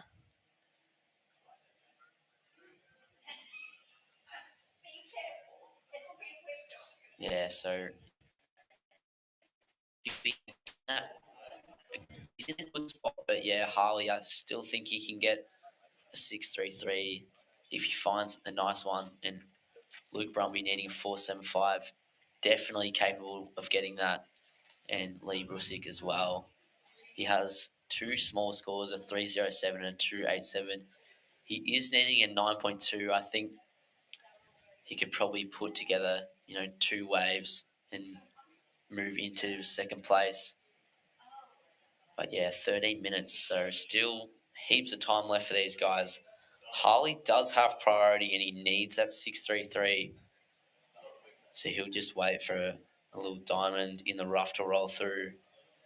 Yeah, he does have priority over Luke Brumby at the moment. Ooh, he's having a look.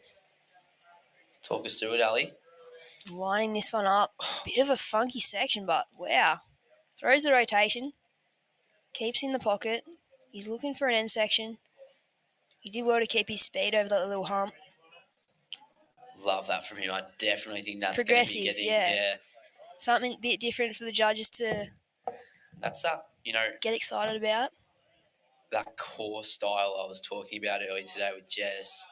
I don't see many surfers doing tricks like that. Yeah, himself and Dakota, they're unique surfers and it excites the judges. Yeah, I think they love that early 2000s, 90s kind of styles and bring it back, vibes. I say. Oh, for sure. But Lee, got pushed to the left on the takeoff, but he's getting himself back onto this ride. No stranger to a right-hander, being from Sandon Point. I'm sure. Another Sandon Point surfer, Grace Gosby, she was out there today, unfortunately getting knocked out, but I'm sure she'll be on the beach, cheering on Lee.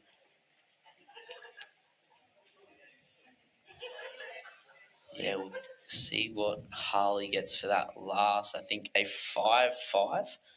No, an 8.5, I think. I'll have to double check that. Nah, he had the 8.5 from earlier on. Could have been the 5.5. Yeah, Luke Brumby's, he's had a good Pro Junior Series so far.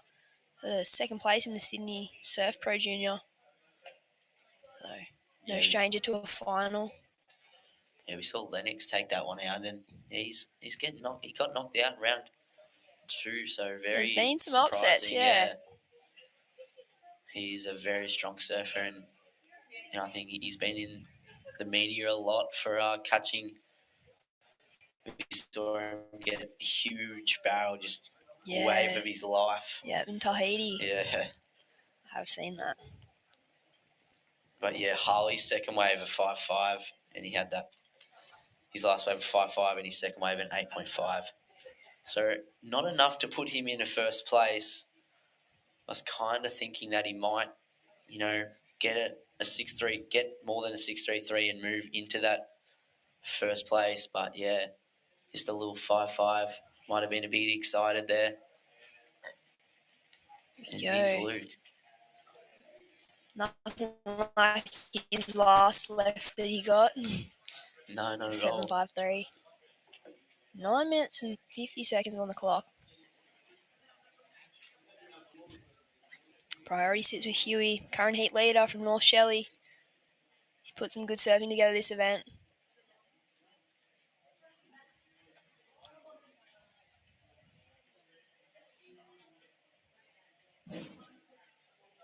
Yeah, so it has gone a bit quiet for these boys. Kind of getting stuck in, I don't know, no waves really rolling through, but Luke's just had a quick up and off there, so just a quick over for him there. And these boys, no quality waves rolling through at the moment for them. You can just see Harley also having a look there.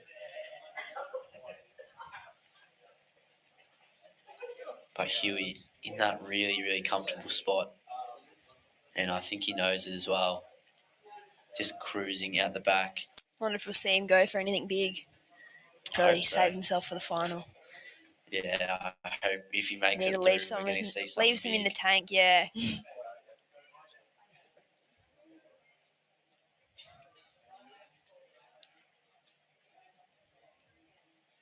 Burton Automotive flag holding in strong. Yeah, the Bowards have done a good job down there. They Surprised have, we haven't haven't seen they? any gone flying. Burton. You can just see that those wind directions.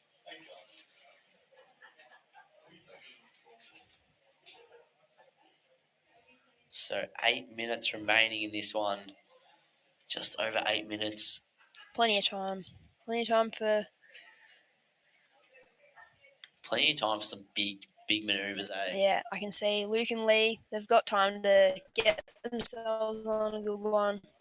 Lee's got second priority. You see Luke's paddling a bit away from the pack now, trying to separate himself to chase that 6.48. He wouldn't know that that's what he needs due to the lack of hearing out there. Here we go, Harley Walters up and riding. Just a small little cutty back to the power source. There's a bit more spray on that one, kicks out. Yeah, that wave not doing much for him really. Not having the right section for him to work with. Just getting those quick 2 turns, but looks like Huey's going to take off. Oh, it's a bit Gone of a to section. left. Wow. Ooh. Oh, wow. Catching the nose there. That was a really nice turn, though. Huey Vaughan, I actually love watching him. He's the fresh 17-year-old, and he looks so little on that board, eh?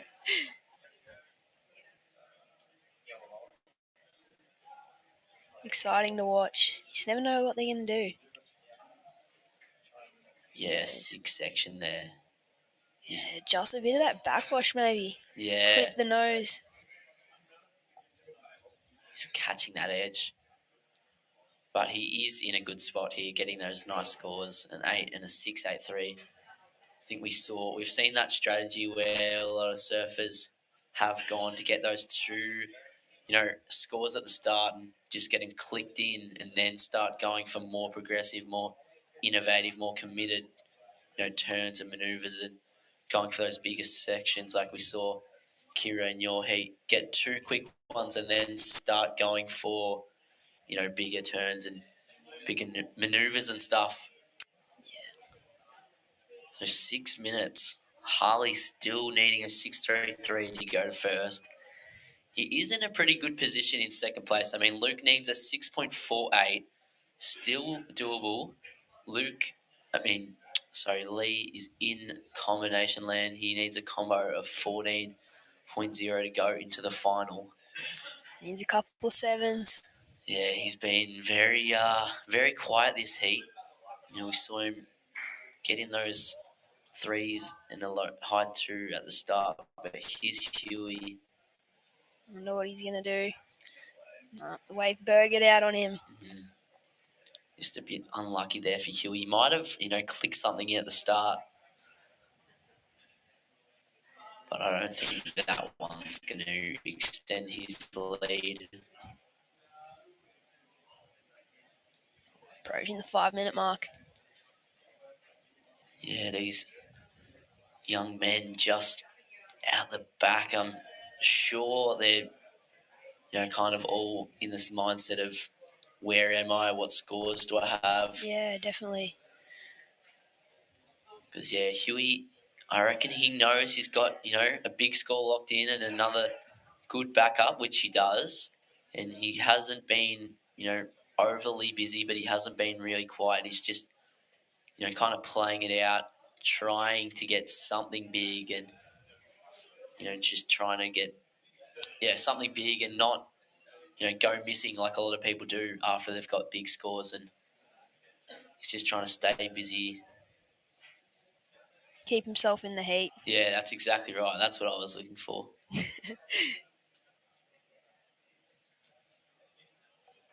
And Harley, he's also just trying to stay right in it. He has that heat total of 14. No, he needs a 6.33. He hasn't been able to find it. I thought he might have had it on his second wave, but I just got a bit excited. Just a 5.5 for that last. It did better his score, but yeah, not enough to put him in first place. Looks like down the line, we can see Lee taking off. Ooh.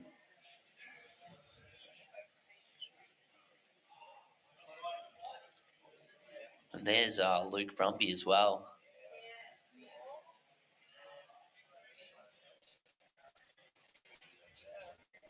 He did well to get over that section there. Yeah, Trying to make something out of nothing on those last two turns. Here we go, Huey. Flaring a little bit.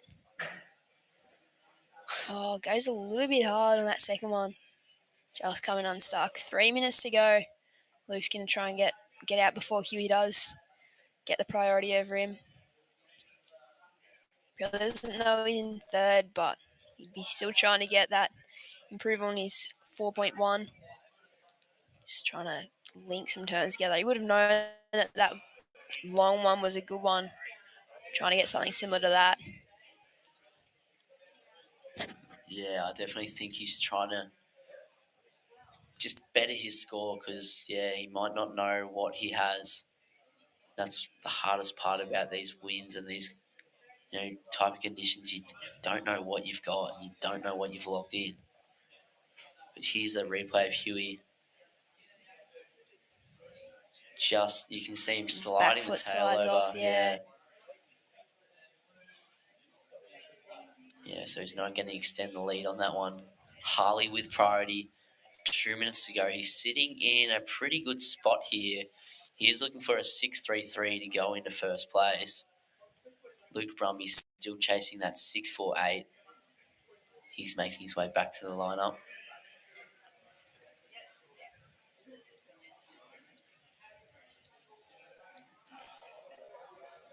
The last semi-final before we head into the finals of the Let's Surf Lake Mac Pro Junior. Sponsored by Burton Automotive. It's definitely going to be some exciting finals, eh? Yeah, I'm excited. The sections are there. Swell's picked up a bit. Wind's backed off a tad. Oh, probably shouldn't say that, hey. Rain. I won't mention the rain because it will come back, but I think the hardest part out here is, trying to find one. Yeah. Here's Lee. Didn't eventuate into anything for him. It's just, it's so tricky to find one that's going to have good sections on it and it's going to allow you to get 2 to 3 turns in. The sections kind of come out of nowhere. It's very hit and miss. But, 45 seconds left in this one. Yeah, so 35 seconds. There's a wave coming through and you can see Harley down the beach a little bit. Yeah, he's going to take this one. Ooh, nice section there for him. Goes for a little layback kind of. I don't think he's going to move. It was a safe manoeuvre. He didn't go too big. But I don't think he's going to move into first place. So I think the unofficial results, Huey going into the final. Oh, Luke Harley. Brumby. Oh, no, it's Luke. This is good for him. He needs a score. Oh, throw some spray. Oh, I'm keen to see for that one. Yeah, probably a bit of damage at the back. We're going to throw to a break now. We'll be back for the women's final of the Lake Mac City Pro Junior.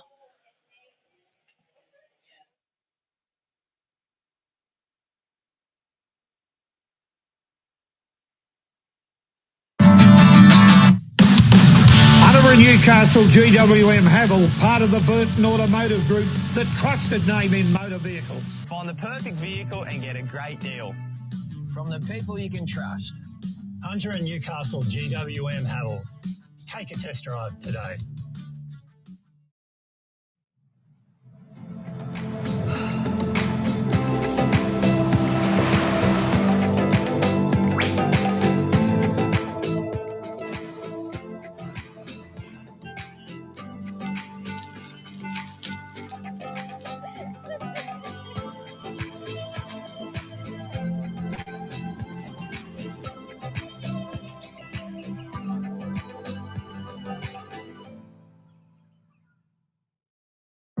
a funny thing to say. But your mama always said. I'm Abby. This is my podcast, and it's a lot. You know that moment when you realise you're old? Nah, but you tell us about it.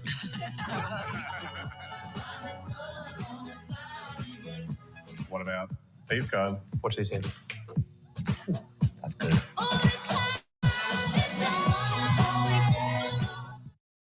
Hunter and Newcastle GWM Havel. Save now. Find the perfect vehicle and get a great deal. From the people you can trust. Hunter and Newcastle GWM Havel. Take a test drive today. Igniting my soul. I'm young and wild, got my freedom to hold. Break every wall, wanna feel them fall.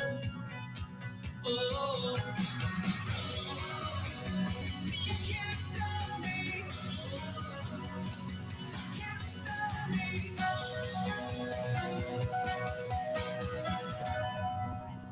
Welcome back to the Lake Max City Pro Junior. This is the final, the grand final of the women's. We have Kira Buckpitt in the red, Charlie Stokes in the green, Miller Brown in the white, and Osha Curtis in the blue. I'm joined, Ellie Lampkin here, joined with Jess Grimwood. Thanks for having me, Ellie. Oh, you're welcome. Welcome to my broadcast. Thank you. Yours and Burton Automotive broadcast, maybe. Yeah, Lake Macquarie City Council. Yeah, it's pretty exciting all the way to be in the final. I can already see a wave. There it is. Woo! Is that Osha Curtis? Yeah, it is Osha Curtis, isn't it? Charlie's a goofy footer. Yeah, so I don't know if there's a little sting in this for you. It was so close to making the final, Ellie. I was a bit close, yeah. Is it hard to then put your work hat on and jump back in to the broadcast booth? No, I'm all right. I'm all right. I'll go back and I'll watch the heat later, and I'll learn from it. I'll process it. But for now, just back to work. Great back on the perspective. job. Great opportunity for us too in the finals to get some insight and the psychology that goes behind this exact crop of professional junior surfers. You're a part of them. You'll be able to tell us the nitty gritty of what goes on in the finals too. Yeah, 30 o'clock. 30 minutes. 30-minute final. Wow, plenty of time. I wonder. Hopefully, the girls know that it's a 30-minute final. Oh, they'll in know. my heat, we weren't aware of 25 minutes. Bonus. Yeah. It's bonus. Bonus 5. Depends what position you're in, really. True. But, yeah, Osha Curtis got a 5-point ride for that one on her backhand. Kira starting off with a 3-point ride. Men's finals have been decided as well. That'll be up next. Benny's and Cray, Simon, Huey Vaughan and Harley Walters. They'll be making their way. Yeah. Wow. Big final for them. I cruised on over quickly in our little break while you and Finn were taking us through that last semi-final, and I had a look at the names that are on the side of the trophy. They got the perpetual shield on the side. Oh, cool. Of the Pro Junior trophies. And on the men's, the list of winners, 2019, Caleb Tancred. 2022, Marzi Harrison. 2023, Saxon Reba. Wow. Yeah, that's the history behind this event so far. In the women's, 2019, Molly Picklum. 2022, Ellie Harrison. And 2023 was Charlie Stokes. Charlie. Oh, she's in this heat now. Yeah, that was the February event, the Lake Mac Pro Junior. So it's pretty stacked history when you look at those little shields, and pretty prestigious. It's become like the launch pad for these Pro Junior surfers graduating into the qualifying series like yourself. Yeah. On the world stage to the World Surf League as well. And also Aussie camps. What's the selection like for Aussie camps? If you were to make these finals, is that something that you put towards the Surfing Australia selection? I honestly have no idea. You leave that up to the paperwork people in your team, don't you? You just do the surfing. Yeah. Try not to overthink it, really. Yeah, full focus on the surfing. Yeah. Who do you have in the corner? What type of teams do you guys have around you to get to this level of competition for the finals? I think Surfing Australia have a talent ID camp. Mm-hmm. Like, they have a few people from around Australia, like the top grums, that they take through this talent ID camp to I don't know, build up their skills, I guess, preparing them for these events and the Challenge Series eventually, all the way up to the CT. Mm-hmm. All the way up to the Olympics now, too. To the Olympics as well, yeah. Crazy stuff. And this is one of those events, if you're able to take out the iconic redhead tower trophy home, you'd be putting that straight on the resume for sure. Definitely. Yeah, all the admin people for you would be putting it on your resume. And they'd say, righto, she won the Let's Surf Lake Macquarie Pro Junior. It's a stacked final for one of these young women. Osha Curtis, Kira Buck-Pitt, Charlie Stokes and Miller Brown, they've all had a huge amount of success. Yeah, definitely. Yeah, throughout their careers. Yeah. You've had a lot of matchups against all four of them as well. Yeah, I've definitely had all of them in a heat at one point. Who's your arch nemesis in the four that we see? Who do you find the biggest threat? I remember in Maroubra, I had a semi-final with Miller Brown, and she was just on fire. She's a super girl on that one. She's got everything under her belt. Mm-hmm. She's got the edge. She's got the calves. She's frothing, which is important. So, yeah, she's a bit of a threat in this as well. Jarley's spent some time in Indonesia this year. She's been overseas surfing with her family. She's done a lot of... She did the comp in Cruy over there. Here we go. Who's up and running here? Miller. Throwing some spray off that one. This section's hard to get through. Ooh. I had a wave exactly like that in my heat. Here we go, Jarley. On her forehand up here. Just like Uluwatu. Look at that. Cuts it back. Is she going to milk it all the way? It's important she gets this finish. Yeah. Good stuff. The ever important finish. Yeah, definitely. Very lucky to have your insight on this side of the camera too. Ellie Lampkin hosting us for the final of the Let's Surf Lake Macquarie Pro Junior. Let's wait to see those two scores. Where do you put Jarley's in the scale so far before it locks in? Small wave. I reckon maybe 4.5. Okay. I didn't see Osha's first turn, but I feel like they were pretty similar waves, hers and Jarley's. Yeah, put it around the 5 range, 4-5. How much does the scale change when you come into the finals? I mean, they've already surfed, you've surfed 3 rounds to get here? 1, 2. This is the third round, actually, 2 rounds before this one. Yeah, only 2, only straight quarters. So, how much does this scale change into this? Are you aware of it as a competitor, or is it just something that one of those things, like you said, that you don't overthink? It changes between each heat, really. Mm-hmm. I feel like I'm not a head judge, but yeah, it's definitely the first wave would set the scale, I guess. So Osha's 5-point ride set the scale. So there we go, Jarley just short. 4.4. What did I say? You just said a 4, mid-4. You're on the money. On the money, all right. Mm-hmm. Maybe I should move over to the judging table. Well, I feel like you see a lot of those professional surfers, championship tour experience, they do move over into judging careers, and that's exactly why, because you young athletes just have this ability to be able to analyse your own performances on the fly as you go through these finals, and that's what makes you guys the cream of the crop in Australian surfing and for our region. Yeah, Miller Brown locked in a 3.27 just for that one turn. Got a bit stuck by that bit of deeper water, I guess, between her next turn. I think I had one wave like that. One turn. Had to get a second one to get through. Pumped the whole way. Lost all my speed. Bogged. And now you're sitting with us. Now we're back here. But is this the final right now? The women's 1,000 points on the line. And some prize money too for these girls. Money, yeah. Pay for the entry fee. Mm-hmm. Pay for the petrol down from the coast. I think Jarley's come all the way from the Sunshine Coast. Osha's come from Lennox. Miller just from Sydney. There you go. All of them locked in one wave so far. Plenty of time on the clock. Those requirements too on the screen needs a 0.61. That's to win as well.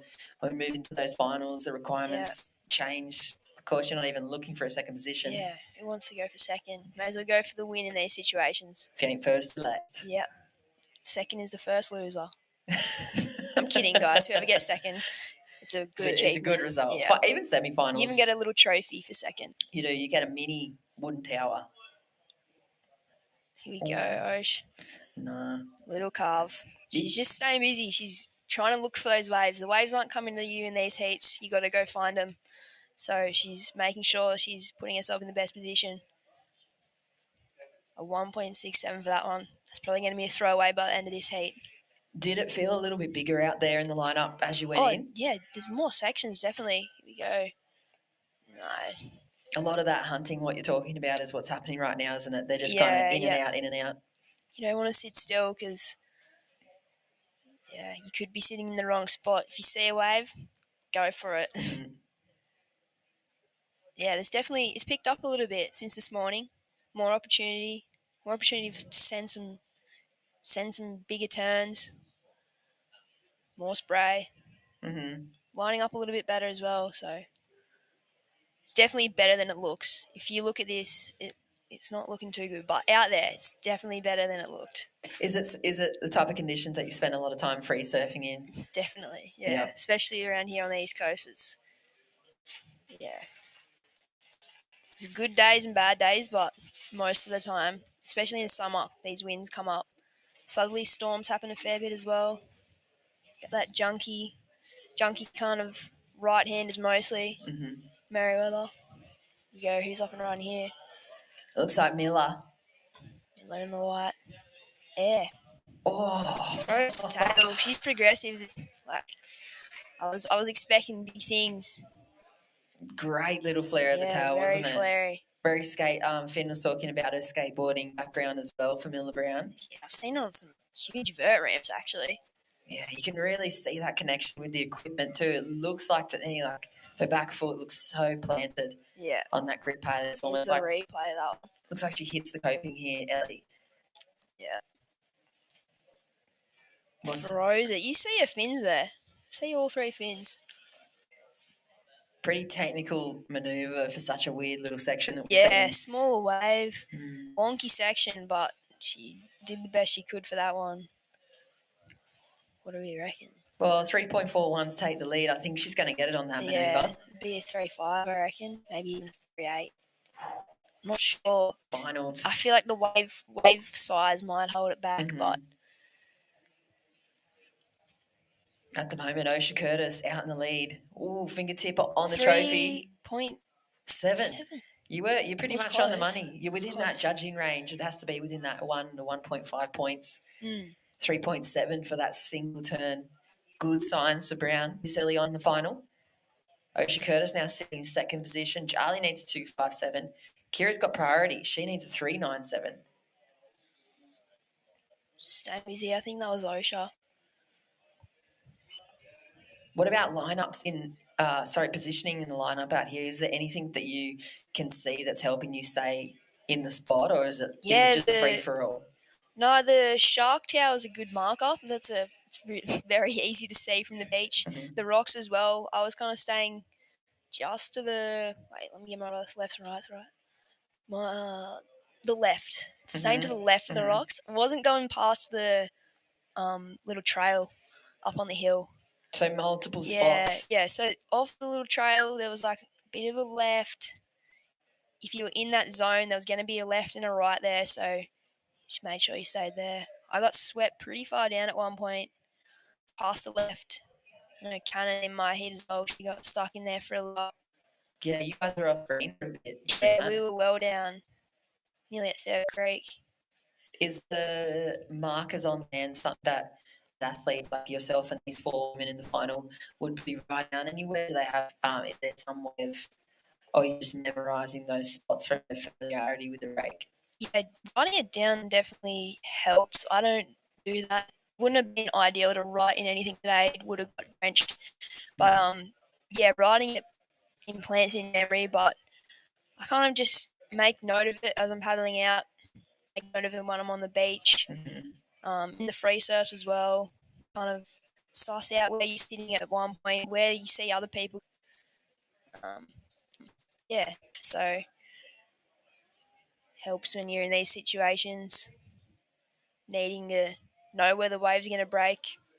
Got that little bit of insight from your free surf or from watching someone take off on a wave and going, oh, that was in front of the tree. Like, it definitely helps because otherwise you sometimes just get a bit lost out there. Just under 15 minutes remaining. Let's Surf Lake Macquarie. This is the grand final for the title. Miller Brown riding. Just a little slash. I've had to get the zoom on this one. She must be down the beach. Wow. Throws the fins.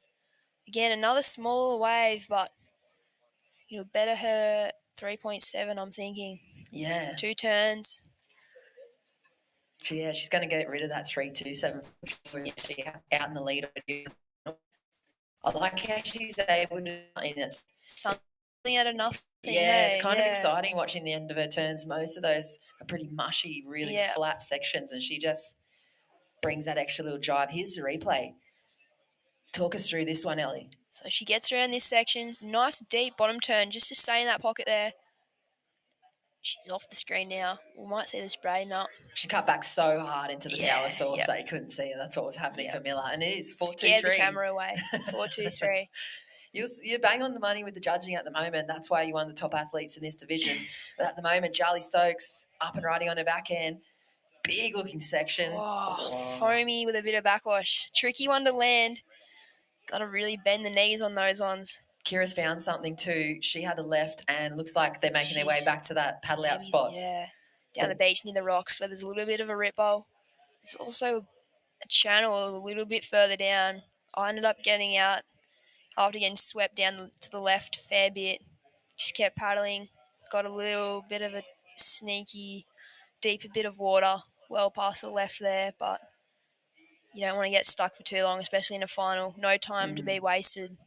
Not even in a 30-minute final. There's Charlie Stokes on screen. She's making her way back out. That's the left that she got on the right-hand side of your screen. Charlie Stokes found herself a right too. First turn off the click for Kira Buckpitt. Yeah, 2 nice turns put together, so that'll definitely help her situation. She is a long way down to the south of the bank there, isn't she? You can see her making her way back towards the rocks here. Iron Woman style, powering back into that rip. Yeah. Here we go. 5.63 for that last one. Yeah, 2-turn Judges combo. like the 2 turns. If you think about Miller Brown's 4-2-3 as well, I see where that Yeah, slots definitely. A little bit of a bigger wave. in. Sent a little bit more spray. First turn connected nicely. 12 minutes to go. Now she's got the finger on the trophy. Wow. Just ever so slightly, maybe the little pinky. There's plenty of time in the final. I wonder if she's thinking about that. Is she thinking about that? I don't know. Sometimes it gets in your head, these things. Like when I was in the semi-final, I was like, oh, this is the semi-final. Like I could be in a final. And I feel like as soon as you think something like that, the universe is like, get back in your place. Like just do the job right here, stay present. And you get a bit humbled sometimes. So hopefully they're not thinking about the title. Hopefully they've just got their eyes on getting the next wave. Here we go. Oh, quick in and out. Going for the lobster dive. I think that might have been Osha using up her priority possibly. I think she will beat the other girls out anyway. 3.64 required for her to take the win. Charlie Stokes still looking for the 4.24. Miller Brown needs a 4.41 because Kira, she's found that little gap, the running rip on the side of that rip bowl you were speaking about, Ellie. She's got a 5.63 and a 3-point ride in the bank. Yeah, wonder what her game plan is from here. She could try and get a little right-hander. Better the 3. Doubt she knows that she's got a 3 in the first place, so she'll probably just be hunting one like her last wave, knowing that 2 turns is pretty good for out there. So we'll see where she takes it from here. Here's the overview. Man, it looks pretty junky from here, but the sections are out there. Yeah, you can see the separation in the banks as well, can't you? They've moved a little further down towards the left, I feel like. 10 minutes, 20 seconds. Women's final. Charlie holding down first priority, not needing too much to take the lead. Yeah, not a bad spot to be in. Back-to-back titles. She's chasing it. She needs a 4.24 to put her name on that trophy once again too. And she's got 10 minutes to do it. 1,000 points for your junior rankings. Yeah. See Benzonata heading down for his final. Men's final of the Lake Max City Pro Junior. We go up and riding. Osh just drifting the fins a little bit. Slides out in that whitewash. So much power behind that first turn. There It was was a bit of just power. too much. Finns couldn't take it. There's a great overview as well. You can see that definitive setup with the sand where the whitewash triangles are kind of flushing through. There your structured banks, the comp bank we've been sitting on, where you can see, I think that's Kira Buckpit and the ski. The other bank, just a little to the south, where a few of the competitors have been finding that space under priority and finding some really good scores across there. Some nice lefts coming through there. Even some of the rights that came through. As well, yeah. Huey's heat, a few heats ago. Yeah. I remember he was super deep. Harley Walters found some really good scorers down on that part of the bank as well. Miller Brown, she goes back to the lead of the final. 5-2-3, 4-2-3. Kira Buckpit has priority. She needs a 3-8-3 now. Osha needs something. That was up and out for Charlie. I think that was a use of her priority there. Does look a lot bigger here this afternoon for the finals too. 1,000 points. What do you like better, the cash or the points? Well, it depends on your ranking. I was pretty well down, so it was more the cash. But the cash motivator for you? Yeah, but for these people chasing the junior world titles, points are very, very critical. Just over 8 minutes on the clock. Great little view of the headland too. Some good little lefts that spring off the top of that point. Yeah. Quietly, just quietly. Just quietly. Mm-hmm. Have you seen clips, Jess? I've seen some clips. Yep, I've seen some content. Oh, here we go. Benny. The preheat His prep. Preheat psych up. Some airs, some full rotes. He's got a routine down pat too. He does, doesn't he? Yeah, the exact one. A few of those spins go on. He's got the exact one in the semi. Yeah. What's your preheat routine? Oh, I mix it up at the moment, trying new things. Seeing what works for you best? Yeah, it's the time in these junior events to figure out what works for you. You kind of get the freedom, don't you? Yeah. You have so many events on your calendar season. It's easy for you guys to have enough heats to try and get the prep in and practice that routine. Yeah, I'm a bit superstitious as well. So if something works, I like to force myself to change it up a little bit, because if you get stuck doing the same thing over and over again, and you get so set on that, if it ends up not working eventually, you're kind of a bit like, what? I did everything right. Okay. I don't know. I feel like if you wear a wetsuit once and you're like, oh, this is the wetsuit that I'll have to wear because I won the heat in this. Right. Yeah, it gets I feel like surfers are pretty superstitious people. Maybe it's just me. Maybe I'm just a weirdo. No, Finn and I were talking about that pretty deeply in one of the other semi-finals about the superstition, kind of similar to footy or other sports where you guys get really fixated as athletes on ritual and routine. So I feel like it's important to mix it up a little bit, break that. Know that you can just trust your surfing. It's not all in the routine. What happens when you travel overseas and you do forget that favourite towel? Exactly, you're screwed. You need to, break away from that. But we're on 6 minutes remaining. Yeah, Miller Brown's got her hands on the trophies now. She does. 9.46 total. Her best results so far on the junior tour. First at the Escalating Pro Junior. Wow. Best result on the QS. 1,000 QS. So QS 1,000, pretty big event. That was the Burley one. She beat me in the semis. Burley? Yeah. Beautiful. No, not Burley. Maroubra. I was going to say. Yeah. But maybe she's won that many, they can't stack them up at the moment. Yeah, too many. She's had some success. She knows what it takes to take the win in the final. Kira Buckpit, she's ranked number 2 at the moment on the women's junior tour. Her best results so far, that third on the Gold Coast. So a win here for her, or that second place is going to be huge. Yeah, some big points for her. Osha Curtis, number 6 on the junior tour at the moment. Her best result, a 4th at the Tweed Coast Pro Junior. So anything better than a 4th here is going to be the best thing of her season. Charlie Stokes, she's on the qualifying series, number 22 in that Opens division for the junior tour. Her best result, obviously, name already featuring on this Lake Mac City Pro Trophy. From the start of the year, she won it. And backup junior tour result was that Tweed Coast Pro Junior 2nd place.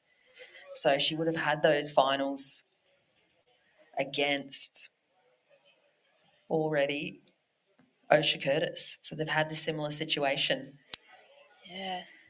And she was able to beat her. And at the moment, Miller Brown's topping the charts here for the women's finals. 9.46. With those scores, one turn is going to blast this thing apart, though. All those scores required to go to first. Yep. There's not much in it, really. 4 minutes on the clock.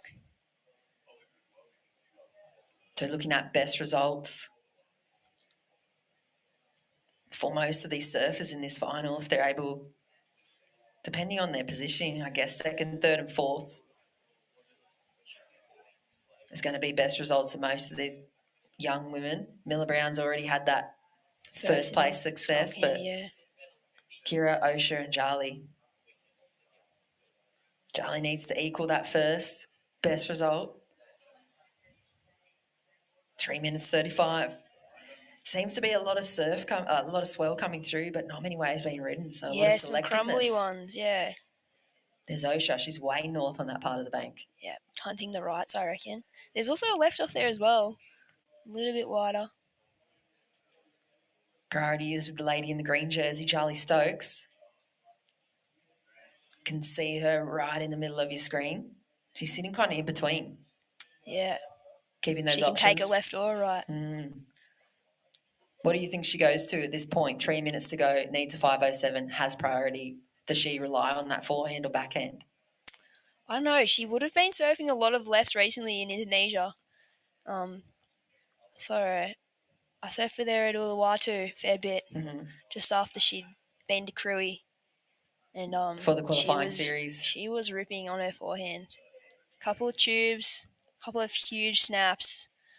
Conditions are a little bit crumblier here. She wouldn't be used to the crumbliness, I don't reckon, but obviously being from the sunny coast, get these conditions a fair bit, so... Can be a tricky transition, can't it? Yeah, after surfing in Indo, it's different, isn't it? The lack of power gets you, but she's been back home for a little while, would have practiced in these conditions. First priority, even if she just gets rid of that 1.8, try make her way up. Osha Curtis as well. She's sitting off to the right-hand side of your screen on the southern side of the bank. She's looking for her best result. Third to be her best result in the junior tour. Fourth is what she had at Tweed. So if she can better this in 1 minute 45, possibly take the win, it's going to be a huge result for her. I feel like we see these four names a lot. If I look back through the 2021, 2022, 2023 junior season, it is most definitely Brown, Buckpitt, Curtis and Stokes somewhere in those finals, if not back-to-back. So we'll have to tally up the head-to-head matchups between these four. There could be an ultimate champion here. At the moment, Miller Brown in the lead still, 1 minute 15. Charlie Stokes, 5.07 with first priority. That'll give her the champ's crown. Osha Curtis needs a 4.47. Kira Buckpitt needs a 3.83. 1 minute remaining. Miller Brown will be wishing that time sped up. Charlie will be wishing that it slows down. Will we see another opportunity, Ellie? 55 seconds. I really hope so. I'm excited. I hope we see 4 huge turns. 4 more. Yeah, leave the judges. Give them a good little... They've been slacking off, so they've had a huge couple of days. You want them to be pushed to the wire. Keep them busy. This is the last 2 more heats to go. Keep them on their toes. 35 seconds. Miller having another crack. Nah. She's under priority. Charlie's having a look at this one. 30 seconds on the clock. She's got to get into something. Opportunity. Kira. Oh, man. Nothing for her. This is 15, tense. 15 seconds. Ooh. Miller, the fingernails are scratching into the trophy. 10 seconds. Is there any waves coming? Charlie holding down priority for a few minutes now. Here she goes. Oh come on. Before the hooter. Wow. Do you reckon? Let's watch what she does first. She needs a 5.07. Yeah. Opening turn was wobbly. Puts the finishing touches on it, though. Keep it going, Charlie. Milk it all the way. She had to surf that She all the did. way. We're going to have to wait to see who won that final. It's going to come right down to the wire. It looks like Miller Brown might be the champ, but we'll wait to finalise that. Stick with us. Live action. Let's Surf Lake Macquarie Pro Junior men's final coming up after this. Champ to be finalised. It looks like she's taking a victory lap though, Miller Brown. Stick with us. Live broadcast coming right back.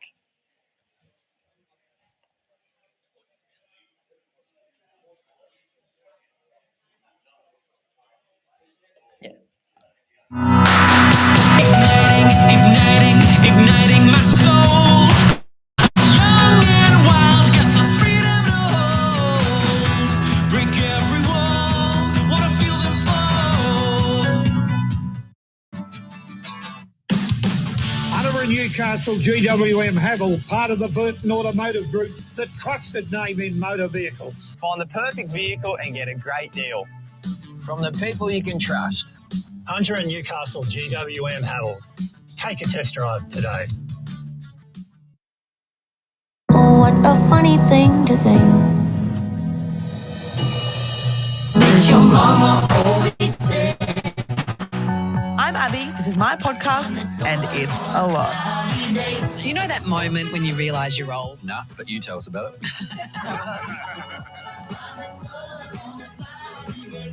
What about these guys? Watch these hands. That's good.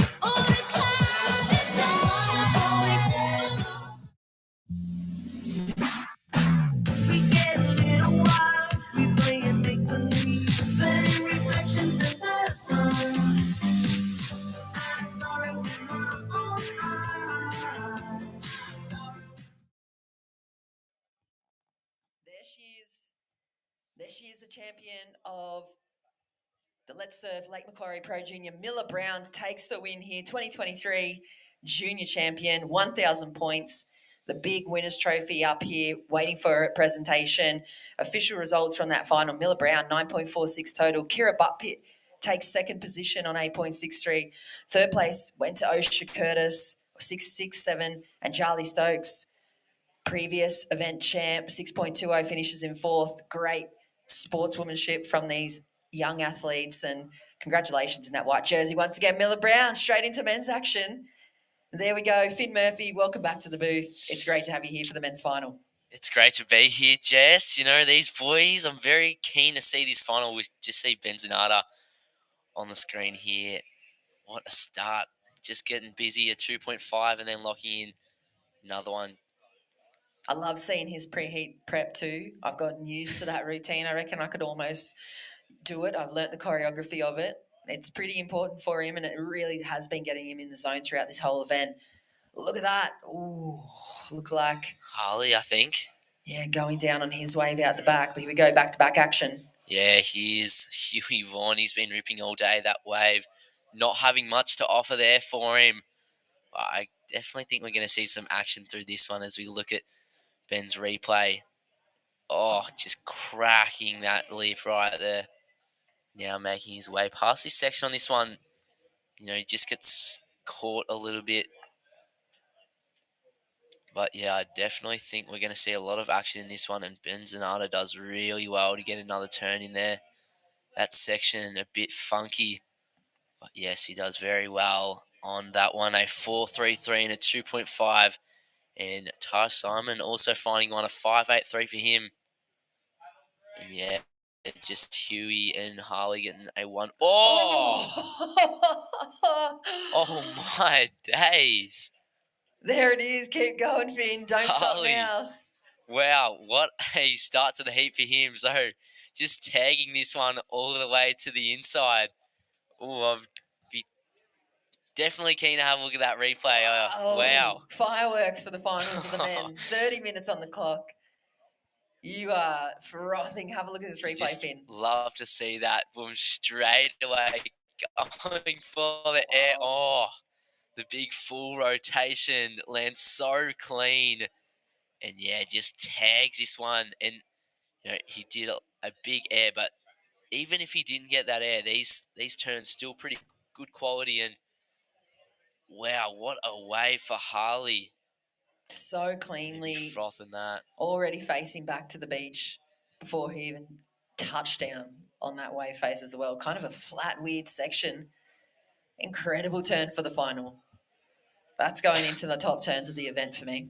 Yeah, for sure. That's definitely a highlight for me. Harley, we've been talking up all event, and that's why, because he pulls stuff like that out of his pocket. Well, he knows he has to bring it. There's the score, Finn. 8-point ride, definitely well deserved there. So Harley going into first place, an 8-point ride and a 1:07. And Benzonata now in second, chasing a 4.75. Taj Simon started off with that 5.83, and Huey Vaughan just a quick 1.07. Very early days in this heat. Lots of action already to kick off this men's final down here at Redhead Beach. And this is it, isn't it? This is when these guys are at full rev mode. They've clutched up to the very last gear because they know when they're surfing against people like Huey Vaughan or Taj Simon, Harley's got to bring his A game, which is at the top of even the QS surfing. Like, this is top tier pro junior surfing. You could easily mistake this for a very high rated world qualifying event as well, with the level of surfing that's going on, especially in these conditions. So Huey with priority. I bet you we're going to see him answer back with some type of air show. It's going to be an air off between those two. Taj has got that in his repertoire as well. And then you've got the Grom, Benny Zanata Cray, that is so poised. He kind of almost reminds me of a young, like, Mikey Madonna in competition. Not personality-wise, but just competition-wise. He's kind of got that. He's so uber-focused on what the job and the task is out there, and he's just not worried. He probably would have saw that 8 and he's like, sure, no worries. I've done my prep, I'm ready to go. Yeah, and Harley looking at another one, just a quick one, but Huey on a left here, getting some speed, dropping down into this section. Oh, all the way around, just unable to ride out there. But Huey, I definitely think we're going to see him and Harley go back to back. Here's Benzonata, the little Grom. Nice cutty. Oh, does super well to get to that one. And puts a nice turn up there to finish that one off. Grom in age, but young man in athleticism now. He's really shown that he deserves this spot up here with the older guys and the pro juniors, and I can just see him transitioning pretty easily onto that QS in the next few years. Yeah, 100%. It's been ripping all event. But yes, I think, like you said before, this might be a little bit of an air show. Taj Simon, not really known for his airs, but he definitely has them, in his book of tricks. Here's that replay for Ben. So we just see him get past this section here. Really nice rail game there on the fins, and yeah, he does super well to get in another turn.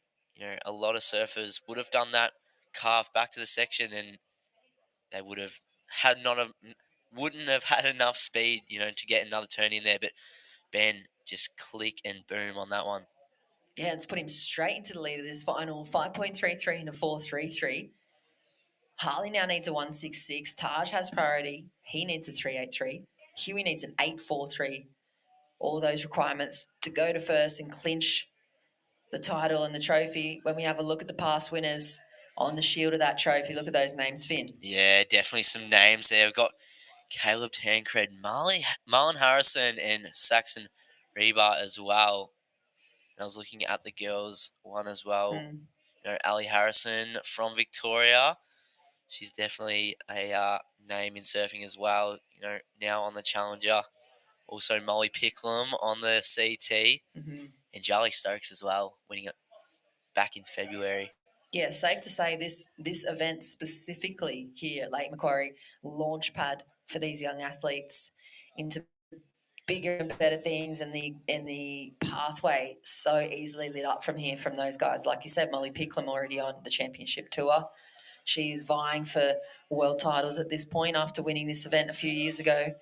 You can see that trajectory too for Hugh, for Taj, Harley. I feel like if he wanted to do it 100%, he could, but he has this kind of free surfing vibe about him. I can kind of see the Dave Rastovich career path ahead of him. Yeah, for sure. I reckon Harley, he's a bit more laid back than, these other guys, and you can tell he just loves to surf, and he's not super hung up in comps, but we can just see him putting that one into the section. Or maybe that's the vibe he gives off. Maybe he's actually secretly a competition weapon and he wants that championship to a spot after he progresses up through the Pro Juniors and the rest of the pathway now. Just under 20 minutes. Bernie Zanata out in the lead, though. I can see this guy, competitive machine, such a young age. I remember even watching him in like the under 10s or the under 12s at the Grom comps and the focus. Steely. Here's the replay, though, from Harley. Yeah, it just gets that nice carving, roundhouse cutty there. Puts that one right up into the foam. Yeah, just loses the board there. Weird little angle on the end of those sections, isn't there? Ellie was saying they're such a hard, you lose a lot of speed and there's such a strange little lumpy, frothy section that comes back at you.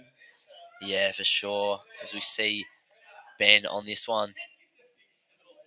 A bit funky there at the start, not having much of a section, but he finds his way onto the inside. Ooh, big section lining up there. Oh. His reaction is so quick to what's being offered up on the plate in front of him in Ways of Wave. I can't wait to see this replay. Have a look at this, Finn. Look how quick he reacts to this inside section. Yeah, you can see good effort to get into that section to start it off. And then, yeah, opening up with that carve. Yeah, look at this thing. Straight away, the section moves a bit faster than you would have thought. And, yeah, he goes straight up and brings it down. Harley Walters, though, going into first place, an 8-point ride and a 2.87. And Benzonata needing a 5.55 to go to first. Tar Simon still hanging on with a 5.83. He does have priority. And Huey Vaughan a little bit quiet at 1.23 and a 1.07. He's going for the Hail Marys, isn't he, at this point? There he goes. Replay for Huey. Yeah, so making his way down the line. Lots of speed here. Wouldn't be surprised if we see an air, but he decides to kick out at section, obviously not having much for him. And here is the Call Lord. Wow. Straight to that chop rotation off the lip. He's enough to silence you, isn't he, every time? For sure. I love his style. Gets to work on the inside, puts the finishing touches on. Nice backup wave for Harley Walters. He's looking really solid at the almost halfway mark of this final. Huey Vaughan, you can see the game plan. At the moment, just a couple of throwaway ones, but he's looking for something special out there. Here's the replay of Harley, though. Yeah, Wow. look at that. Fins free, really loose. Great use of that single section, really turning quite a small little wave and pretty unremarkable section into something very special here in the final for Harley Walters. And just keeps with it too, showing that competitiveness and his heat intelligence. He doesn't want to waste any little part of the point, a 4.4. Yeah, just extending that lead even more. Harley trying to step away from Benzonata Cray. He is right on his toes.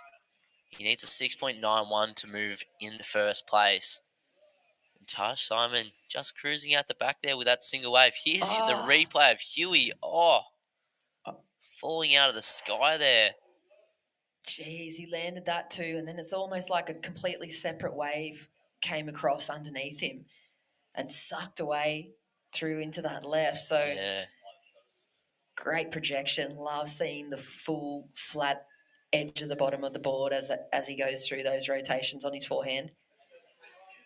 He could easily flip it to 2 turns, 2 sections. We've seen him do it throughout the event so far. You could end up with a pair of 8s or 9s with one single aerial manoeuvre, matching Harley Walters. And I have a feeling that's the game plan at the moment. He's looking to use that aerial repertoire to his advantage. But Taj sitting in a pretty nice position with priority. He only needs that 6.58. Yeah, he could definitely get a nice wave and, put a combo together or even take it to the air because he does have a good air rev on him. But, yeah, Huey has been going for punts all event. Early today, I think first hit of the day we saw him do 2 nice air revs. Yeah, he's just been cruising in this one, trying to get those airs, but yeah, we saw him land that one in that wave, just getting taken out from underneath him. There's the current setup situation on the contest bank. 15 minutes on the clock. It's an absolute maverick behind this drone today in these conditions. It looks stable as up there, but it is still pretty gusty. These athletes been contending with the weather all throughout the day. They've had to surf multiple rounds to get here, and now they're 14 minutes and 40 seconds away from 1,000 points for the World Surf League's junior ranking. Some cash, definitely the bragging rights. Most importantly, that trophy for the cabinet at home. Huge one. Those trophies are sick. Centerpiece for the home trophy. Cabinet, but 14 minutes, 20 seconds. Priority Taj. I want to see some back-to-back exchanges going on here for these four guys. Yeah, I definitely think the next set that rolls through, we might see a lot of action. And Taj will be looking to get another wave to move out of third and go to second or first. He is chasing a 6.58. And Huey, he's in fourth place. Ooh, looks like Harley is going to have a sniff at this one. Oh, he's in that air stance and boom. Takes that one to the sky. The landing's a bit how you going. And yeah, just unable to ride out of there. And here's Taj Simon using his priority over Ben.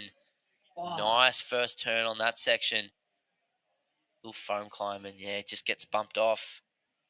Great big bead Durbo style turn, wasn't it? Yeah. Can also be used kind of as a transition turn. I think he was looking for that real inside crack to finish, but it's going to go well for him. There goes Ben Zanata-Cray. Ooh, nice turn there. I think this is the replay of it. Oh, how's that one? And almost looked like he was going to go for another, but yeah, just flicking off the side of that one. Two really, really big turns there. I think a big score might be coming through for Benzanata.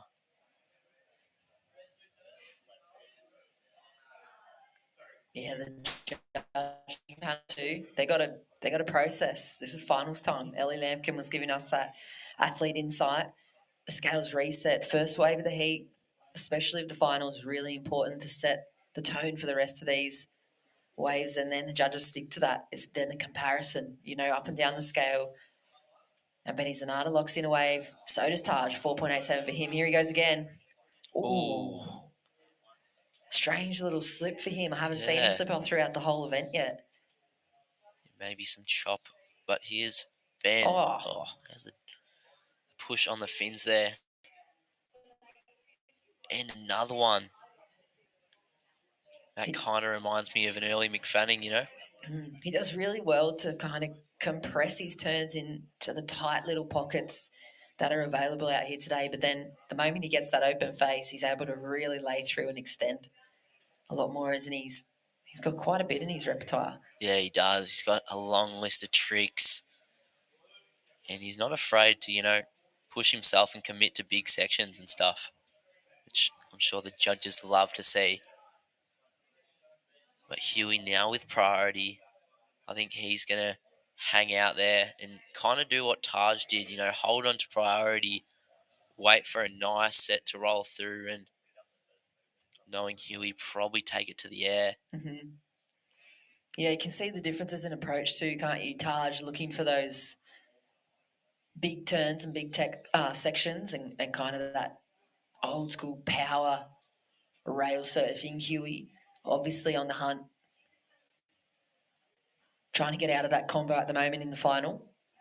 Benny needs a 6.74 if he wants to take the lead off Harley. That 8 is looking really healthy for the win here. 10.45. Yeah, I think Harley's in a really good spot here. He got that 8 nice and early on in the heat. And another 4.4 to back it up. But I think Harley might just want to keep busy to extend his lead as we see Benzanata. Just a quick one there for him. But yeah, Harley might want to better a 4.4 to even step further away from second and third. And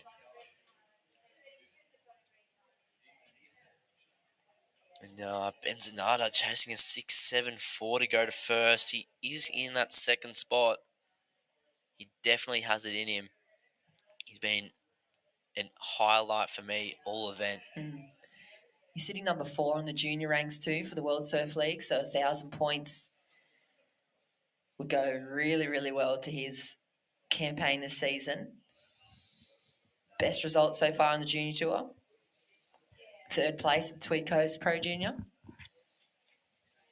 Benny Zanata, on the other hand, he's sitting at number 57, so a finals result here is already a great result for him in his junior campaign. But to take the win and 1,000 points would be huge for his seasoned resume. His best result so far, it's been a 17th at Sydney Junior. Yeah, I definitely think it will be big for Ben as well. And at such a young age as well for the junior tour, I think only 16. Here's Taj though. Ooh, catches that nose. He kind of threw the fins out as well, and yeah, caught the nose on the way down. I'm sure the Simon family will be watching at home. Yeah, great result also to make the final for Taj. He had a 9th earlier on in the season at the Sydney Pro Junior. For Huey, he's sitting 39. So this is a good one too. He's had a 5th, so he's made a final. Another good one for him. Great ground being broken for these young guys. Here you go, Ben just able to scratch into that one. And you can see him really, bringing out all of his tricks in this one. Unable to ride out of that air though. But yeah, that's just Benzonata just showing everyone that, hey guys, I'm not just a surfer on rail. I can go to the air as well. And there's a nice shot of Huey out the back. But here's Harley. Little 2-stage turn there. Looks like he might have got a little hung up. So 8 minutes remaining. Huey been real quiet. We have seen him get those small, incomplete waves. So I think he might want to start to get busy. But Huey holding on to priority. He is a very capable surfer and could get that combination of that 12.4 that he needs very easily. If my calculations are right too, Finn, in 7.5 minutes, if Harley takes the win here, he'll take the 1,000 points. He'll add it on to his already 1,895, and he'll take the overall Pro Junior rankings first position for the season over the top of Saxon Reaper, who's in number 1 at the moment with 2,245 points. We saw Lennox Smith, he was sitting in second. Just another in and out for Huey. Yeah. But yeah, Lennox Smith was sitting in second with 2,132 points. Luke Brumby, he's in that 3rd spot, so Harley's could be huge for him. A win. Yeah, this is a big final for Harley. Not only, to take out such a big event at such an iconic place, but to also move into that top spot. Such a big event for him. And I'm sure he's keeping, that motivation at the back of the mind to get those 1,000 points to move into the top spot of this this Pro Junior rankings. But yeah, Huey Vaughan, a lot of 1-point rides for him and a lot of 05s. He's having a little bit of bad luck on his wave selection. And that is what has been really tricky all day for these surfers to work out what waves to take. I think Ali said earlier that you never know which one's going to be the one. You don't know which one's going to have a wall or a nice section on it. And I was speaking to Willis Druma as well yesterday. He said that, you could take on one and it could have a really nice section and that's all it has, one section. And you have to make the most of it. Or you could take off on another one that looks like it has nothing and it has 2 really big sections down the line. Super, super tricky. Yeah, super tricky. Here goes Huey. Ooh, just hunting out there. Time's getting away from him though. Just over 5 minutes. 12.4 finals total for Mr. Walters. He's sitting nicely, but dangerously close. Like you said, Finn, Ben and Taj only needing pretty much to surf into the sevens. They find that two-turn or a big rotation, they're going to find themselves, There's a setup of the contest site. There's Redhead Beach, great community spot here in the Lake Macquarie Council area. Awabakul country as well. Here goes Ben. So Ben, another nice, just roundhouse cutty, a little cutback to set himself up for this section, goes for the air. And if he landed that one, I could see big scores coming through. That first turn was really, really nice, right on the rail, kind of drawing it out as well. Shows how clever he is in a heat too. He's realised, have a look at the replay, that he has to match it with Harley. Nice draw now, like you said. Kind of forces the situation, though, maybe at the end, Finn. Yeah. I mean, if he landed that one, it would have been a big score.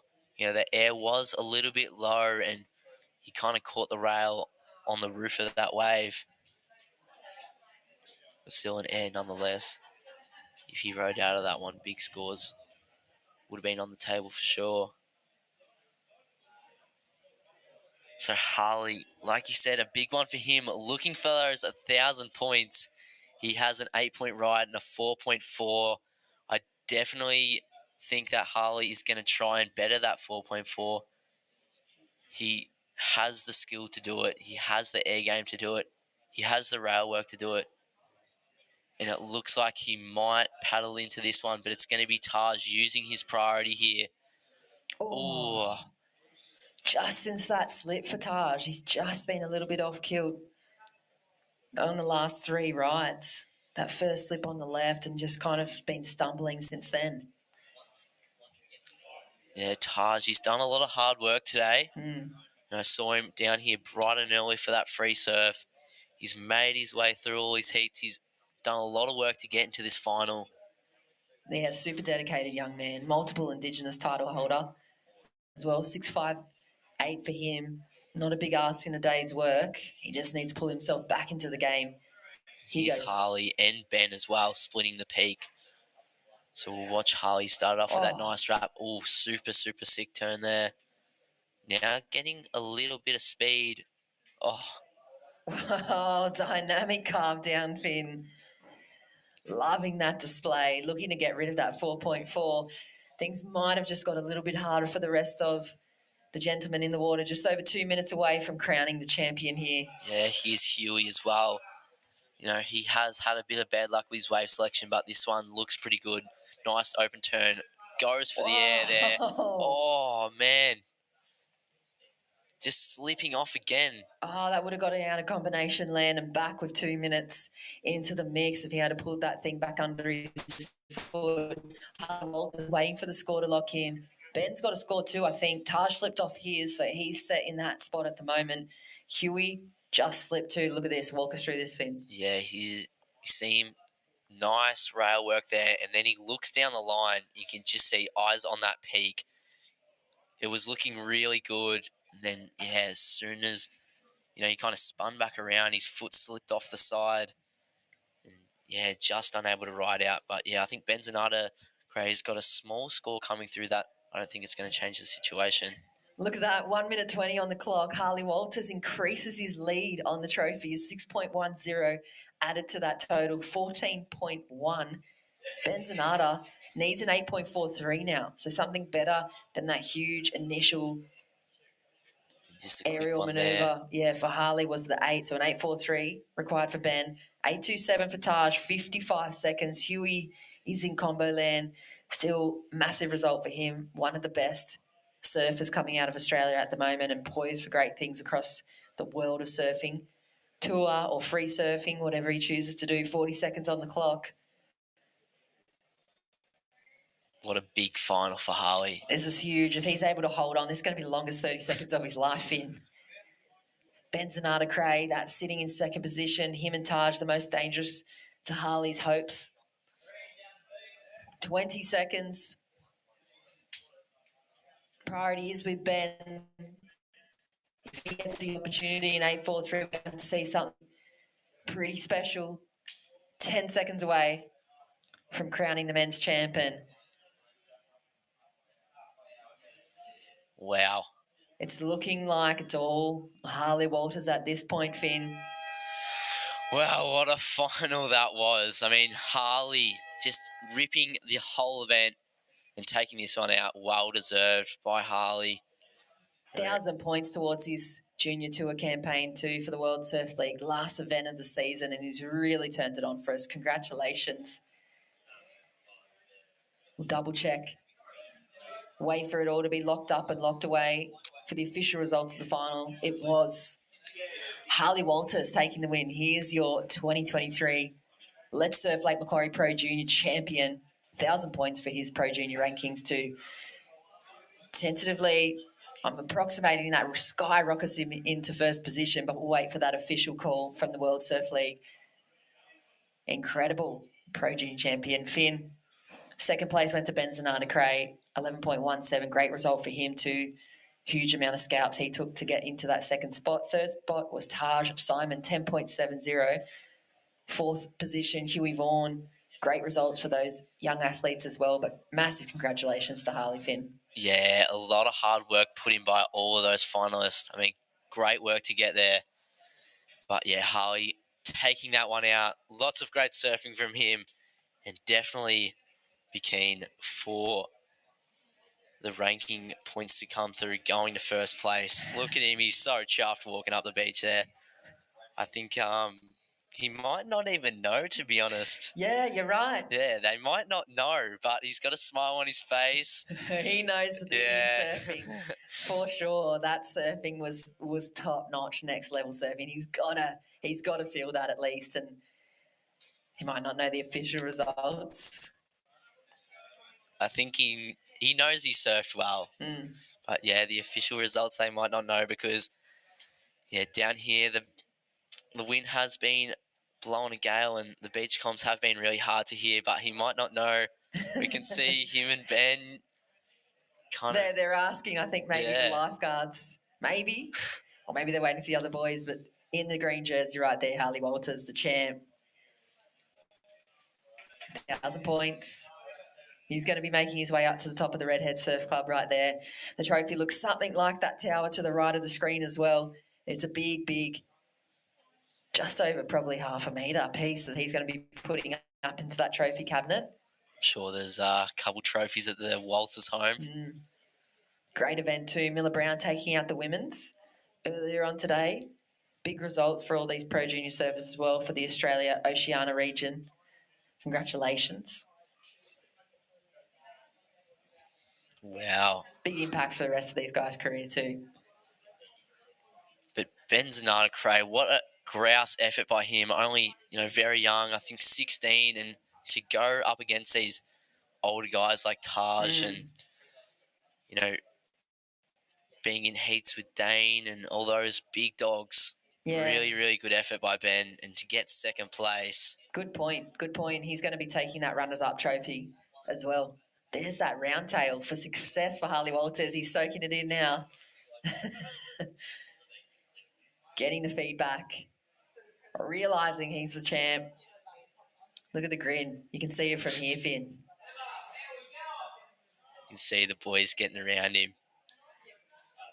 A well-fought final by all of them. And there's that iconic shot of the Redhead Beach and the tower. And that's it, your champs crowned for the Let's Surf Lake Macquarie Pro Junior. Lake Macquarie City Council, thank you for being the presenting partners. Big, proud sponsors as well. Hunter Melanoma Foundation, Burton Automotive bringing you the live webcast. We're about to hand the trophies over to the champs, so congratulations, Harley Walters and Miller Brown.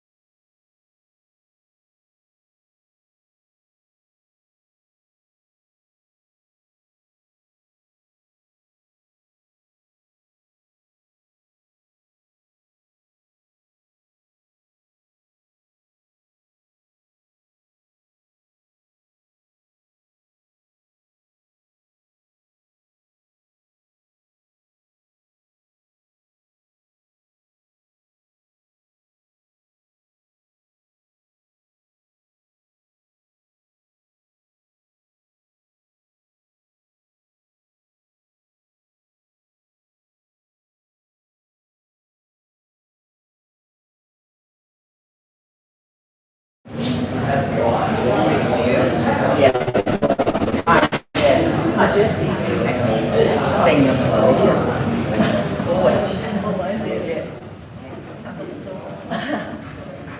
All right, thank you very much, ladies and gentlemen, competitors, athletes. I know it's been a very long day, so we'll make this nice and quick, but also pretty exciting for you guys. Congratulations again to all the competitors, to the officials, the judges, Warren Smith and his team, and especially the Oasis Media team for holding it down through the weather. It's been a huge 2 days of competition.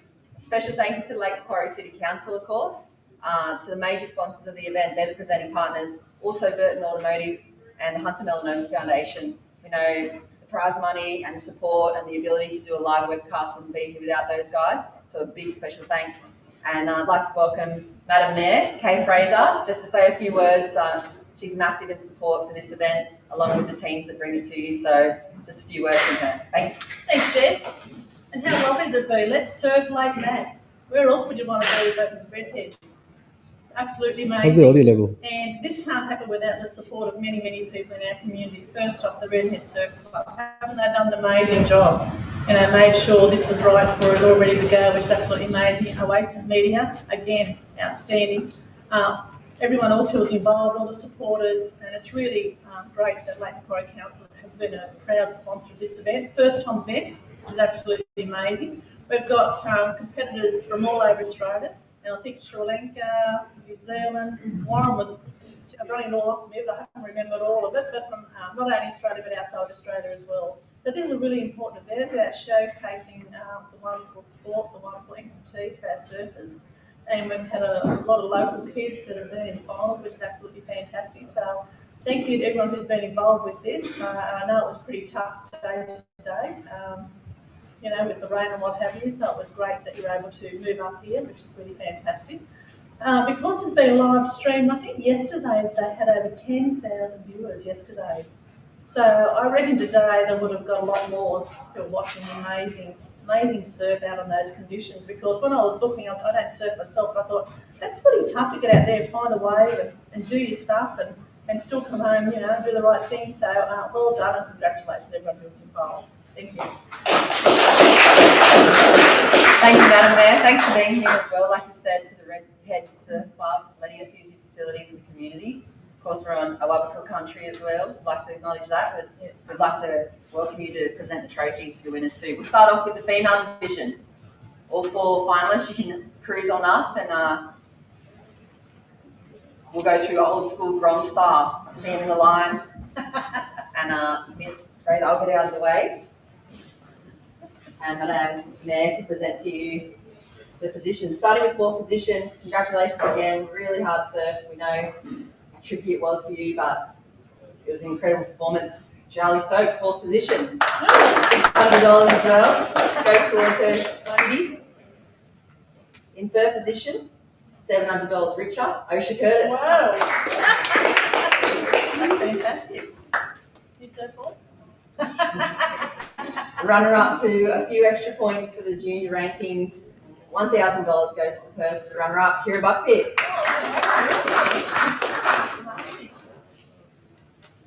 And for the champ today, congratulations, hard-fought final, impressive surfing from the young Miller Brown. $1,600 in pocket, 1,000 points for the junior rankings. And the Shark Tower Trophy. Congratulations, ladies. Name will also go on perpetual trophy, along the lines of Molly Picklin, a few other big names, including Charlie Stokes too. So well done. Great surf final. Congratulations. And now, fellas, 4 finalists. Would you like to make your way on up? Well done, guys. That was a pretty explosive final, pretty exciting surfing, and congratulations throughout all the rounds too for these young athletes. In 4th place, Huey Vaughan, $600.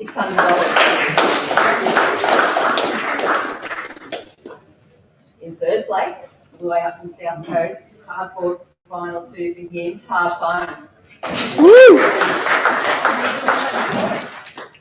Runner-up this year, really taking some big names down to make his way into this final as well. 2nd place, Ben Zanata Craig. $1,000 from first two, Benny. And congratulations from the get-go on that final. It was incredible watching you surf. And you'll be taking home that Shark Tower Trophy, the champion for this year, 2023 Let's Surf Lake Mac Pro Junior, Harley Walters.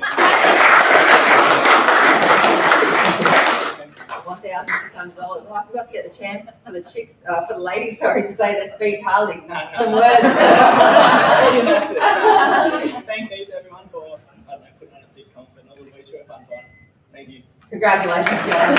Let's stay up there for a quick photo. Let's get Miller Brown back up here to say a quick. Yeah. Smile. Just a couple of words from you, Miller. Now. Sure. Why not? Thanks to the girls for a sick final and all the sponsors of the event to make it happen, and Kira for qualifying for the WSL World Juniors.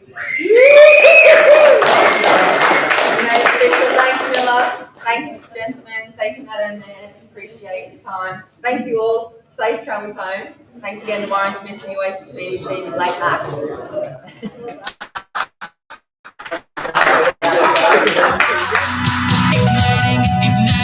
Igniting my soul. I'm young and wild, got my freedom to hold. Break every wall, wanna feel them fall. Hunter and Newcastle GWM Havel, part of the Burton Automotive Group, the trusted name in motor vehicles. Find the perfect vehicle and get a great deal. From the people you can trust. Hunter and Newcastle GWM Havel. Take a test drive today. Oh, what a funny thing to say. But your mama always said. I'm Abby, this is my podcast, and it's a lot. You know that moment when you realise you're old? Nah, but you tell us about it.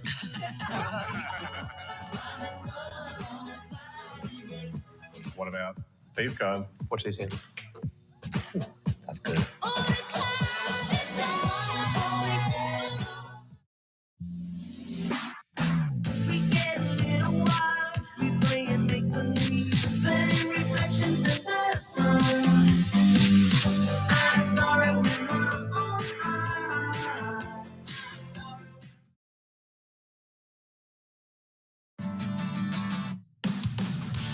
Newcastle GWM Havel, part of the Burton Automotive Group, the trusted name in motor vehicles. Find the perfect vehicle and get a great deal. From the people you can trust. Hunter and Newcastle GWM Havel. Take a test drive today.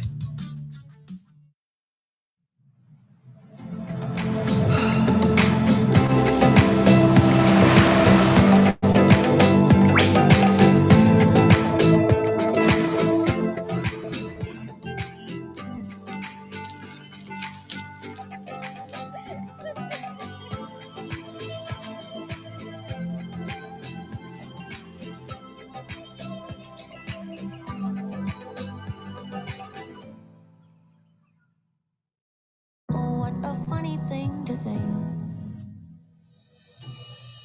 But your mama always said.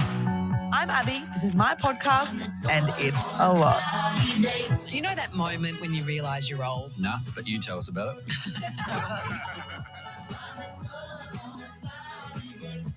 What about these guys? Watch this here. That's good.